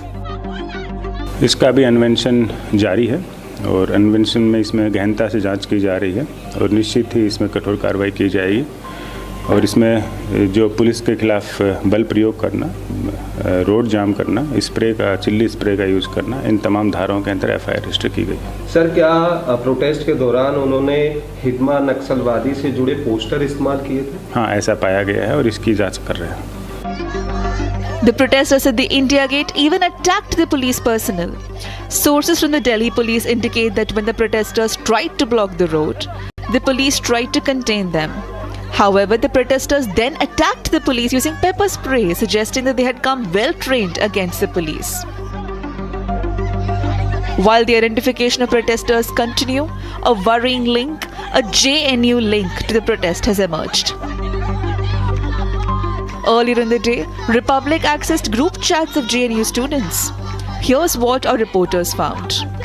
The two posters on screen, one by PSA and the other by Disha, both student organizations calling students for action against worsening AQI. But was it ever about AQI? And if it was, why did the protesters chant slogans about Hidma? Why did a sympathy for Maoism surface on the Kartavya path? In this pathetic trail of sympathy towards Maoists, the Congress party is not behind. Here's what the Congress party's chief in Telangana said, openly sympathizing with Maoists. Mr. Mahesh Kumar Gaul, sir, yesterday you attended a roundtable conference in Telangana condemning the Maoist attack that is taking place in Andhra Pradesh, where the Maoist leader Hidma was also killed. How are you, as a Congress party, you're condemning this particular encounter. How are you justifying something like killing, where Hidma is one of the most wanted criminals? So how are you justifying your take on this? No, what I mean to say that when Hidma or any other prominent Naxalite leader wants to surrender their arms and get into public life, Government of India should give a chance to them. Without giving a chance, going on encountering people would give a wrong message. And in the past also we made the same request. The urban Naxals have been unmasked. Why the sympathy with Maoists in the name of AQI? Who trained the protesters to carry pepper spray against the police? And an extremely worrying question. Who is brainwashing these protesters?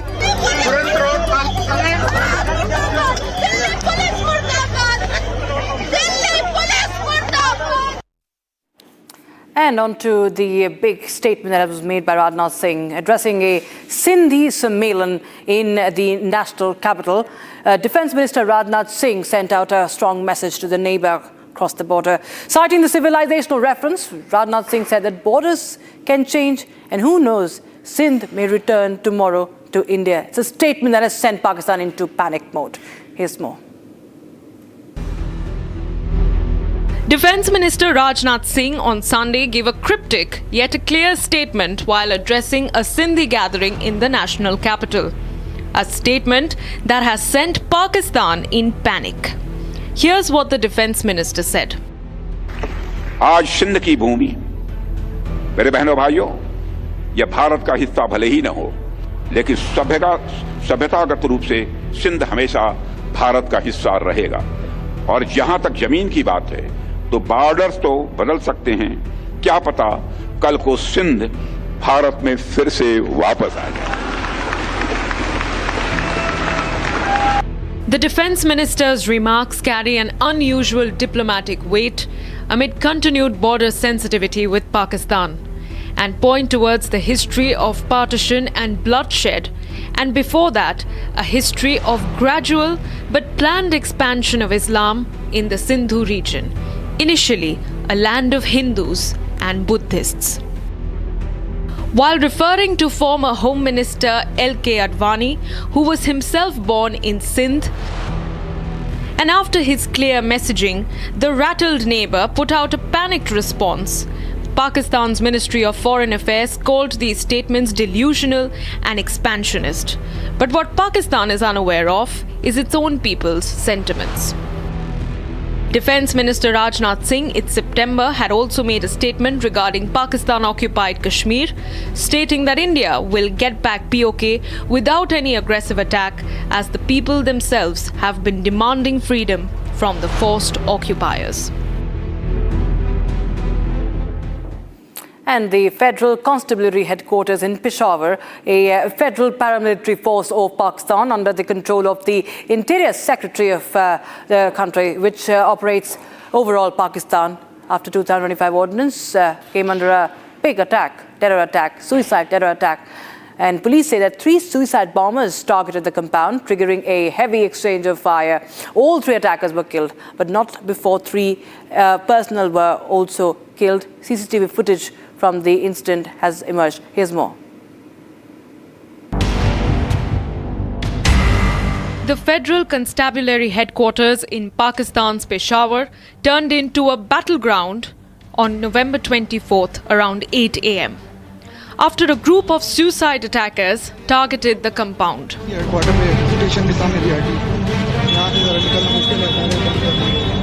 CCTV footage from the compound has emerged showing the explosion in the area.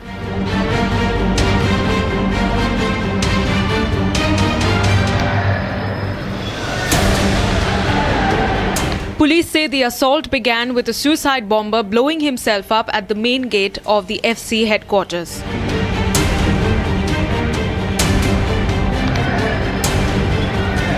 According to Peshawar CCPO Dr. Mia Saeed, FC personnel immediately took positions and engaged the militants.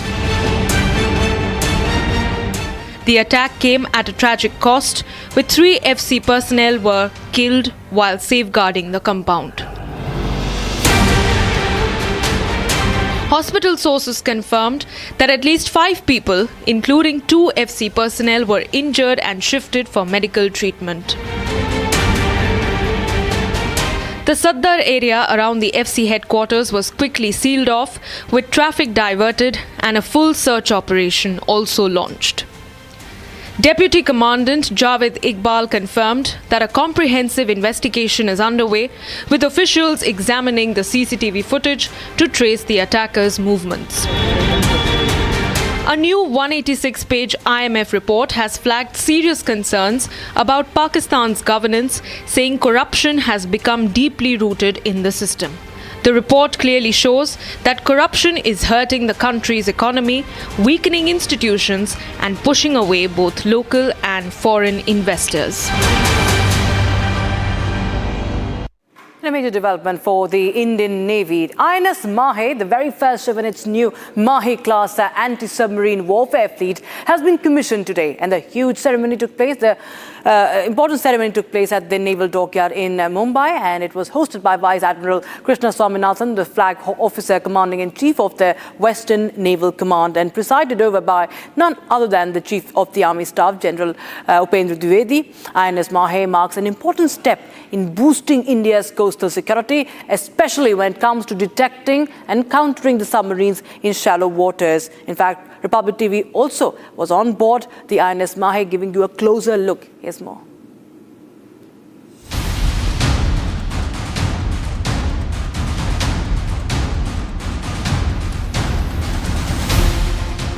India's naval renaissance has taken a decisive leap forward with the commissioning of INS Mahe, the first vessel of the Mahe-class anti-submarine warfare shallow water craft.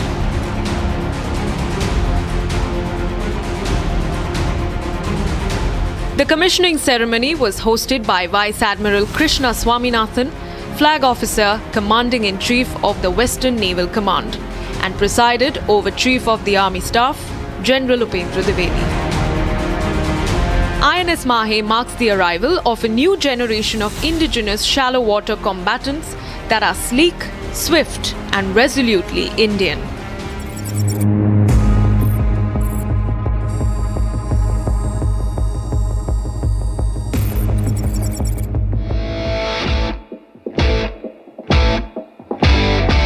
Target Alpha, bearing 050.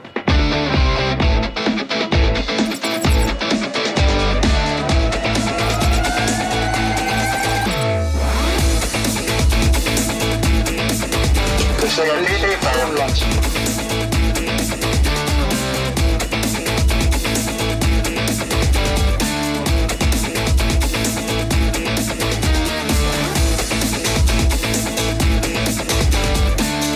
OW, full head engines.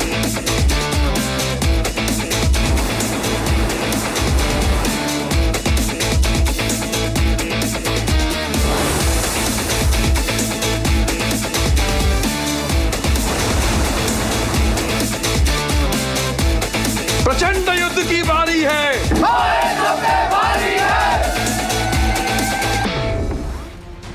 A vessel that embodies Atmanirbhar Bharat, a symbol of India's unshakable resolve to master its own maritime destiny.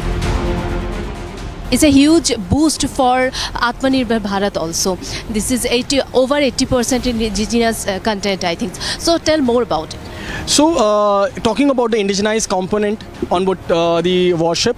So, if we talk about the weapons section is from the starting is the indigenous rocket launcher, which has been made by the Larsen and Toubro. And if we come behind is the SRCG gun mounts for neutralizing the surface and the aerial threats. If we go behind is a TTL, the triple tube launcher, which has been made by the Mahindra Defence. Also, if you can see on my aft side, this is the ATDS decoy launcher, which is used for seducing the torpedo away from the ship. That is the same launcher. There are two launchers which have been provided in case any adversary submarine tries to fire a torpedo onto us. This will automatically deploy the decoys, and because of that, the ship will remain safe and the torpedo will be home on to the decoys. The commander Amit Chandra Chaube also shed some light on the history of the ship. What is the history behind INS Mahe? So we had a ship which was earlier serving the nation from 1983 to 2006 and was named as INS Mahe. She was an inland minesweeper. We are the proud recipients of the legacy which they had been there, and we are will be carrying forward the legacy of erstwhile INS Mahe in the future. INS Mahe's crest features an urumi, a flexible sword from Kalaripayattu, symbolizing agility, precision and lethal grace, three qualities that define INS Mahe's operational ethos. From 130 vessels in 2020 to 145 today, and a targeted surge to over 200 by 2035. At a pace of one new ship every 40 days, Indian Navy has the fastest commissioning rate in the world. This isn't just fleet expansion, it's a maritime revolution.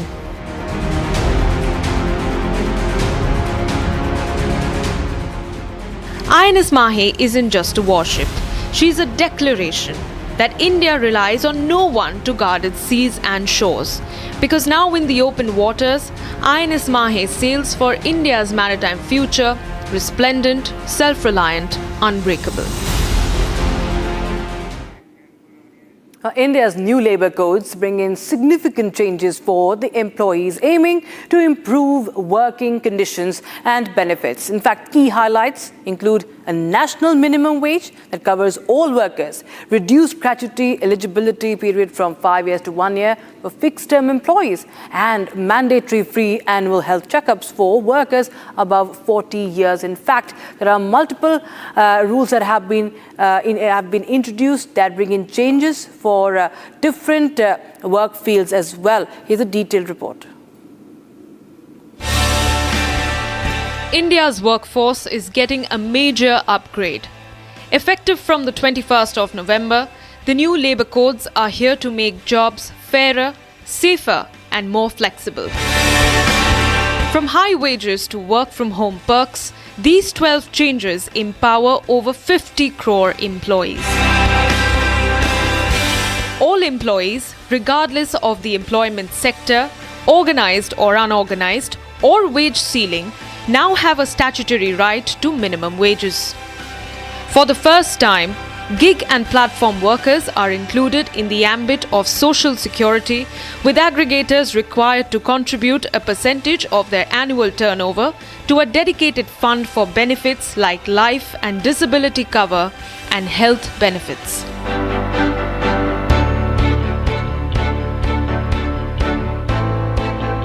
The eligibility period for gratuity for fixed-term employees has been reduced from 5 years of continuous service to just 1 year.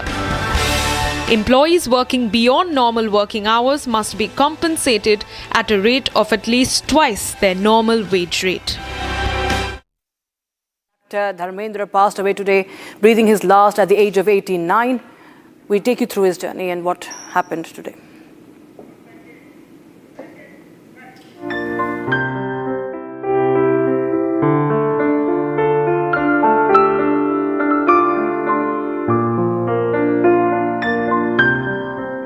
Veteran Bollywood actor Dharmendra passed away today in Mumbai at the age of 89 due to prolonged illness. Condolences poured in from across the spectrum, including Bollywood, political leaders and his fans across the nation and even globally. मौका दिया मुकद्दर ने, दिल दिमाग एक हुए, नेकी भी साथ हुई, मेहनत और मशक्कत के मंजिलें तय होती गईं और हम सरखरू हुए. Dharmendra, who was affectionately known as Bollywood's He-Man, was one of the most iconic and enduring figures in Indian cinema. His health deteriorated today morning once again after he was earlier discharged from hospital the previous week. His journey from being a small-town Punjab boy to a celebrated superstar epitomizes hard work, versatility and charisma. Dharmendra Singh Deol was born on the 8th of December in 1935 in a village in Ludhiana, in a traditional Jat Sikh family. He initially attended the government senior secondary school in Lalton Kalan and then went to Ramgarhia College in Phagwara for his intermediate studies. His education finished at standard 12th, but Dharmendra's resolve and passion for acting ushered in what was to become a legendary film career. उनके नाम जो नहीं जानते कितना दम है मुझमें. 15 flops. Dharmendra and Hema Malini married in 1980 and they have 2 children together, Isha and Ahana, and he has 2 sons, Sunny Deol and Bobby Deol, from his previous marriage to Prakash Kaur. In 1983, Dharmendra diversified into production and launched his elder son, Sunny, in Betab, which was produced by his banner Vijayata Films and went on to become a huge hit. In 1990, he produced Ghayal starring Sunny Deol in the lead. The film was the second biggest hit of the year and won 7 Filmfare Awards, including Best Film and the coveted National Film Award for Best Popular Film, providing wholesome entertainment. Dharmendra will remain as an iconic hero whose impacts far outweigh movies, as he has won prestigious awards, accolades and had a huge net worth. Meanwhile, fans will be able to witness his charm and acting yet again on the silver screen, as the veteran actor will be seen playing the role of the father of a 21-year-old Arun Khetarpal, played by Agastya Nanda, in the highly anticipated movie titled 21. India remembers Dharmendra.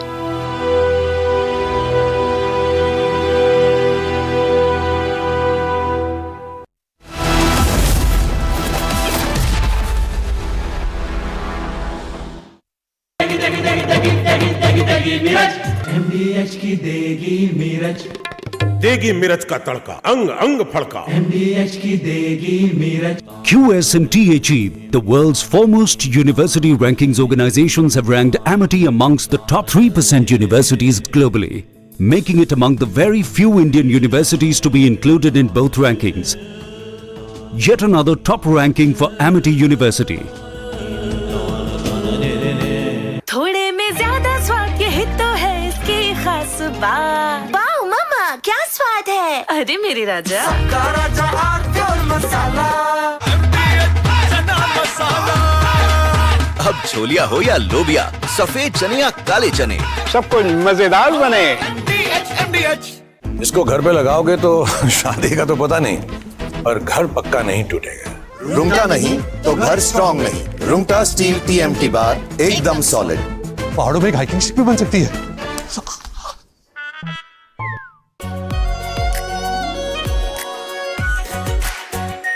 Are pure shahi paneer masala, delicious, healthy everyday.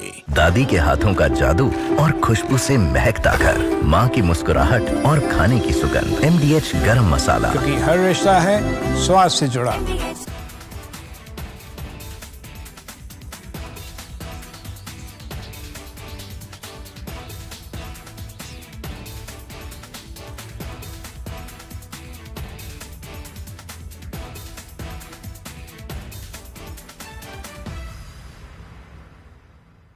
China and Japan are clashing verbally over Taiwan. Tensions between China and Japan have risen over Taiwan's security. Japan has signaled it may intervene in a potential conflict, viewing it as a threat to its own stability. China condemned this as meddling, issuing strong warnings and summoning diplomats. This conflict started when Japan's newly appointed Prime Minister, Sanae Takaichi, issued a direct warning to China during a session of the country's parliament. She stated that a conflict in the Taiwan Strait could represent a survival-threatening situation for Japan, implying that Tokyo might need to intervene militarily to protect its interests. This marked a bold escalation in Japan's stance on the Taiwan issue, signaling readiness to support Taiwan against potential Chinese action. Takaichi's comments, delivered amid rising regional tensions, prompted an immediate and sharp rebuke from Beijing, highlighting the fragile balance in East Asia and the risk of broader confrontation. The remarks made by the Japanese leader on Taiwan constitute an interference in China's internal affairs and a serious violation of the One China principle and the basic norms governing international relations. Such words are extremely irresponsible and dangerous in nature and have caused very negative impact. Taiwan is an island of 23 million people, situated about 100 miles off China's southeast coast. China regards it as a breakaway province under the One China principle, insisting that other countries acknowledge this and avoid treating Taiwan as a sovereign state. Taiwan, however, maintains its own government, conducts elections, and runs an independent economy, a setup rooted in 1949 when China's civil war concluded with the defeated nationalist forces retreating to the island while the communists consolidated power on the mainland. This division has persisted without full-scale war, but mutual distrust has grown. China has intensified its military presence around Taiwan in recent years, viewing reunification as a national goal. For instance, in October this year, H-6K bombers from the People's Liberation Army Air Force conducted flights over the island, while June exercises involved over 70 aircraft, including J-16 fighters and unmanned drones, crossing the median line of the Taiwan Strait. Naval operations have featured Type O-52D destroyers and Type O-54A frigates patrolling the waters. Beijing frames these as defensive drills to deter independence moves. Japan claims to be a peace-loving nation, yet the Takaichi administration has made vague and ambiguous remarks. China is seriously concerned about Japan's recent military and security developments.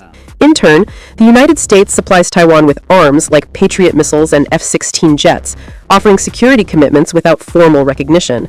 Allies, such as Japan, provide indirect support through joint exercises and intelligence sharing. Japan's warning stems from its proximity and vulnerabilities. The Taiwan Strait lies just 70 miles from Japan's southern islands, serving as a vital choke point for global trade. An estimated $5 trillion in goods pass through annually, including oil, electronics, and raw materials. Japan-Taiwan bilateral trade hit $72.3 billion in 2024, with Japan exporting air pollution banner, pro-Maoist posters. Urban Naxal toolkit, pepper spray and Maoist chants.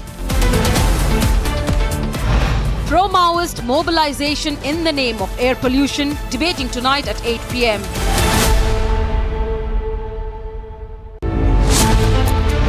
LOP Rahul missing from swearing-in of new CJI.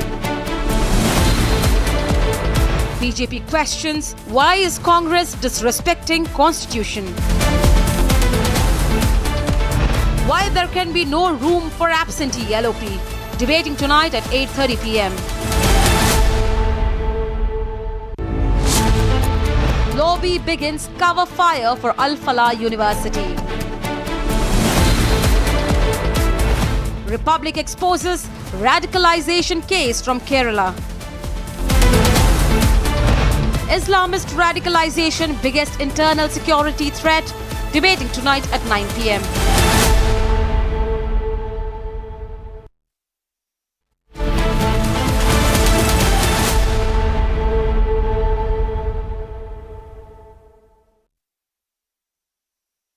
Legendary Bollywood actor Dharmendra passes away at age 89 after prolonged illness.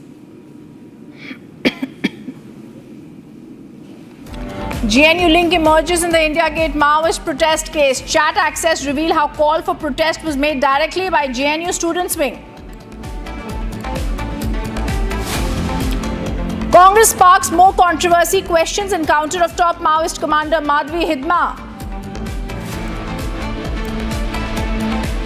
Amid speculation over leadership change in Karnataka government, 7 pro-DK Sivakumar MLAs hold meetings in New Delhi.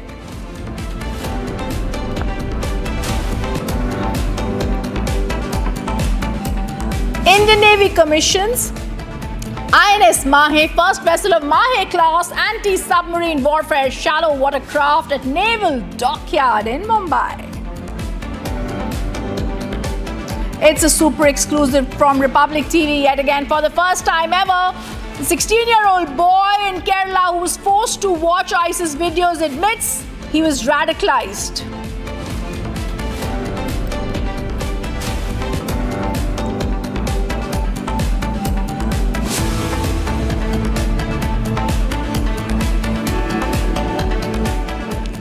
Good evening, welcome to Republic. I'm Ridu. Our top focus is going to be the Dharamstala mass burial case. Breaking news coming in. Accused Chinaya masked man has been granted bail. I want to go across to my colleague Abhishek who's joining us. The Dakshina Kannada District Sessions Court has approved the bail with 12 conditions including execution of 1 lakh bond. Viewers, this is the big story that we're tracking right here. Because remember, when everybody was tracking him and speaking to him as if he was speaking the gospel, we were the only channel that was suspicious of the claims of this man. Let me go across to Abhishek to get more details. Abhishek, I was telling everybody when the Dharmsthala mass burial case had come up, we were the only channel who had questioned this man. Now the SIT files the 3,900-page charge sheet against 6 people. There was false evidence. This masked man now gets bail. Give us more details.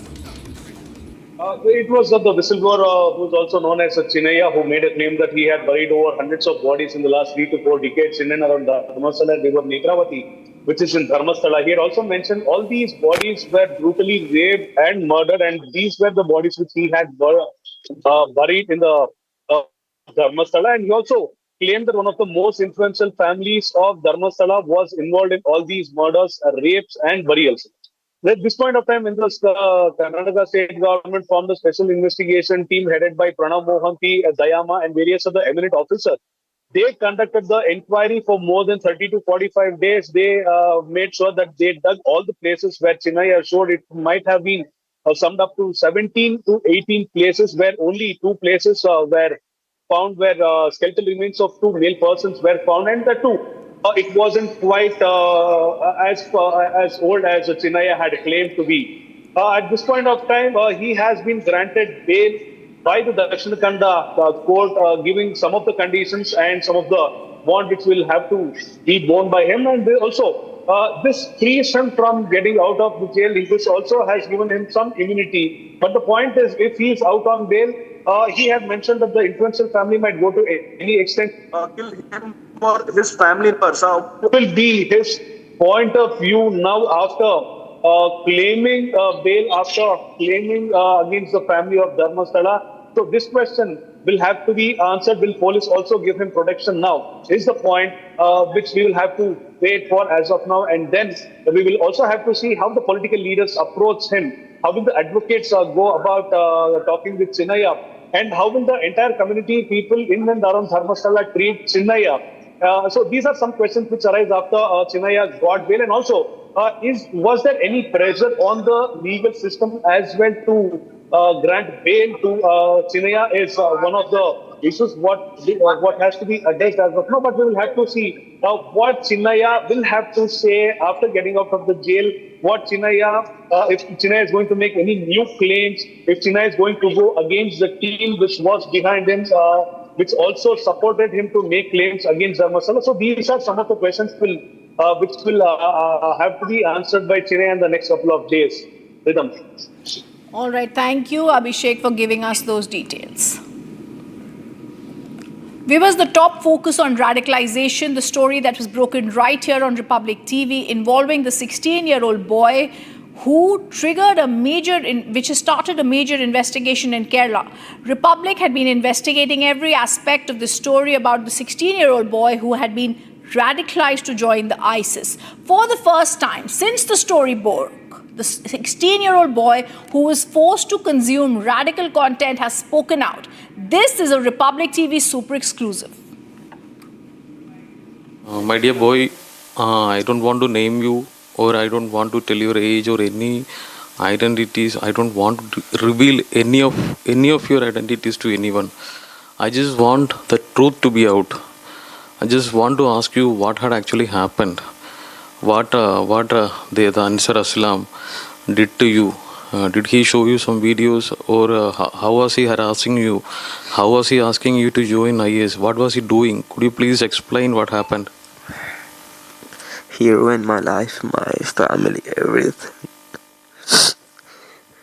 He ruined your life? Yeah, my family, everything.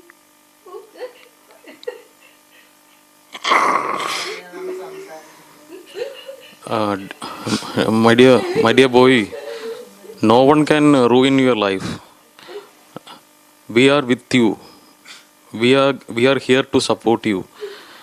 You are not going to lose your life. You will study, and you will show them that what you can do. You will study well. You will attain a good job. You will show them how you have succeeded in your life. So forget what they have done. Please tell the world that what were they doing you, what videos they showed to you. What videos? Ansar showed me ISIS contents, and my mom is innocent. My mom is innocent. My mom is innocent. Ansar is just manipulating her. My mom is always, I love her. I want to get my mom back. I want my mom back. So you still like your mother? So you still love your mother? Yeah, I do. But your mother loves you? I don't know. I think she loves me. If she loves you, then why was she doing all these things to you? Probably trying to protect herself. Protecting herself from whom? Probably Ansar, I think. Ansar threatened your wife? Threatened your mother? I don't know, but I know my mom loves me and I love her back. You say your mother is a good woman, and she was threatened by Ansar Islam and Siddiqui Islam, right? So they threatened her, and it was as per their direction. She wanted you to be in IS. Is it so? Yeah, I think. Okay. So what do you want to tell your mother now? She may see you in TV. What do you want to tell her? I love her, and I'm not gonna. I really don't want to hurt her. You like her relationship with Ansar Islam? No. What she want? She want to come back? You want her to come back? Yeah. Okay. So you read the letter written by her. How do you respond to that? I'm really sorry. I want to go across to Ansar, who did that interview. Ansar, first I want to congratulate you. You were deeply empathetic, very dignified, and this was truly a moving moment when he started crying and saying, they have ruined my life. What are the key aspects that you were picking up, Sankar, when you were speaking to him, when he says that he is in agony?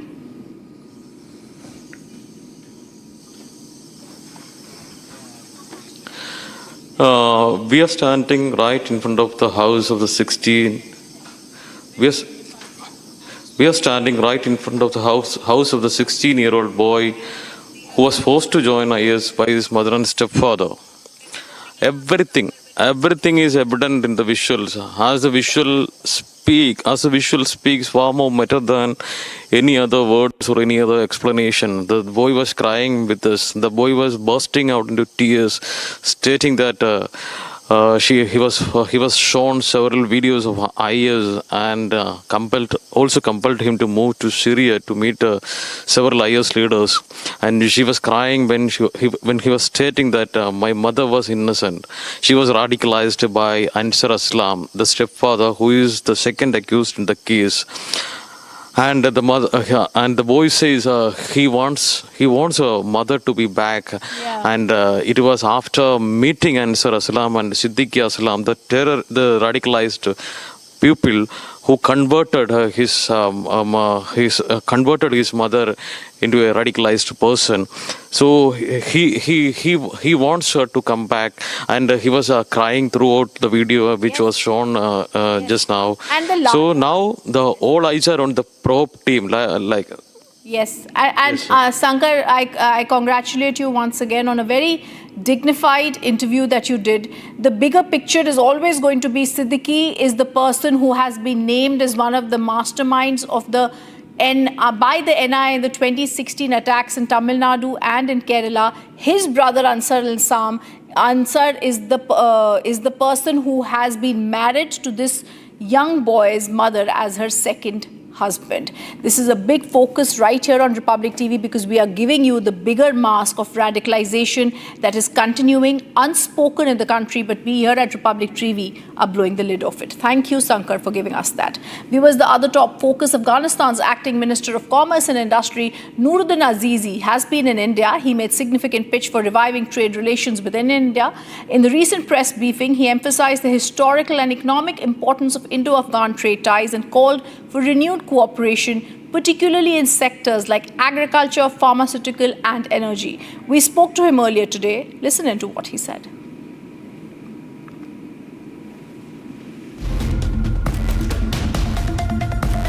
जो हमने जो commitment किया, हमने अपने एक programme बनाया था कि हम इंडिया में आएंगे और ट्रेड और ट्रांजिट और इन्वेस्टमेंट के लिए, इसकी तौसीए के लिए, इसके बढ़ाने के लिए हमने इंशाल्लाह बातचीत करेंगे।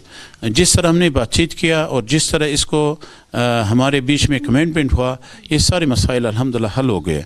और जो वज़ीर साहब मोहतरम तजारत के साथ जो हमने बात किया, जो हम बात कर रहे थे उसको एयर कॉरिडोर के लिए सब उन्होंने ऑर्डर किया, रिस्ट्रिक्शन किया सबको कि इसका एक्सपेंसेस वगैरह कम करे।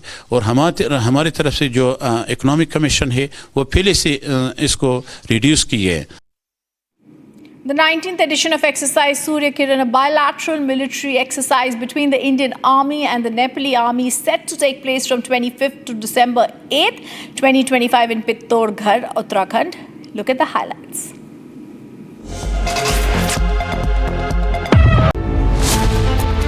Air pollution banner, pro-Maoist posters. Urban Naxal toolkit, pepper spray and Maoist chants. Pro-Maoist mobilization in the name of air pollution, debating tonight at 8 p.m.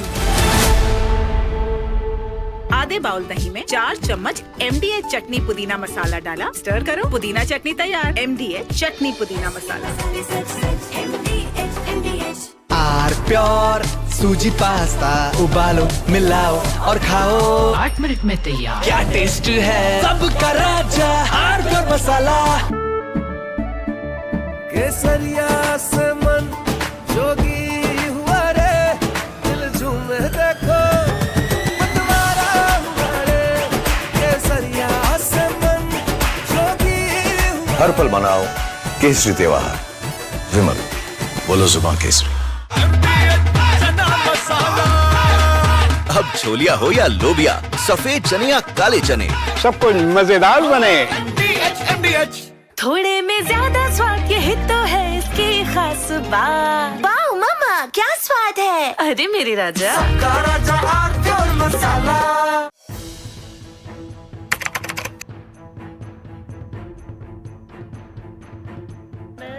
So in the past, we would see most of the terrorists who would get arrested, they would be like the people who would be working at a very low level. But today we have seen the white collar suspect.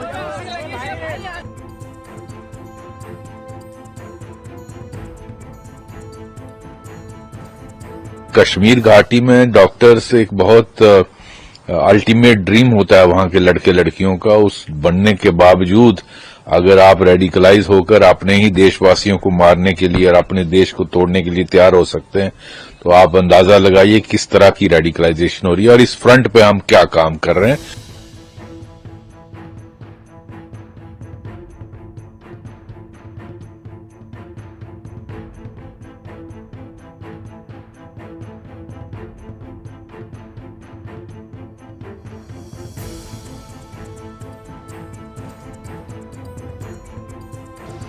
Investigators have identified Maulvi Irfan Wagha, also known as Imam Irfan, from Shopian in South Kashmir, as the mastermind who blended his dual identity, that of a preacher and healthcare worker, to influence and radicalize the educated youth.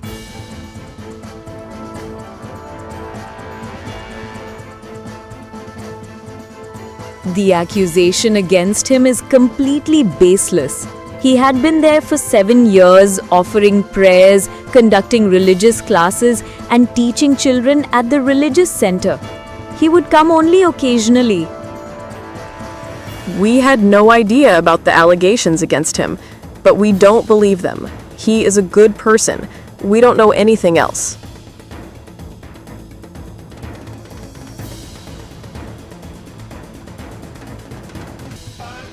According to the ongoing investigation, Maulvi used his access at GMC Srinagar and his sermons in Naugam's local mosques to identify and influence those he saw as easy targets, pushing them towards radicalization. He used social media to radicalize highly qualified professionals. During the questioning, Irfan admitted to the police that he had radicalized Dr. Muzammil Shakil, who is the key accused of Faridabad Arms Hall.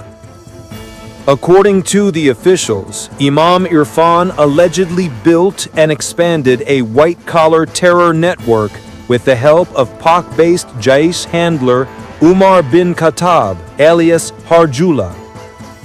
The police found improvised explosive devices materials, electronic gadgets during raid at his residence, providing leads to a wider nexus. The investigation continues, with agencies coordinating across Delhi, Haryana, and Jammu and Kashmir to uncover how this white-collar network expanded under the guise of faith and medicine.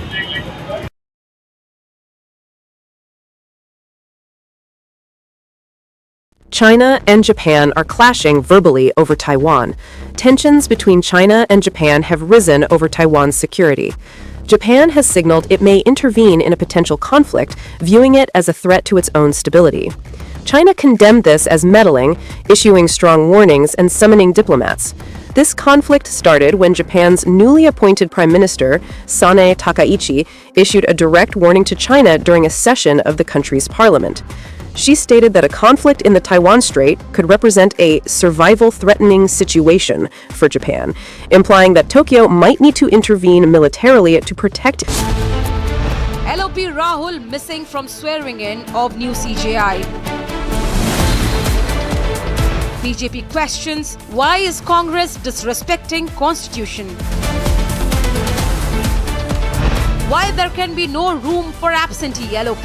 Debating tonight at 8:30 p.m. QS&THE, the world's foremost university rankings organizations, have ranked Amity amongst the top 3% universities globally, making it among the very few Indian universities to be included in both rankings. Yet another top ranking for Amity University. सूजी pasta उबालो मिलाओ और खाओ 8 minute में तैयार। क्या taste है सबका राजा hardcore मसाला। दादी के हाथों का जादू और खुशबू से महकता घर, माँ की मुस्कुराहट और खाने की सुगंध। MDH गरम मसाला, क्योंकि हर रिश्ता है स्वाद से जुड़ा। केसरिया से मन जोगी हुआ रे, दिल झूमे देखो मतवारा हुआ रे। केसरिया से मन जोगी हुआ। हर पल मनाओ केसरी त्योहार। विमल, बोलो जुबान केसरी। थोड़े में ज्यादा स्वाद, यही तो है इसकी खास बात। वाओ मामा, क्या स्वाद है। अरे मेरे राजा, राजा मसाला। ये है सीक्रेट रेसिपी MDH का जीरा सिप जल जीरा मसाला। सिप सिप जीरा सिप MDH का जल जीरा सिप MDH का जल जीरा SIP.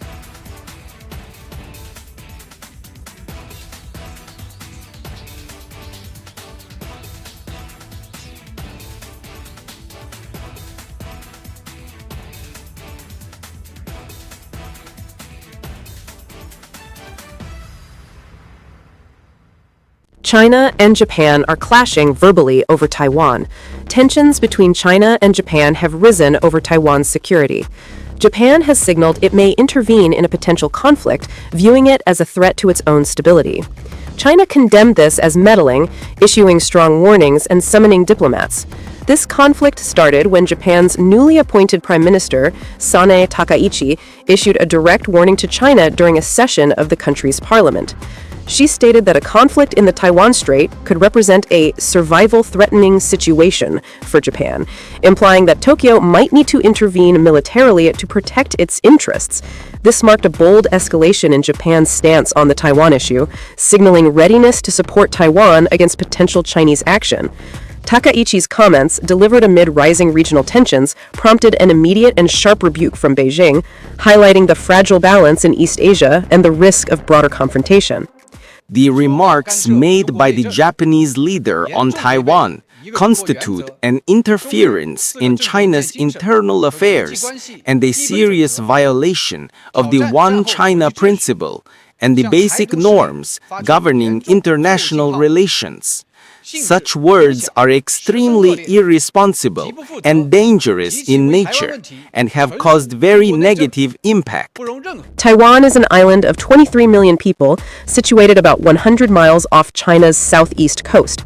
China regards it as a breakaway province under the One China principle, insisting that other countries acknowledge this and avoid treating Taiwan as a sovereign state. Taiwan, however, maintains its own government, conducts elections, and runs an independent economy, a setup rooted in 1949 when China's civil war concluded with the defeated nationalist forces retreating to the island while the communists consolidated power on the mainland. This division has persisted without full-scale war, but mutual distrust has grown. China has intensified its military presence around Taiwan in recent years, viewing reunification as a national goal. For instance, in October this year, H-6K bombers from the People's Liberation Army Air Force conducted flights over the island, while June exercises involved over 70 aircraft, including J-16 fighters and unmanned drones, crossing the median line of the Taiwan Strait. Naval operations have featured Type 052D destroyers and Type 054A frigates patrolling the waters. Beijing frames these as defensive drills to deter independence moves. Japan claims to be a peace-loving nation, yet the Takaichi administration has made vague and ambiguous remarks. China is seriously concerned about Japan's recent military and security developments. In turn, the United States supplies Taiwan with arms like Patriot missiles and F-16 jets, offering security commitments without formal recognition. Allies, such as Japan, provide indirect support through joint exercises and intelligence sharing. Japan's warning stems from its proximity and vulnerabilities. The Taiwan Strait lies just 70 miles from Japan's southern islands, serving as a vital choke point for global trade. An estimated $5 trillion in goods pass through annually, including oil, electronics, and raw materials. Japan-Taiwan bilateral trade hit $72.3 billion in 2024. Hi, I'm Deepak Jayaraman, and I'm excited to be part of the India Economic Summit hosted by Republic Business on the 28th of November 2025 at the Republic headquarters in Noida. Look forward to seeing you there.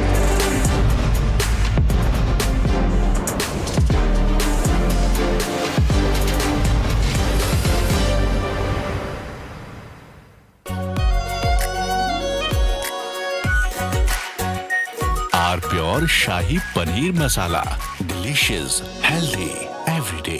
MDH की हल्दी मिर्ची धनिया करे कमाल, ये रंग दे, ये खुशबू दे, ये तीखा, ये कम पड़े, क्या निराला MDH मसाला। इसको घर पे लगाओगे तो शादी का तो पता नहीं, पर घर पक्का नहीं टूटेगा। रुंगटा नहीं तो घर स्ट्रॉन्ग नहीं। रुंगटा स्टील TMT बार एकदम सॉलिड। पहाड़ों में एक हाइकिंग स्टिक भी बन सकती है। आर प्योर सूजी पास्ता, उबालो मिलाओ और खाओ, 8 मिनट में तैयार। क्या टेस्ट है, सबका राजा आर प्योर मसाला। अब छोलिया हो या लोबिया, सफेद चने या काले चने, सब कुछ मजेदार बने। MDH।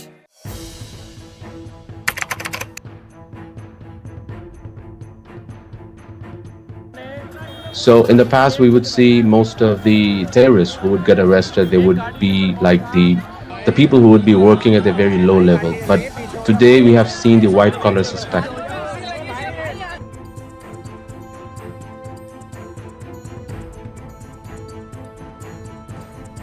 कश्मीर घाटी में डॉक्टर्स एक बहुत अल्टीमेट ड्रीम होता है वहां के लड़के लड़कियों का। उस बनने के बावजूद अगर आप रेडिकलाइज होकर अपने ही देशवासियों को मारने के लिए और अपने देश को तोड़ने के लिए तैयार हो सकते हैं, तो आप अंदाजा लगाइए किस तरह की रेडिकलाइजेशन हो रही है और इस फ्रंट पे हम क्या काम कर रहे हैं।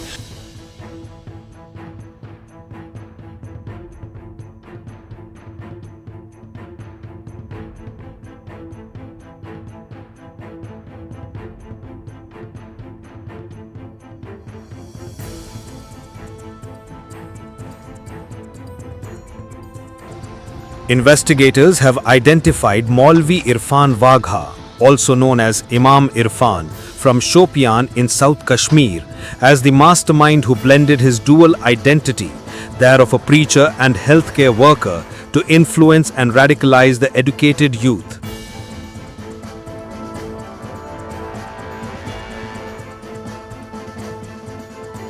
The accusation against him is completely baseless. He had been there for 7 years, offering prayers, conducting religious classes, and teaching children at the religious center. He would come only occasionally. We had no idea about the allegations against him, but we don't believe them. He is a good person. We don't know anything else.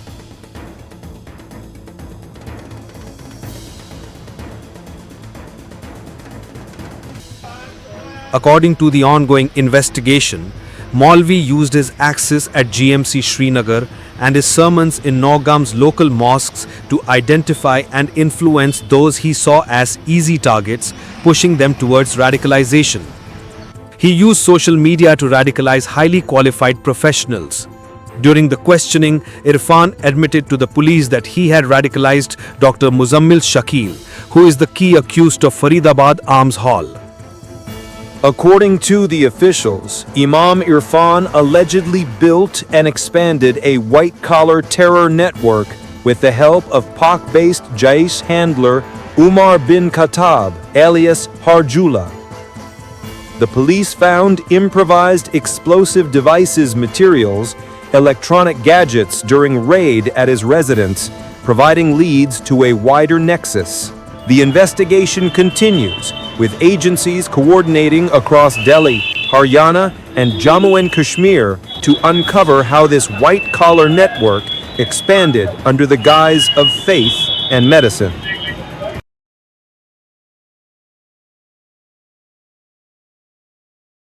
China and Japan are clashing verbally over Taiwan.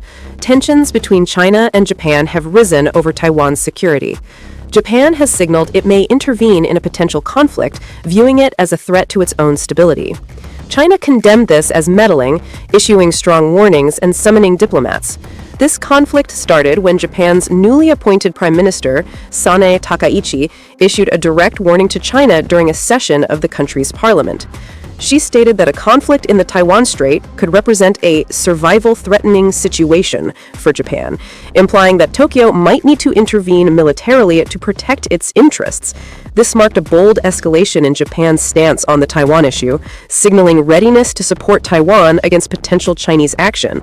Takaichi's comments, delivered amid rising regional tensions, prompted an immediate and sharp rebuke from Beijing, highlighting the fragile balance in East Asia and the risk of broader confrontation. The remarks made by the Japanese leader on Taiwan constitute an interference in China. From Asia's largest news headquarters, setting the agenda for Bharat.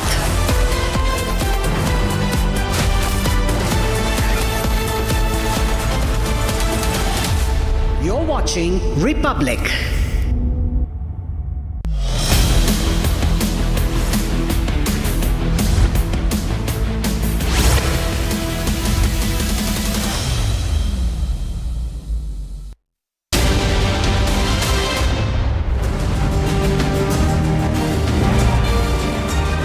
Hello and welcome. You're watching This Is Exclusive with me, Shavin. And tonight on This Is Exclusive, I come to you with two in-depth Republic investigation. First, the story of a 16-year-old boy who has finally broken his silence.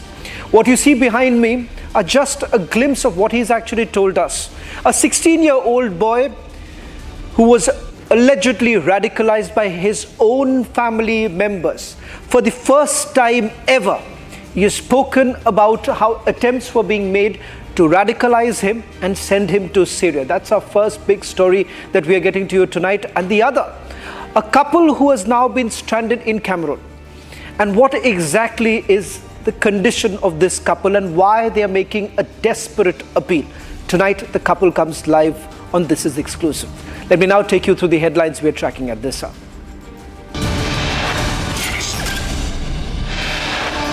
It's a Republic Super Exclusive for the first time ever. The 16-year-old boy in Kerala who was forced to watch ISIS videos admits the same on Republic cameras. Indian couple and infant stranded in Cameroon for months after being harassed by former employer. Appeals made to Government of India for immediate rescue.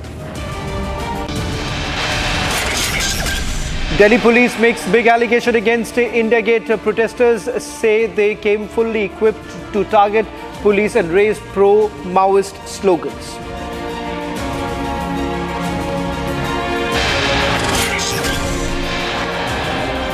Indian Navy commissions INS Mahe, first vessel of the Mahe class anti-submarine warfare shallow water craft at a naval dockyard in Mumbai.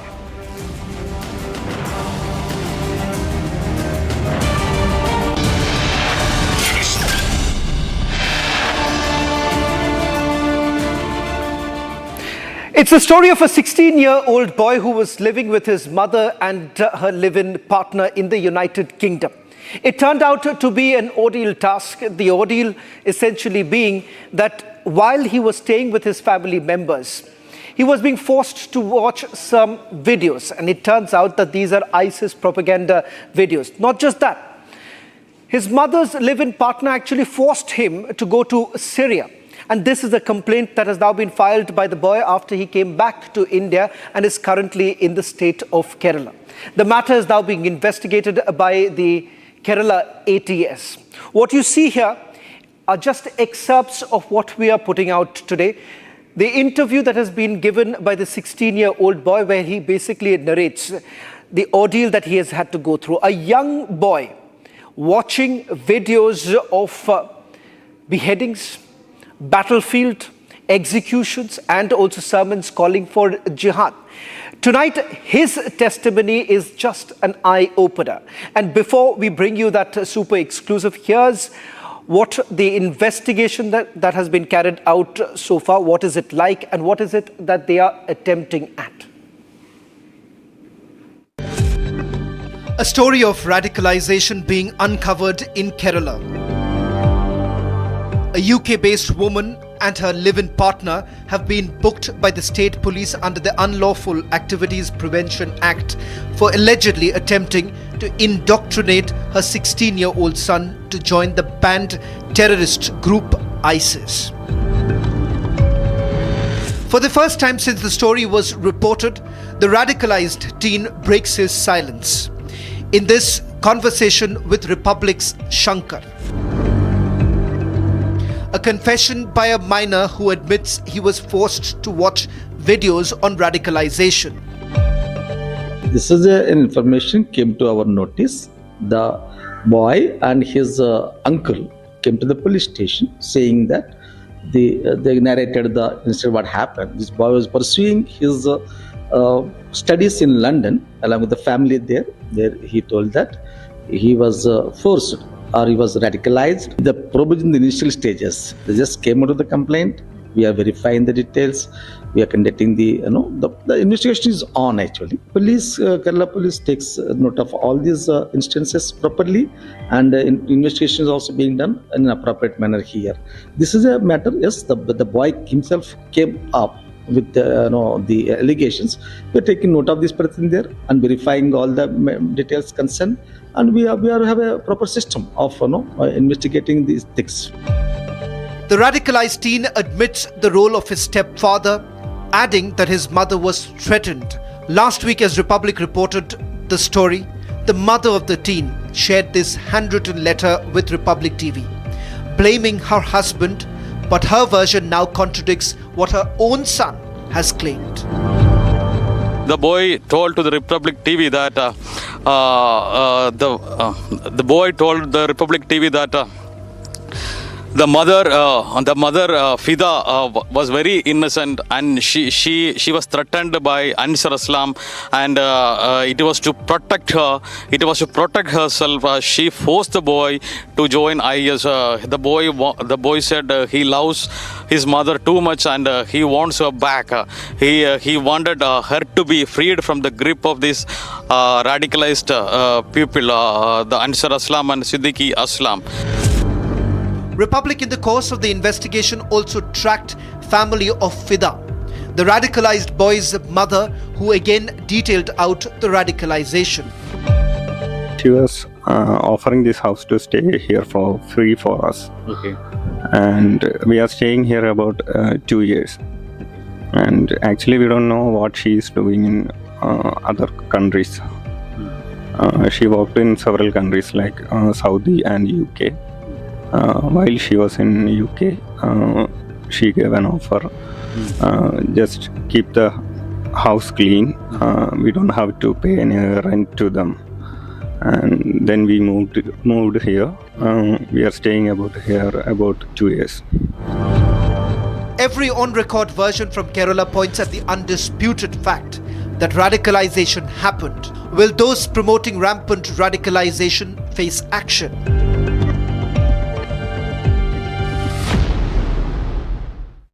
For the first time on television, the 16-year-old boy from Kerala who was systematically brainwashed, beaten, locked up and almost shipped off to Syria as an ISIS child soldier, then none other than his own mother and stepfather, opens up for the first time about his ordeal. He faces trauma, but his words could not be more clear. Yes, I was radicalized. In this never-before-seen confession, the boy names his stepfather on camera, who controlled the family like a puppet master, reveals how his mother herself was threatened into becoming the recruiter of her own son, and narrates minute by minute how exactly he had to go through all of this while he was living with them. Take a look at this report. My dear boy, I don't want to name you, or I don't want to tell your age or any identities. I don't want to reveal any of your identities to anyone. I just want the truth to be out. I just want to ask you what had actually happened. What the Ansar Islam did to you. Did he show you some videos, or how was he harassing you? How was he asking you to join IS? What was he doing? Could you please explain what happened? He ruined my life, my family, everything. He ruined your life? Yeah, my family, everything.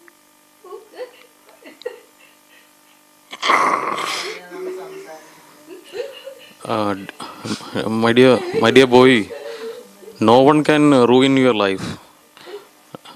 We are with you. We are here to support you. You are not going to lose your life. You will study, and you will show them that what you can do. You will study well. You will attain a good job. You will show them how you have succeeded in your life. So forget what they have done.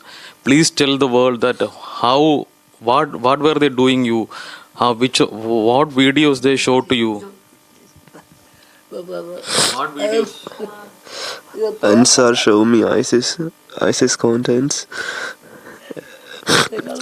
And my mom is innocent. My mom is innocent. My mom is innocent. Ansar is just manipulating her. My mom is always, I love her. I want to get my mom back. I want my mom back. So you still like your mother? So you still love your mother? Yeah, I do. But your mother loves you? I don't know. I think she loves me. If she loves you, then why was she doing all these things to you? Probably trying to protect herself. Protecting herself from whom? Probably Ansar, I think. Ansar threatened your wife? Threatened your mother? I don't know, but I know my mom loves me and I love her back. You say your mother is a good woman and she was threatened by Ansar Islam and Siddiqui Islam, right? So they threatened her and it was as per their direction. She wanted you to be in his ears. Is it so? Yeah, I think. Okay. So what do you want to tell your mother now? She may see you in TV. What do you want to tell her? I love her and I'm not gonna. I really don't want to hurt her. You like her relationship with Ansar Islam? No. What she want to come back? You want her to come back? Yeah. Okay. So you read the letter written by her. How do you respond to that? I'm really sorry. Getting us the 16-year-old boy's testimony is my colleague Shankar, who has been on the story for the last 4 days trying to track down the family members. Shankar, congratulations to you. You've been able to tell the entire nation the story of the 16-year-old boy. I want to ask you, in terms of the investigation that has been carried out so far, what is it that you are picking up from the Kerala police as well as the National Investigation Agency? Yes, soon after the issue came to light, the Venjaramud police registered a case under relevant sections of UAPA and the probe was going on. It was in the meantime, the officials of ATS and the NIA came in and they also held a parallel preliminary investigation. It was while doing the investigation, now the state police chief took a decision to hand over the probe completely to ATS, Anti-Terrorism Squad. An order has been prepared in this regard and AGP signed in that order and it will be officially handed over to ATS on Wednesday. Once it is handed over to ATS officials will begin officially the probe into the case. Now everything is clear. In an exclusive interview with the Republic TV, the boy has depicted the kinds of ordeals he faced when he was staying with the accused, the mother Fida and the stepfather Ansar Islam. They were torturing him and forcing him to join IS, right. And even he was compelled to move to Syria to join the IS team. Now all eyes are on the probe team, how they are going to crack down the case. We are waiting for that. Right. Thank you very much, Shankar, for getting us the latest details. A story that we'll be tracking very closely, an in-depth investigation that has now been carried out. Ladies and gentlemen, a young Indian father From Agra, chasing the promise of a better life abroad, takes his wife and their daughter for what should have been a fresh start in Cameroon, only to find themselves trapped in a nightmare of exploitation, fear and desperation. Their passports seized by a ruthless employer, their pleas for mercy met with threats and harassment. And now with no money, no documents, they're begging the Indian government to rescue them before it's too late. This is the story of Dheeraj Jain, a loyal employee of 12 years with a tour company who says he was lured to Africa's Cameroon under false pretenses. Now, his contract has expired, but when he tried to leave, the shadowy figures tied to his bosses snatched their passports, locked them in, and unleashed a barrage of intimidation. This evening, they join me live to tell the world their entire story. Dheeraj Jain and his wife joining us on this broadcast. Dheeraj, बहुत-बहुत धन्यवाद. आपकी धर्मपत्नी सुप्रिया भी हमारे साथ जुड़े हुए हैं. आपसे पहले आप दोनों से मैं जानना चाहूँगा कि आखिरकार हुआ क्या. ये कहा जा रहा था कि एक रॉबरी का मामला था जिसमें केस दर्ज किया गया है, उसके बाद आप लोग को रोक दिया गया. आपसे आपकी पूरी कहानी मैं सुनना चाहूँगा कि आखिरकार आप लोग कितने दिन से कैमरून में हैं? सर, मेरा नाम धीरज जैन है. मैं यहाँ सदगुरु टूर एंड ट्रैवल सर्विसेज में काम करता हूँ, जो एक ट्रैवल इंडस्ट्री में है. मैं प्रेजेंटली कैमरून में हूँ. सर, हमको हमारी कंपनी वालों ने जबरदस्ती हमारा कॉन्ट्रैक्ट खत्म होने के बाद भी यहाँ पर बंदी बना के रखा हुआ है, रोक लिया गया है, इंडिया नहीं जाने दे रहे, हमारा पासपोर्ट छीन लिया है. मेरे ऊपर इतने फेक एलिगेशन लगाकर इन लोगों ने मुझे रोका है और 1 महीने से ऊपर हो गया सर. 22 तारीख के बाद से इन्होंने हमें हमारे खाने तक के पैसे, हमारे बच्ची का दूध, पानी, बिजली, ये सब बंद कर दिया था. वो तो यहाँ के लोकल जो जिन लोगों को मैं जानता हूँ, वो लोग थोड़ी थोड़ी मेरी हेल्प कर रहे हैं, जिसकी वजह से मैं सरवाइव कर रहा हूँ. मेरी आपसे हाथ जोड़ के रिक्वेस्ट है सर, हमारी मदद कीजिए, हमें इंडिया वापस बुलाइए सर. सारे इल्जाम मेरे ऊपर झूठे लगाए हैं. सबसे बड़ी बात सर, इस कंपनी ने हमारा जो कॉन्ट्रैक्ट साइन होता है इंडिया में, वो कॉन्ट्रैक्ट भी नहीं माना है. मेरा कॉन्ट्रैक्ट 25 सितंबर 2025 को समाप्त हो चुका था. उसके बाद भी इन्होंने मेरे को इंडिया नहीं जाने दिया. जब मैंने पूछा कि मुझे इंडिया वापस जाना है, मेरा कॉन्ट्रैक्ट खत्म हो गया है, तो बोलते हैं आप लोग नहीं जा सकते और फेक एलिगेशंस लगाना शुरू कर दिया. इवन जो हमारा यहाँ पर कैमरूनियन लोकल कॉन्ट्रैक्ट बनता है, वो भी हमारी कंपनी वालों ने, मैं सदगुरु में काम करता हूँ, लेकिन उन्होंने फर्जी नाम से मेरा कॉन्ट्रैक्ट, हॉरिजन डिस्ट्रीब्यूशन के नाम से, और उस कॉन्ट्रैक्ट पर मेरे फर्जी सिग्नेचर करके उसको रजिस्टर्ड करवाया. मेरे साइन नहीं आप मैच कर सकते हैं, मैं आपको दस्तावेज भेज दूंगा. जी, इनकी सोची समझी साजिश थी मुझे फंसाने की. ये कब से आपके साथ हो रहा है? क्योंकि ये कहा जा रहा है, आपने ये भी आरोप लगाया कि जब से वहां पर केस दर्ज हुआ है, आपको धमकाने की कोशिश की जा रही है. और जहां तक मुझे पता है कि आज ये मामला कोई कोर्ट में भी सुनवाई हुई है इस मामले को लेकर. सर, मैं आपको बताता हूँ, 2024 सितंबर में मेरे साथ एक रॉबरी हुई थी, जिसमें मैं और मेरा ड्राइवर गवाह थे. हमारे पास 19 मिलियन का कैश था, जिसमें हमें 2 बाइक वालों ने हमें लूट लिया था. सेम टाइम पर मैंने कंपनी वालों को इन्फॉर्म किया. कंपनी ने बोला FIR दर्ज कराओ और इन्वेस्टिगेशन चालू रहेगा. हमने FIR दर्ज कराई. मैं आपको शॉर्ट फॉर्म में बता रहा हूँ. उसके बाद 2 महीने के बाद दिसंबर में मैं इंडिया वापस भी आया छुट्टियों पर, दिसंबर 2024 में. जनवरी 2024 में दोबारा कंपनी को ज्वाइन किया अफ्रीका विद अपनी फैमिली को लाकर, मेरी पत्नी और मेरी बच्ची को लाकर मैंने अपनी कंपनी को ज्वाइन किया. मेरे पीछे से मुझे पता चलता है कि कंपनी के दबाव में आकर जब कंपनी को इंश्योरेंस से पैसा नहीं मिला, उसका भी कारण है क्योंकि इंश्योरेंस कंपनी ने इनको जवाब दिया कि जब आप कैश लेने के लिए अपने एम्प्लॉय को भेजते हैं, तो आपके साथ एक गनमैन होना चाहिए, एक सेफ व्हीकल होना चाहिए, जो हमारी कंपनी प्रोवाइड नहीं कराती, जिसकी वजह से घटना हुई और इंश्योरेंस कंपनी ने इनको कंपनी को कैश देने से मना कर दिया. उसके बाद सर इन्होंने ड्राइवर पर दबाव बनाया. मैं नहीं जानता किस तरह से बनाया, वो लोकल कैमरूनियन ड्राइवर है.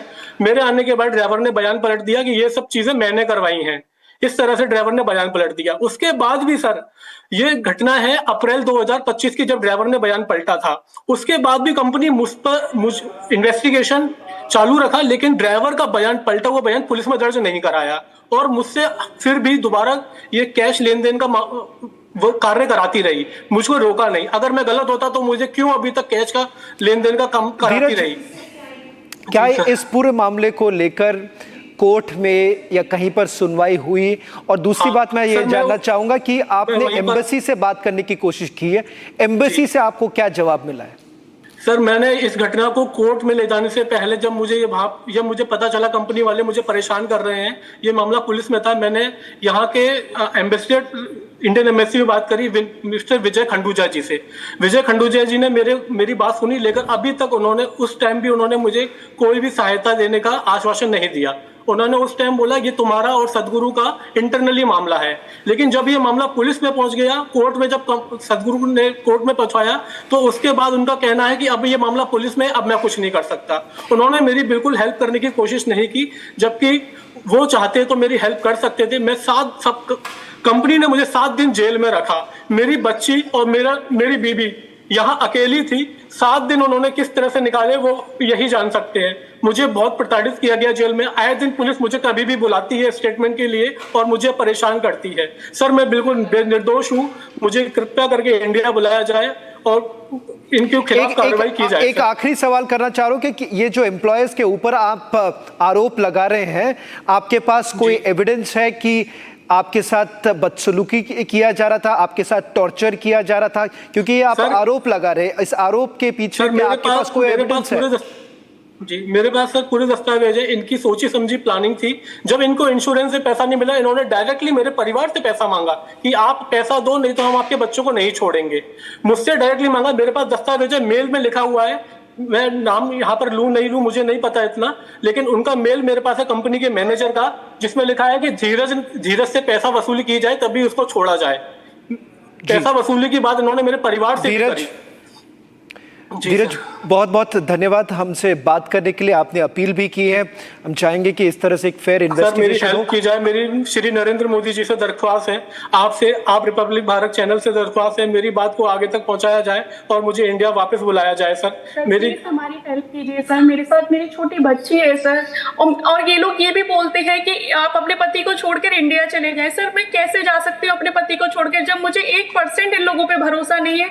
जब ये लोग इतना कर सकते हैं कि हमारा लाइट पानी सब खर्चा देने से मना कर रहे हैं, अगर मैं अपने पति को इस हालत में छोड़ जाऊंगी तो सर मैं कहाँ कैसे पता कर पाऊंगी ये किस हालत में है। सर हमारी हेल्प करें प्लीज, सर आप हमारी हेल्प करें। धीरज और सुप्रिया बहुत बहुत धन्यवाद हमसे बात करने के लिए।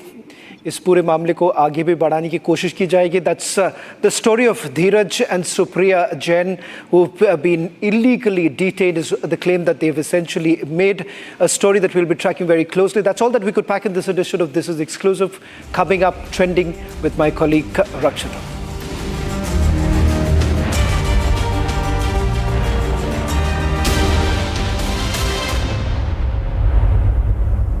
Co-powered by Century Ply Club Prime. Raho befikar. QS&THE, the world's foremost university rankings organizations, have ranked Amity amongst the top 3% universities globally, making it among the very few Indian universities to be included in both rankings. Yet another top ranking for Amity University.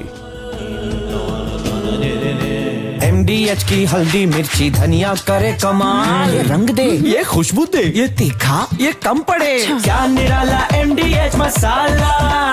पैसा लगाना है तो century ply club prime पे लगाओ। डूबेगा नहीं, जलेगा भी नहीं, कोई खा नहीं जाएगा, धोखा नहीं देगा, ऊपर नीचे भी नहीं होगा, सेफ रहेगा, सिक्योर्ड, मिनिमम 30 साल का रिटर्न देगा। अब इससे बेटर इन्वेस्टमेंट है तो बताओ। सेंचुरी प्लाई क्लब प्राइम, रहो बेफिक्र। Our pure shahi paneer masala, delicious, healthy everyday. मुस्कुराए लड़खड़ाए जिंदगी, चाहे जो भी हो। सर पेशेंट के लिए कौन सा रूम प्रेफर करेंगे आप? जिंदगी भर के प्यार का कोई रेट कार्ड नहीं होता। Tata AIG health insurance, with you like family, with you always. ये है सीक्रेट रेसिपी MDH का जीरा सिर्फ जलजीरा मसाला।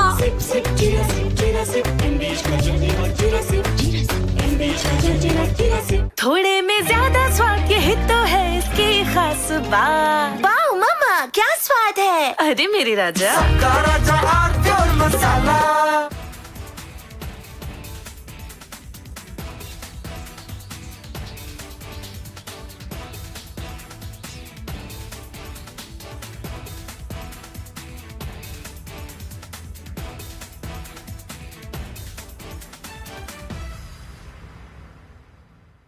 China and Japan are clashing verbally over Taiwan. Tensions between China and Japan have risen over Taiwan's security. Japan has signaled it may intervene in a potential conflict, viewing it as a threat to its own stability. China condemned this as meddling, issuing strong warnings and summoning diplomats.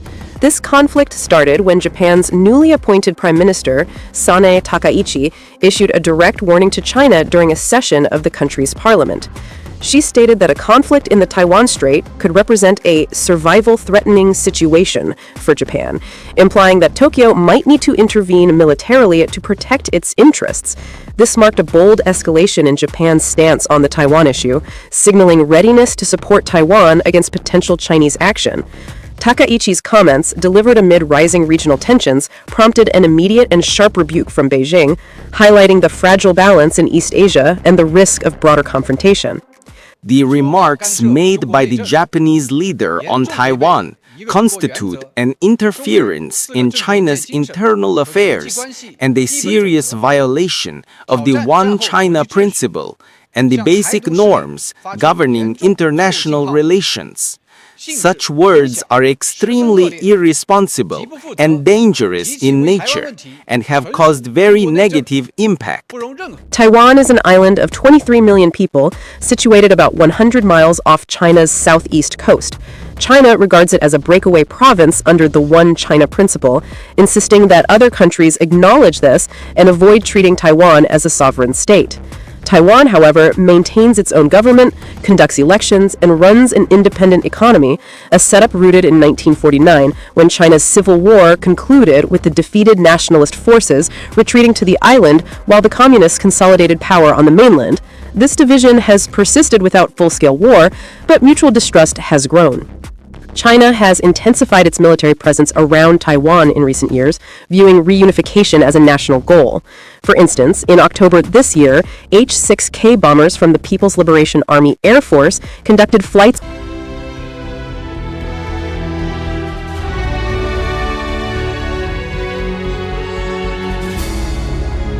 Co-powered by Century Ply Club Prime. रहो बेफिक्र. आधे bowl दही में 4 चम्मच MDH चटनी पुदीना मसाला डाला, stir करो, पुदीना चटनी तैयार. MDH चटनी पुदीना मसाला. पैसा लगाना है तो सेंचुरी प्लाई क्लब प्राइम पे लगाओ. डूबेगा नहीं, जलेगा भी नहीं, कोई खा नहीं जाएगा, धोखा नहीं देगा, ऊपर नीचे भी नहीं होगा, सेफ रहेगा, सिक्योर्ड, मिनिमम 30 साल का रिटर्न देगा. अब इससे बेटर इन्वेस्टमेंट है तो बताओ. सेंचुरी प्लाई क्लब प्राइम, रहो बेफिक्र. Our pure shahi paneer masala, delicious, healthy, everyday. दादी के हाथों का जादू और खुशबू से महकता घर, माँ की मुस्कुराहट और खाने की सुगंध. MDH गरम मसाला, क्योंकि हर रिश्ता है स्वाद से जुड़ा. मुस्कुराए लड़खड़ाए जिंदगी, चाहे जो भी हो. सर, पेशेंट के लिए कौन सा रूम प्रेफर करेंगे आप? जिंदगी भर के प्यार का कोई रेट कार्ड नहीं होता. Tata AIG health insurance, with you like family, with you always. थोड़े में ज्यादा स्वाद, यही तो है इसकी खास बात. वाओ मामा, क्या स्वाद है. अरे मेरे राजा, राजा आर प्योर मसाला.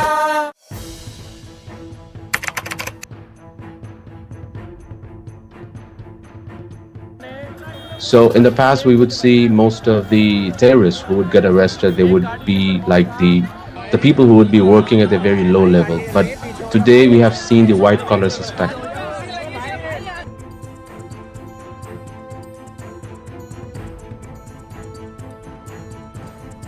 कश्मीर घाटी में डॉक्टर्स एक बहुत अल्टीमेट ड्रीम होता है वहां के लड़के लड़कियों का. उस बनने के बावजूद अगर आप रेडिकलाइज होकर अपने ही देशवासियों को मारने के लिए और अपने देश को तोड़ने के लिए तैयार हो सकते हैं, तो आप अंदाजा लगाइए किस तरह की रेडिकलाइजेशन हो रही है और इस फ्रंट पे हम क्या काम कर रहे हैं.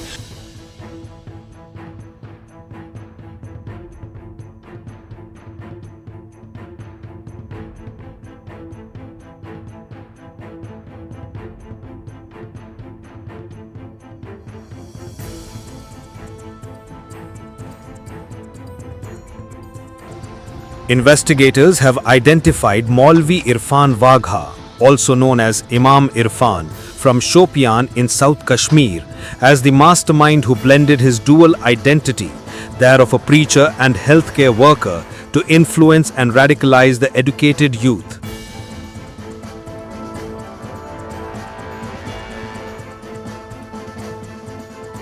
The accusation against him is completely baseless. He had been there for 7 years, offering prayers, conducting religious classes, and teaching children at the religious center. He would come only occasionally. We had no idea about the allegations against him, but we don't believe them. He is a good person. We don't know anything else.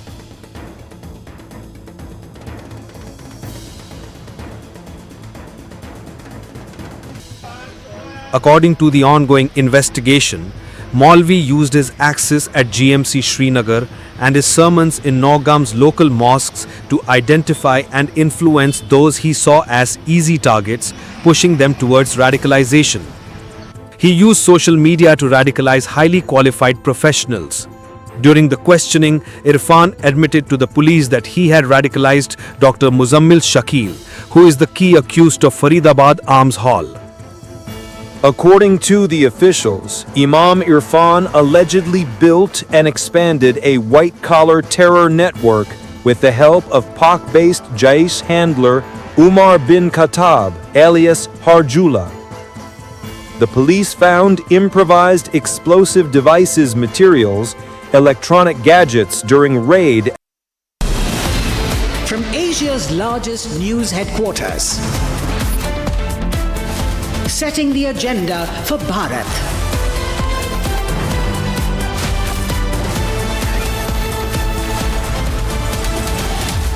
You're watching Republic.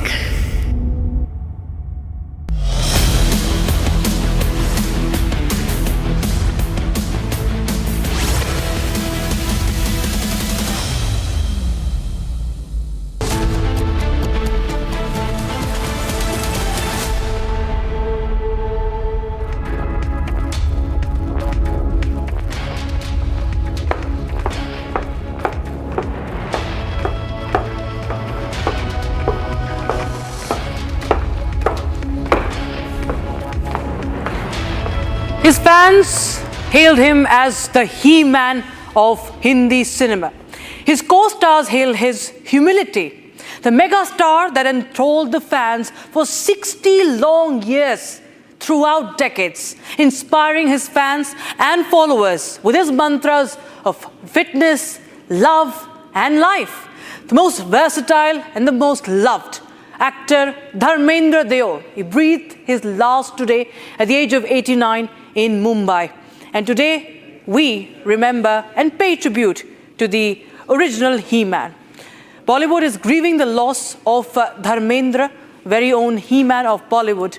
And there are tributes pouring in on as he passed away after prolonged illness. The film icon had been on life support. He was battling illness for a long time, and he breathed his last at the Mumbai's Beach Candy Hospital. In fact, during his time, there were false rumors also of his death that caused distress to not only fans. A section of media had played infactual and incorrect news. But today, just days ahead of his 90th birthday, 8th of December, he would have turned 90, but he breathed his last today, and his last rites were performed at the Pawan Hans crematorium in Mumbai's Ville Parle. His eldest son, Sunny Deol, performed the last rites. His appearance on screen, the last appearance is slated for the 25th of December in a movie titled Ikkis, follows the life story of Second Lieutenant Arun Khetrapal. Second Lieutenant Arun Khetrapal, he plays his father. Dharmendra plays M.L. Khetrapal. Agastya Nanda, the grandson of his co-star Amitabh Bachchan, is starring with him. And in fact, the iconic Jai Viru Jodi today was remembered by many, as Amitabh Bachchan was one of the first to pay his last tribute to his Viru. And joining us live are special guest today, Bhavna Somaya, in fact, a film journalist joining us on the broadcast. Ms. Somaya, thank you for joining us on Republic TV. And it's a moment that, Dharmendra has been someone who, people across generations have memories of, in different forms, for different films, in different, movies and dialogues. They still, echo in our hearts. They still reverberate, ma'am. How have you studied his entire journey? I think everybody knows that he was a super successful star and the diva of the mainstream cinema. He was a he-man. He did action films. He romanced heroines over the decades, and he was extremely good looking, and he could smile, he could act. I remember him for all his less celebrated films, the more sensitive films, the black and white films of Hrishikesh Mukherjee, like Anupama, like Satyakam, and also a film that was to be directed by Gurudutt but was later directed by somebody else because Gurudutt passed away, Bahare Phir Bhi Aayenge.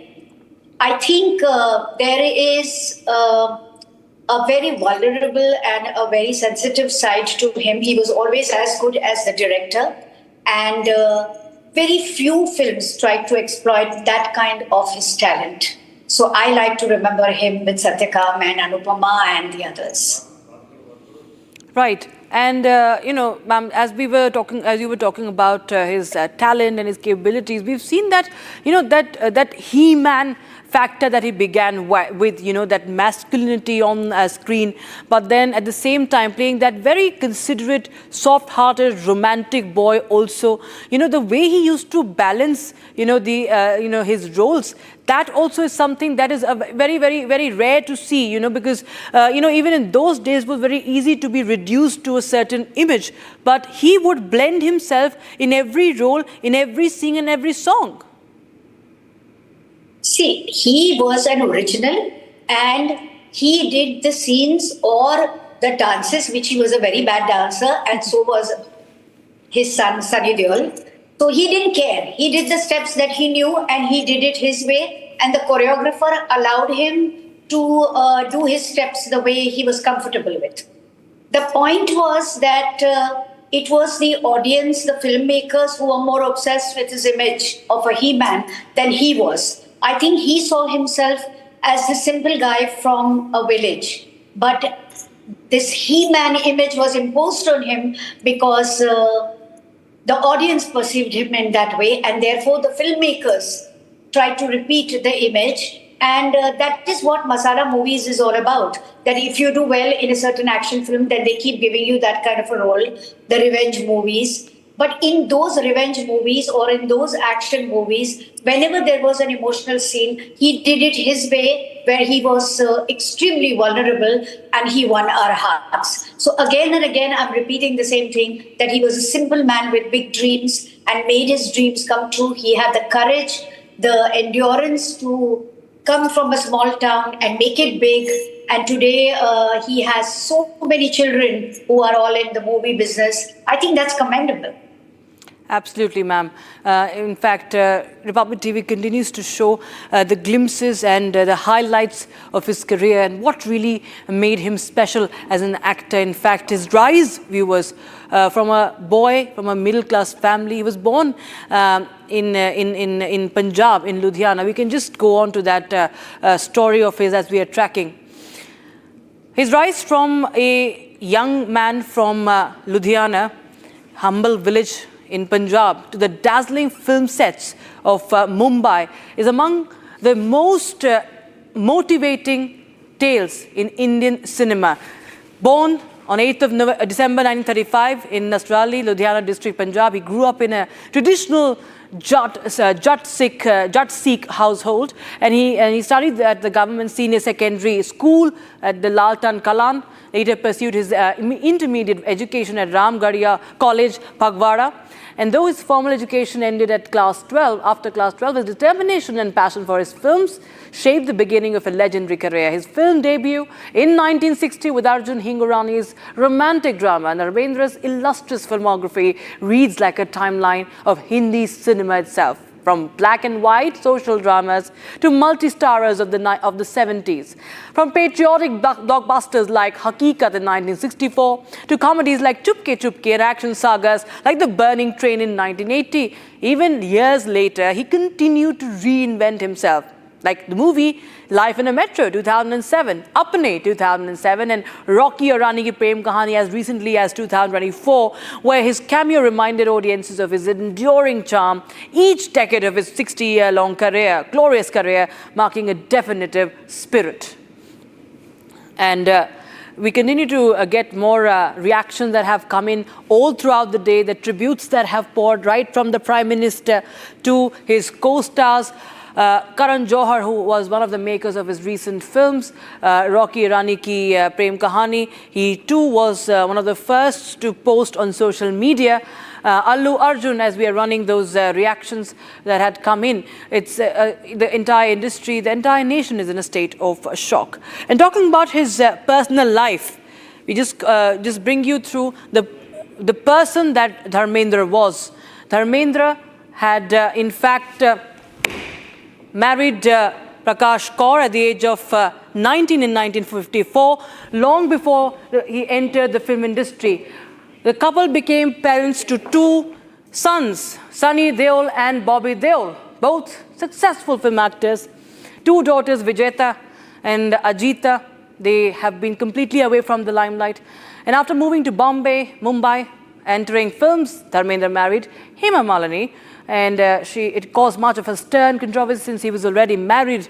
And him and Malini starred together in a number of movies in the early 1970s. That includes Sholay, of course, the cult classic. Couple had two daughters, Aisha Deol and Ahana Deol. And Aisha Deol, of course, has starred in movies just like we saw Bobby Deol and Sunny Deol throughout the decades. And of course, we will show you the pictures from today. From outside the crematorium at Ville Parle in Mumbai.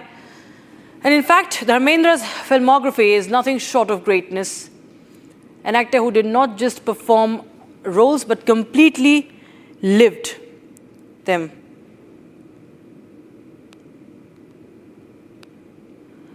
From romance to action to emotionally charged drama. He carried every character with remarkable depth and honesty. One of the iconic dialogues that we are playing for you, his natural charm, powerful screen presence, made him the force in every frame, proving his greatness was not just in his roles, but in the personality he brought to them.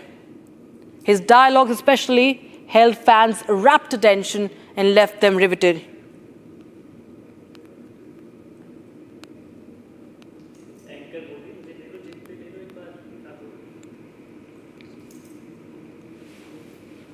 Okay, Bhavna Sumaya continues to be with us. Bhavna, well, we're just playing out some of the iconic dialogues, of Dharmendra, which, people still remember. But very interestingly, whoever we've spoken to about Dharmendra, they have talked about his humility more than him, or what he was on screen, while there are so many actors today, there is talk about PR, there's talk about bad publicity, good publicity, controversies, so on and so forth. The tantrums of any, of a star, any star at the scale of Dharmendra, that's very rare to see and hear of, that not a single person ever, talks negatively about him, because he also loved everybody equally, and he was always known to be a very kind, someone with a golden heart, as much as a macho image he had on screen. I think these are titles we media get obsessed with, and when a person passes away, we say about his humility, or we say certain other things. The thing is, he was always in character. He was a nice man He had a big heart. He was generous and he was simple. And he loved his work. He was passionate about it. And he continued to be passionate about his work till he passed away. So he liked meeting people. He was nice to people on the sets. He was not intimidating. That was not his character. And he had a wonderful voice. He was very good with his song renditions. And he always insisted on Mohammad Rafi's voice. And that is why Mohammad Rafi and Dharmendra are, as an image, inseparable. Whether any song you think of, when Mohammad Rafi is singing, you think of Dharmendra. Yeah, right, ma'am. Many thanks, Ms. Bhavna Somay, for joining us on Republic TV and sharing your thoughts and insights into the life and times of Dharmendra ji. We have Mukesh Khanna joining us on Republic TV, actor, producer, and he has featured with Dharmendra ji also in many movies. Thank you so much, Mr. Khanna. And how do you remember today? You know, उनका एक dialogue था बड़ा famous सा था कि बड़ा आदमी वो नहीं जिसके पास पैसा हो, बड़ा आदमी वो है जिसके पास दिल हो. One of the popular dialogues. You know, that actually somewhere resonates with the kind of a person. It reflects the kind of person Dharamji was, isn't it? It sums up what you just said. बड़ा आदमी वो है जिसके पास पैसे नहीं, बड़ा आदमी वो है जिसके पास दिल है. ये मैं उनको करीब से देख चुका हूँ. बहुत बड़े दिल के आदमी थे, बहुत पाक दिल के आदमी थे. बहुत जैसे लोग मुझे बेबाक कहते हैं, मैं उनको कहूँगा वो इतने पाक थे कि उनके लिए कोई घमंड नहीं था. काम आम आदमी को he used to treat everybody just like what he was. There are people who try to throw their images more than what they are. There seem to be problems with your audio. There is some disturbance in your audio. I request you to please fix it. I would like to, hear out the stories that you've shared as you've worked with him a couple of times and you have close interactions with him and his family. Just please do reconnect once again, sir. As we tell our viewers about his journey, we can play the visuals that came from there. Okay, these are one of the visuals from his Instagram account. So from, you can see that how fit he was. This was a video from April when he was in the gym and he was inspiring the youngsters, right? At 89 years of age, he was inspiring the youngsters from gym. He was telling how important it is to stick to your fitness routine, and that he has been doing so for the longest time. And there are many other interesting videos from Instagram that he has shared. We can play them out and which show the kind of spirit he lived with in his final years too. He continued to work, at the same time live life to the fullest, and continued to connect with his fans, more importantly, even in his final years when he was battling with sickness, when he was battling with health issues, age-related issues. But as you see that he was always with his family, with his co-stars, remembering them. And some of the videos, if we could just play out, those videos.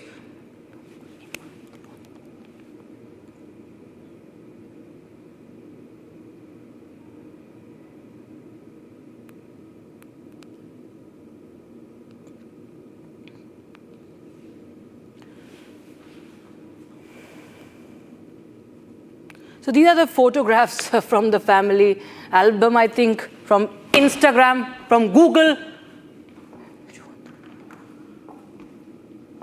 His family, Hema Malini, BJP MP and legendary actor herself.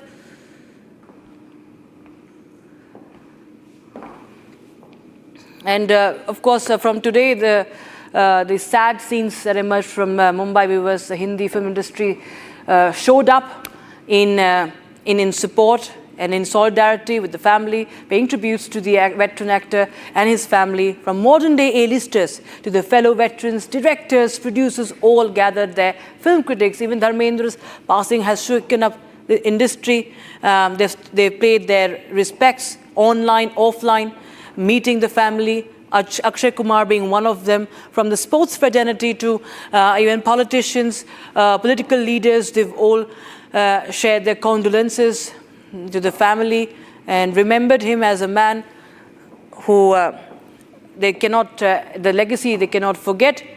And we continue to show you more videos from his final days, as you can see with Sunny Deol, one of his recent videos on Instagram. He continued to, connect with his fans along with his family.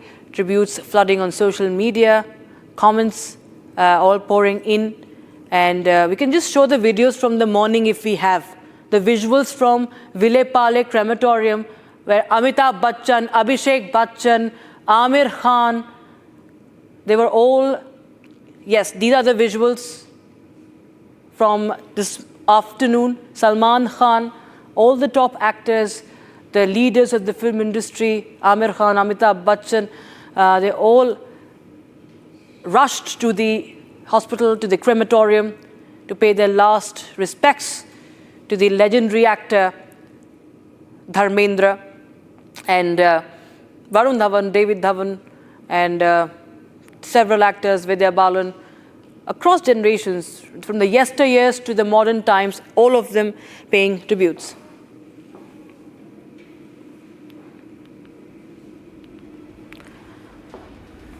And viewers, that's all we could bring to you in this edition, in this limited time that we had on this edition at 7:30, as we pay tribute to the legendary actor Dharmendra. We'll be right back with the Super Prime Time debate with Arnab Goswami.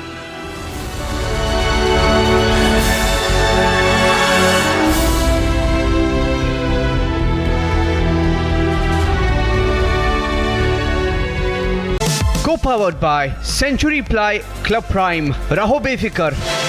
QS&THE, the world's foremost university rankings organizations, have ranked Amity amongst the top 3% universities globally, making it among the very few Indian universities to be included in both rankings. Yet another top ranking for Amity University. Pure सूजी pasta उबालो मिलाओ और खाओ 8 minute में तैयार। क्या taste है सबका राजा आर प्योर मसाला। पैसा लगाना है तो सेंचुरी प्लाई क्लब प्राइम पे लगाओ। डूबेगा नहीं, जलेगा भी नहीं, कोई खा नहीं जाएगा, धोखा नहीं देगा, ऊपर नीचे भी नहीं होगा, सेफ रहेगा, सिक्योर्ड, मिनिमम 30 साल का रिटर्न देगा। अब इससे बेटर इन्वेस्टमेंट है तो बताओ। सेंचुरी प्लाई क्लब प्राइम, रहो बेफिक्र। MDH की देगी मिर्च, देगी मिर्च का तड़का, अंग अंग फड़का। MDH की देगी मिर्च। आर प्योर सूजी पास्ता उबालो मिलाओ और खाओ 8 मिनट में तैयार। क्या टेस्ट है सबका राजा आर प्योर मसाला। मुस्कुराए लड़खड़ाए जिंदगी चाहे जो भी हो। सर, पेशेंट के लिए कौन सा रूम प्रेफर करेंगे आप?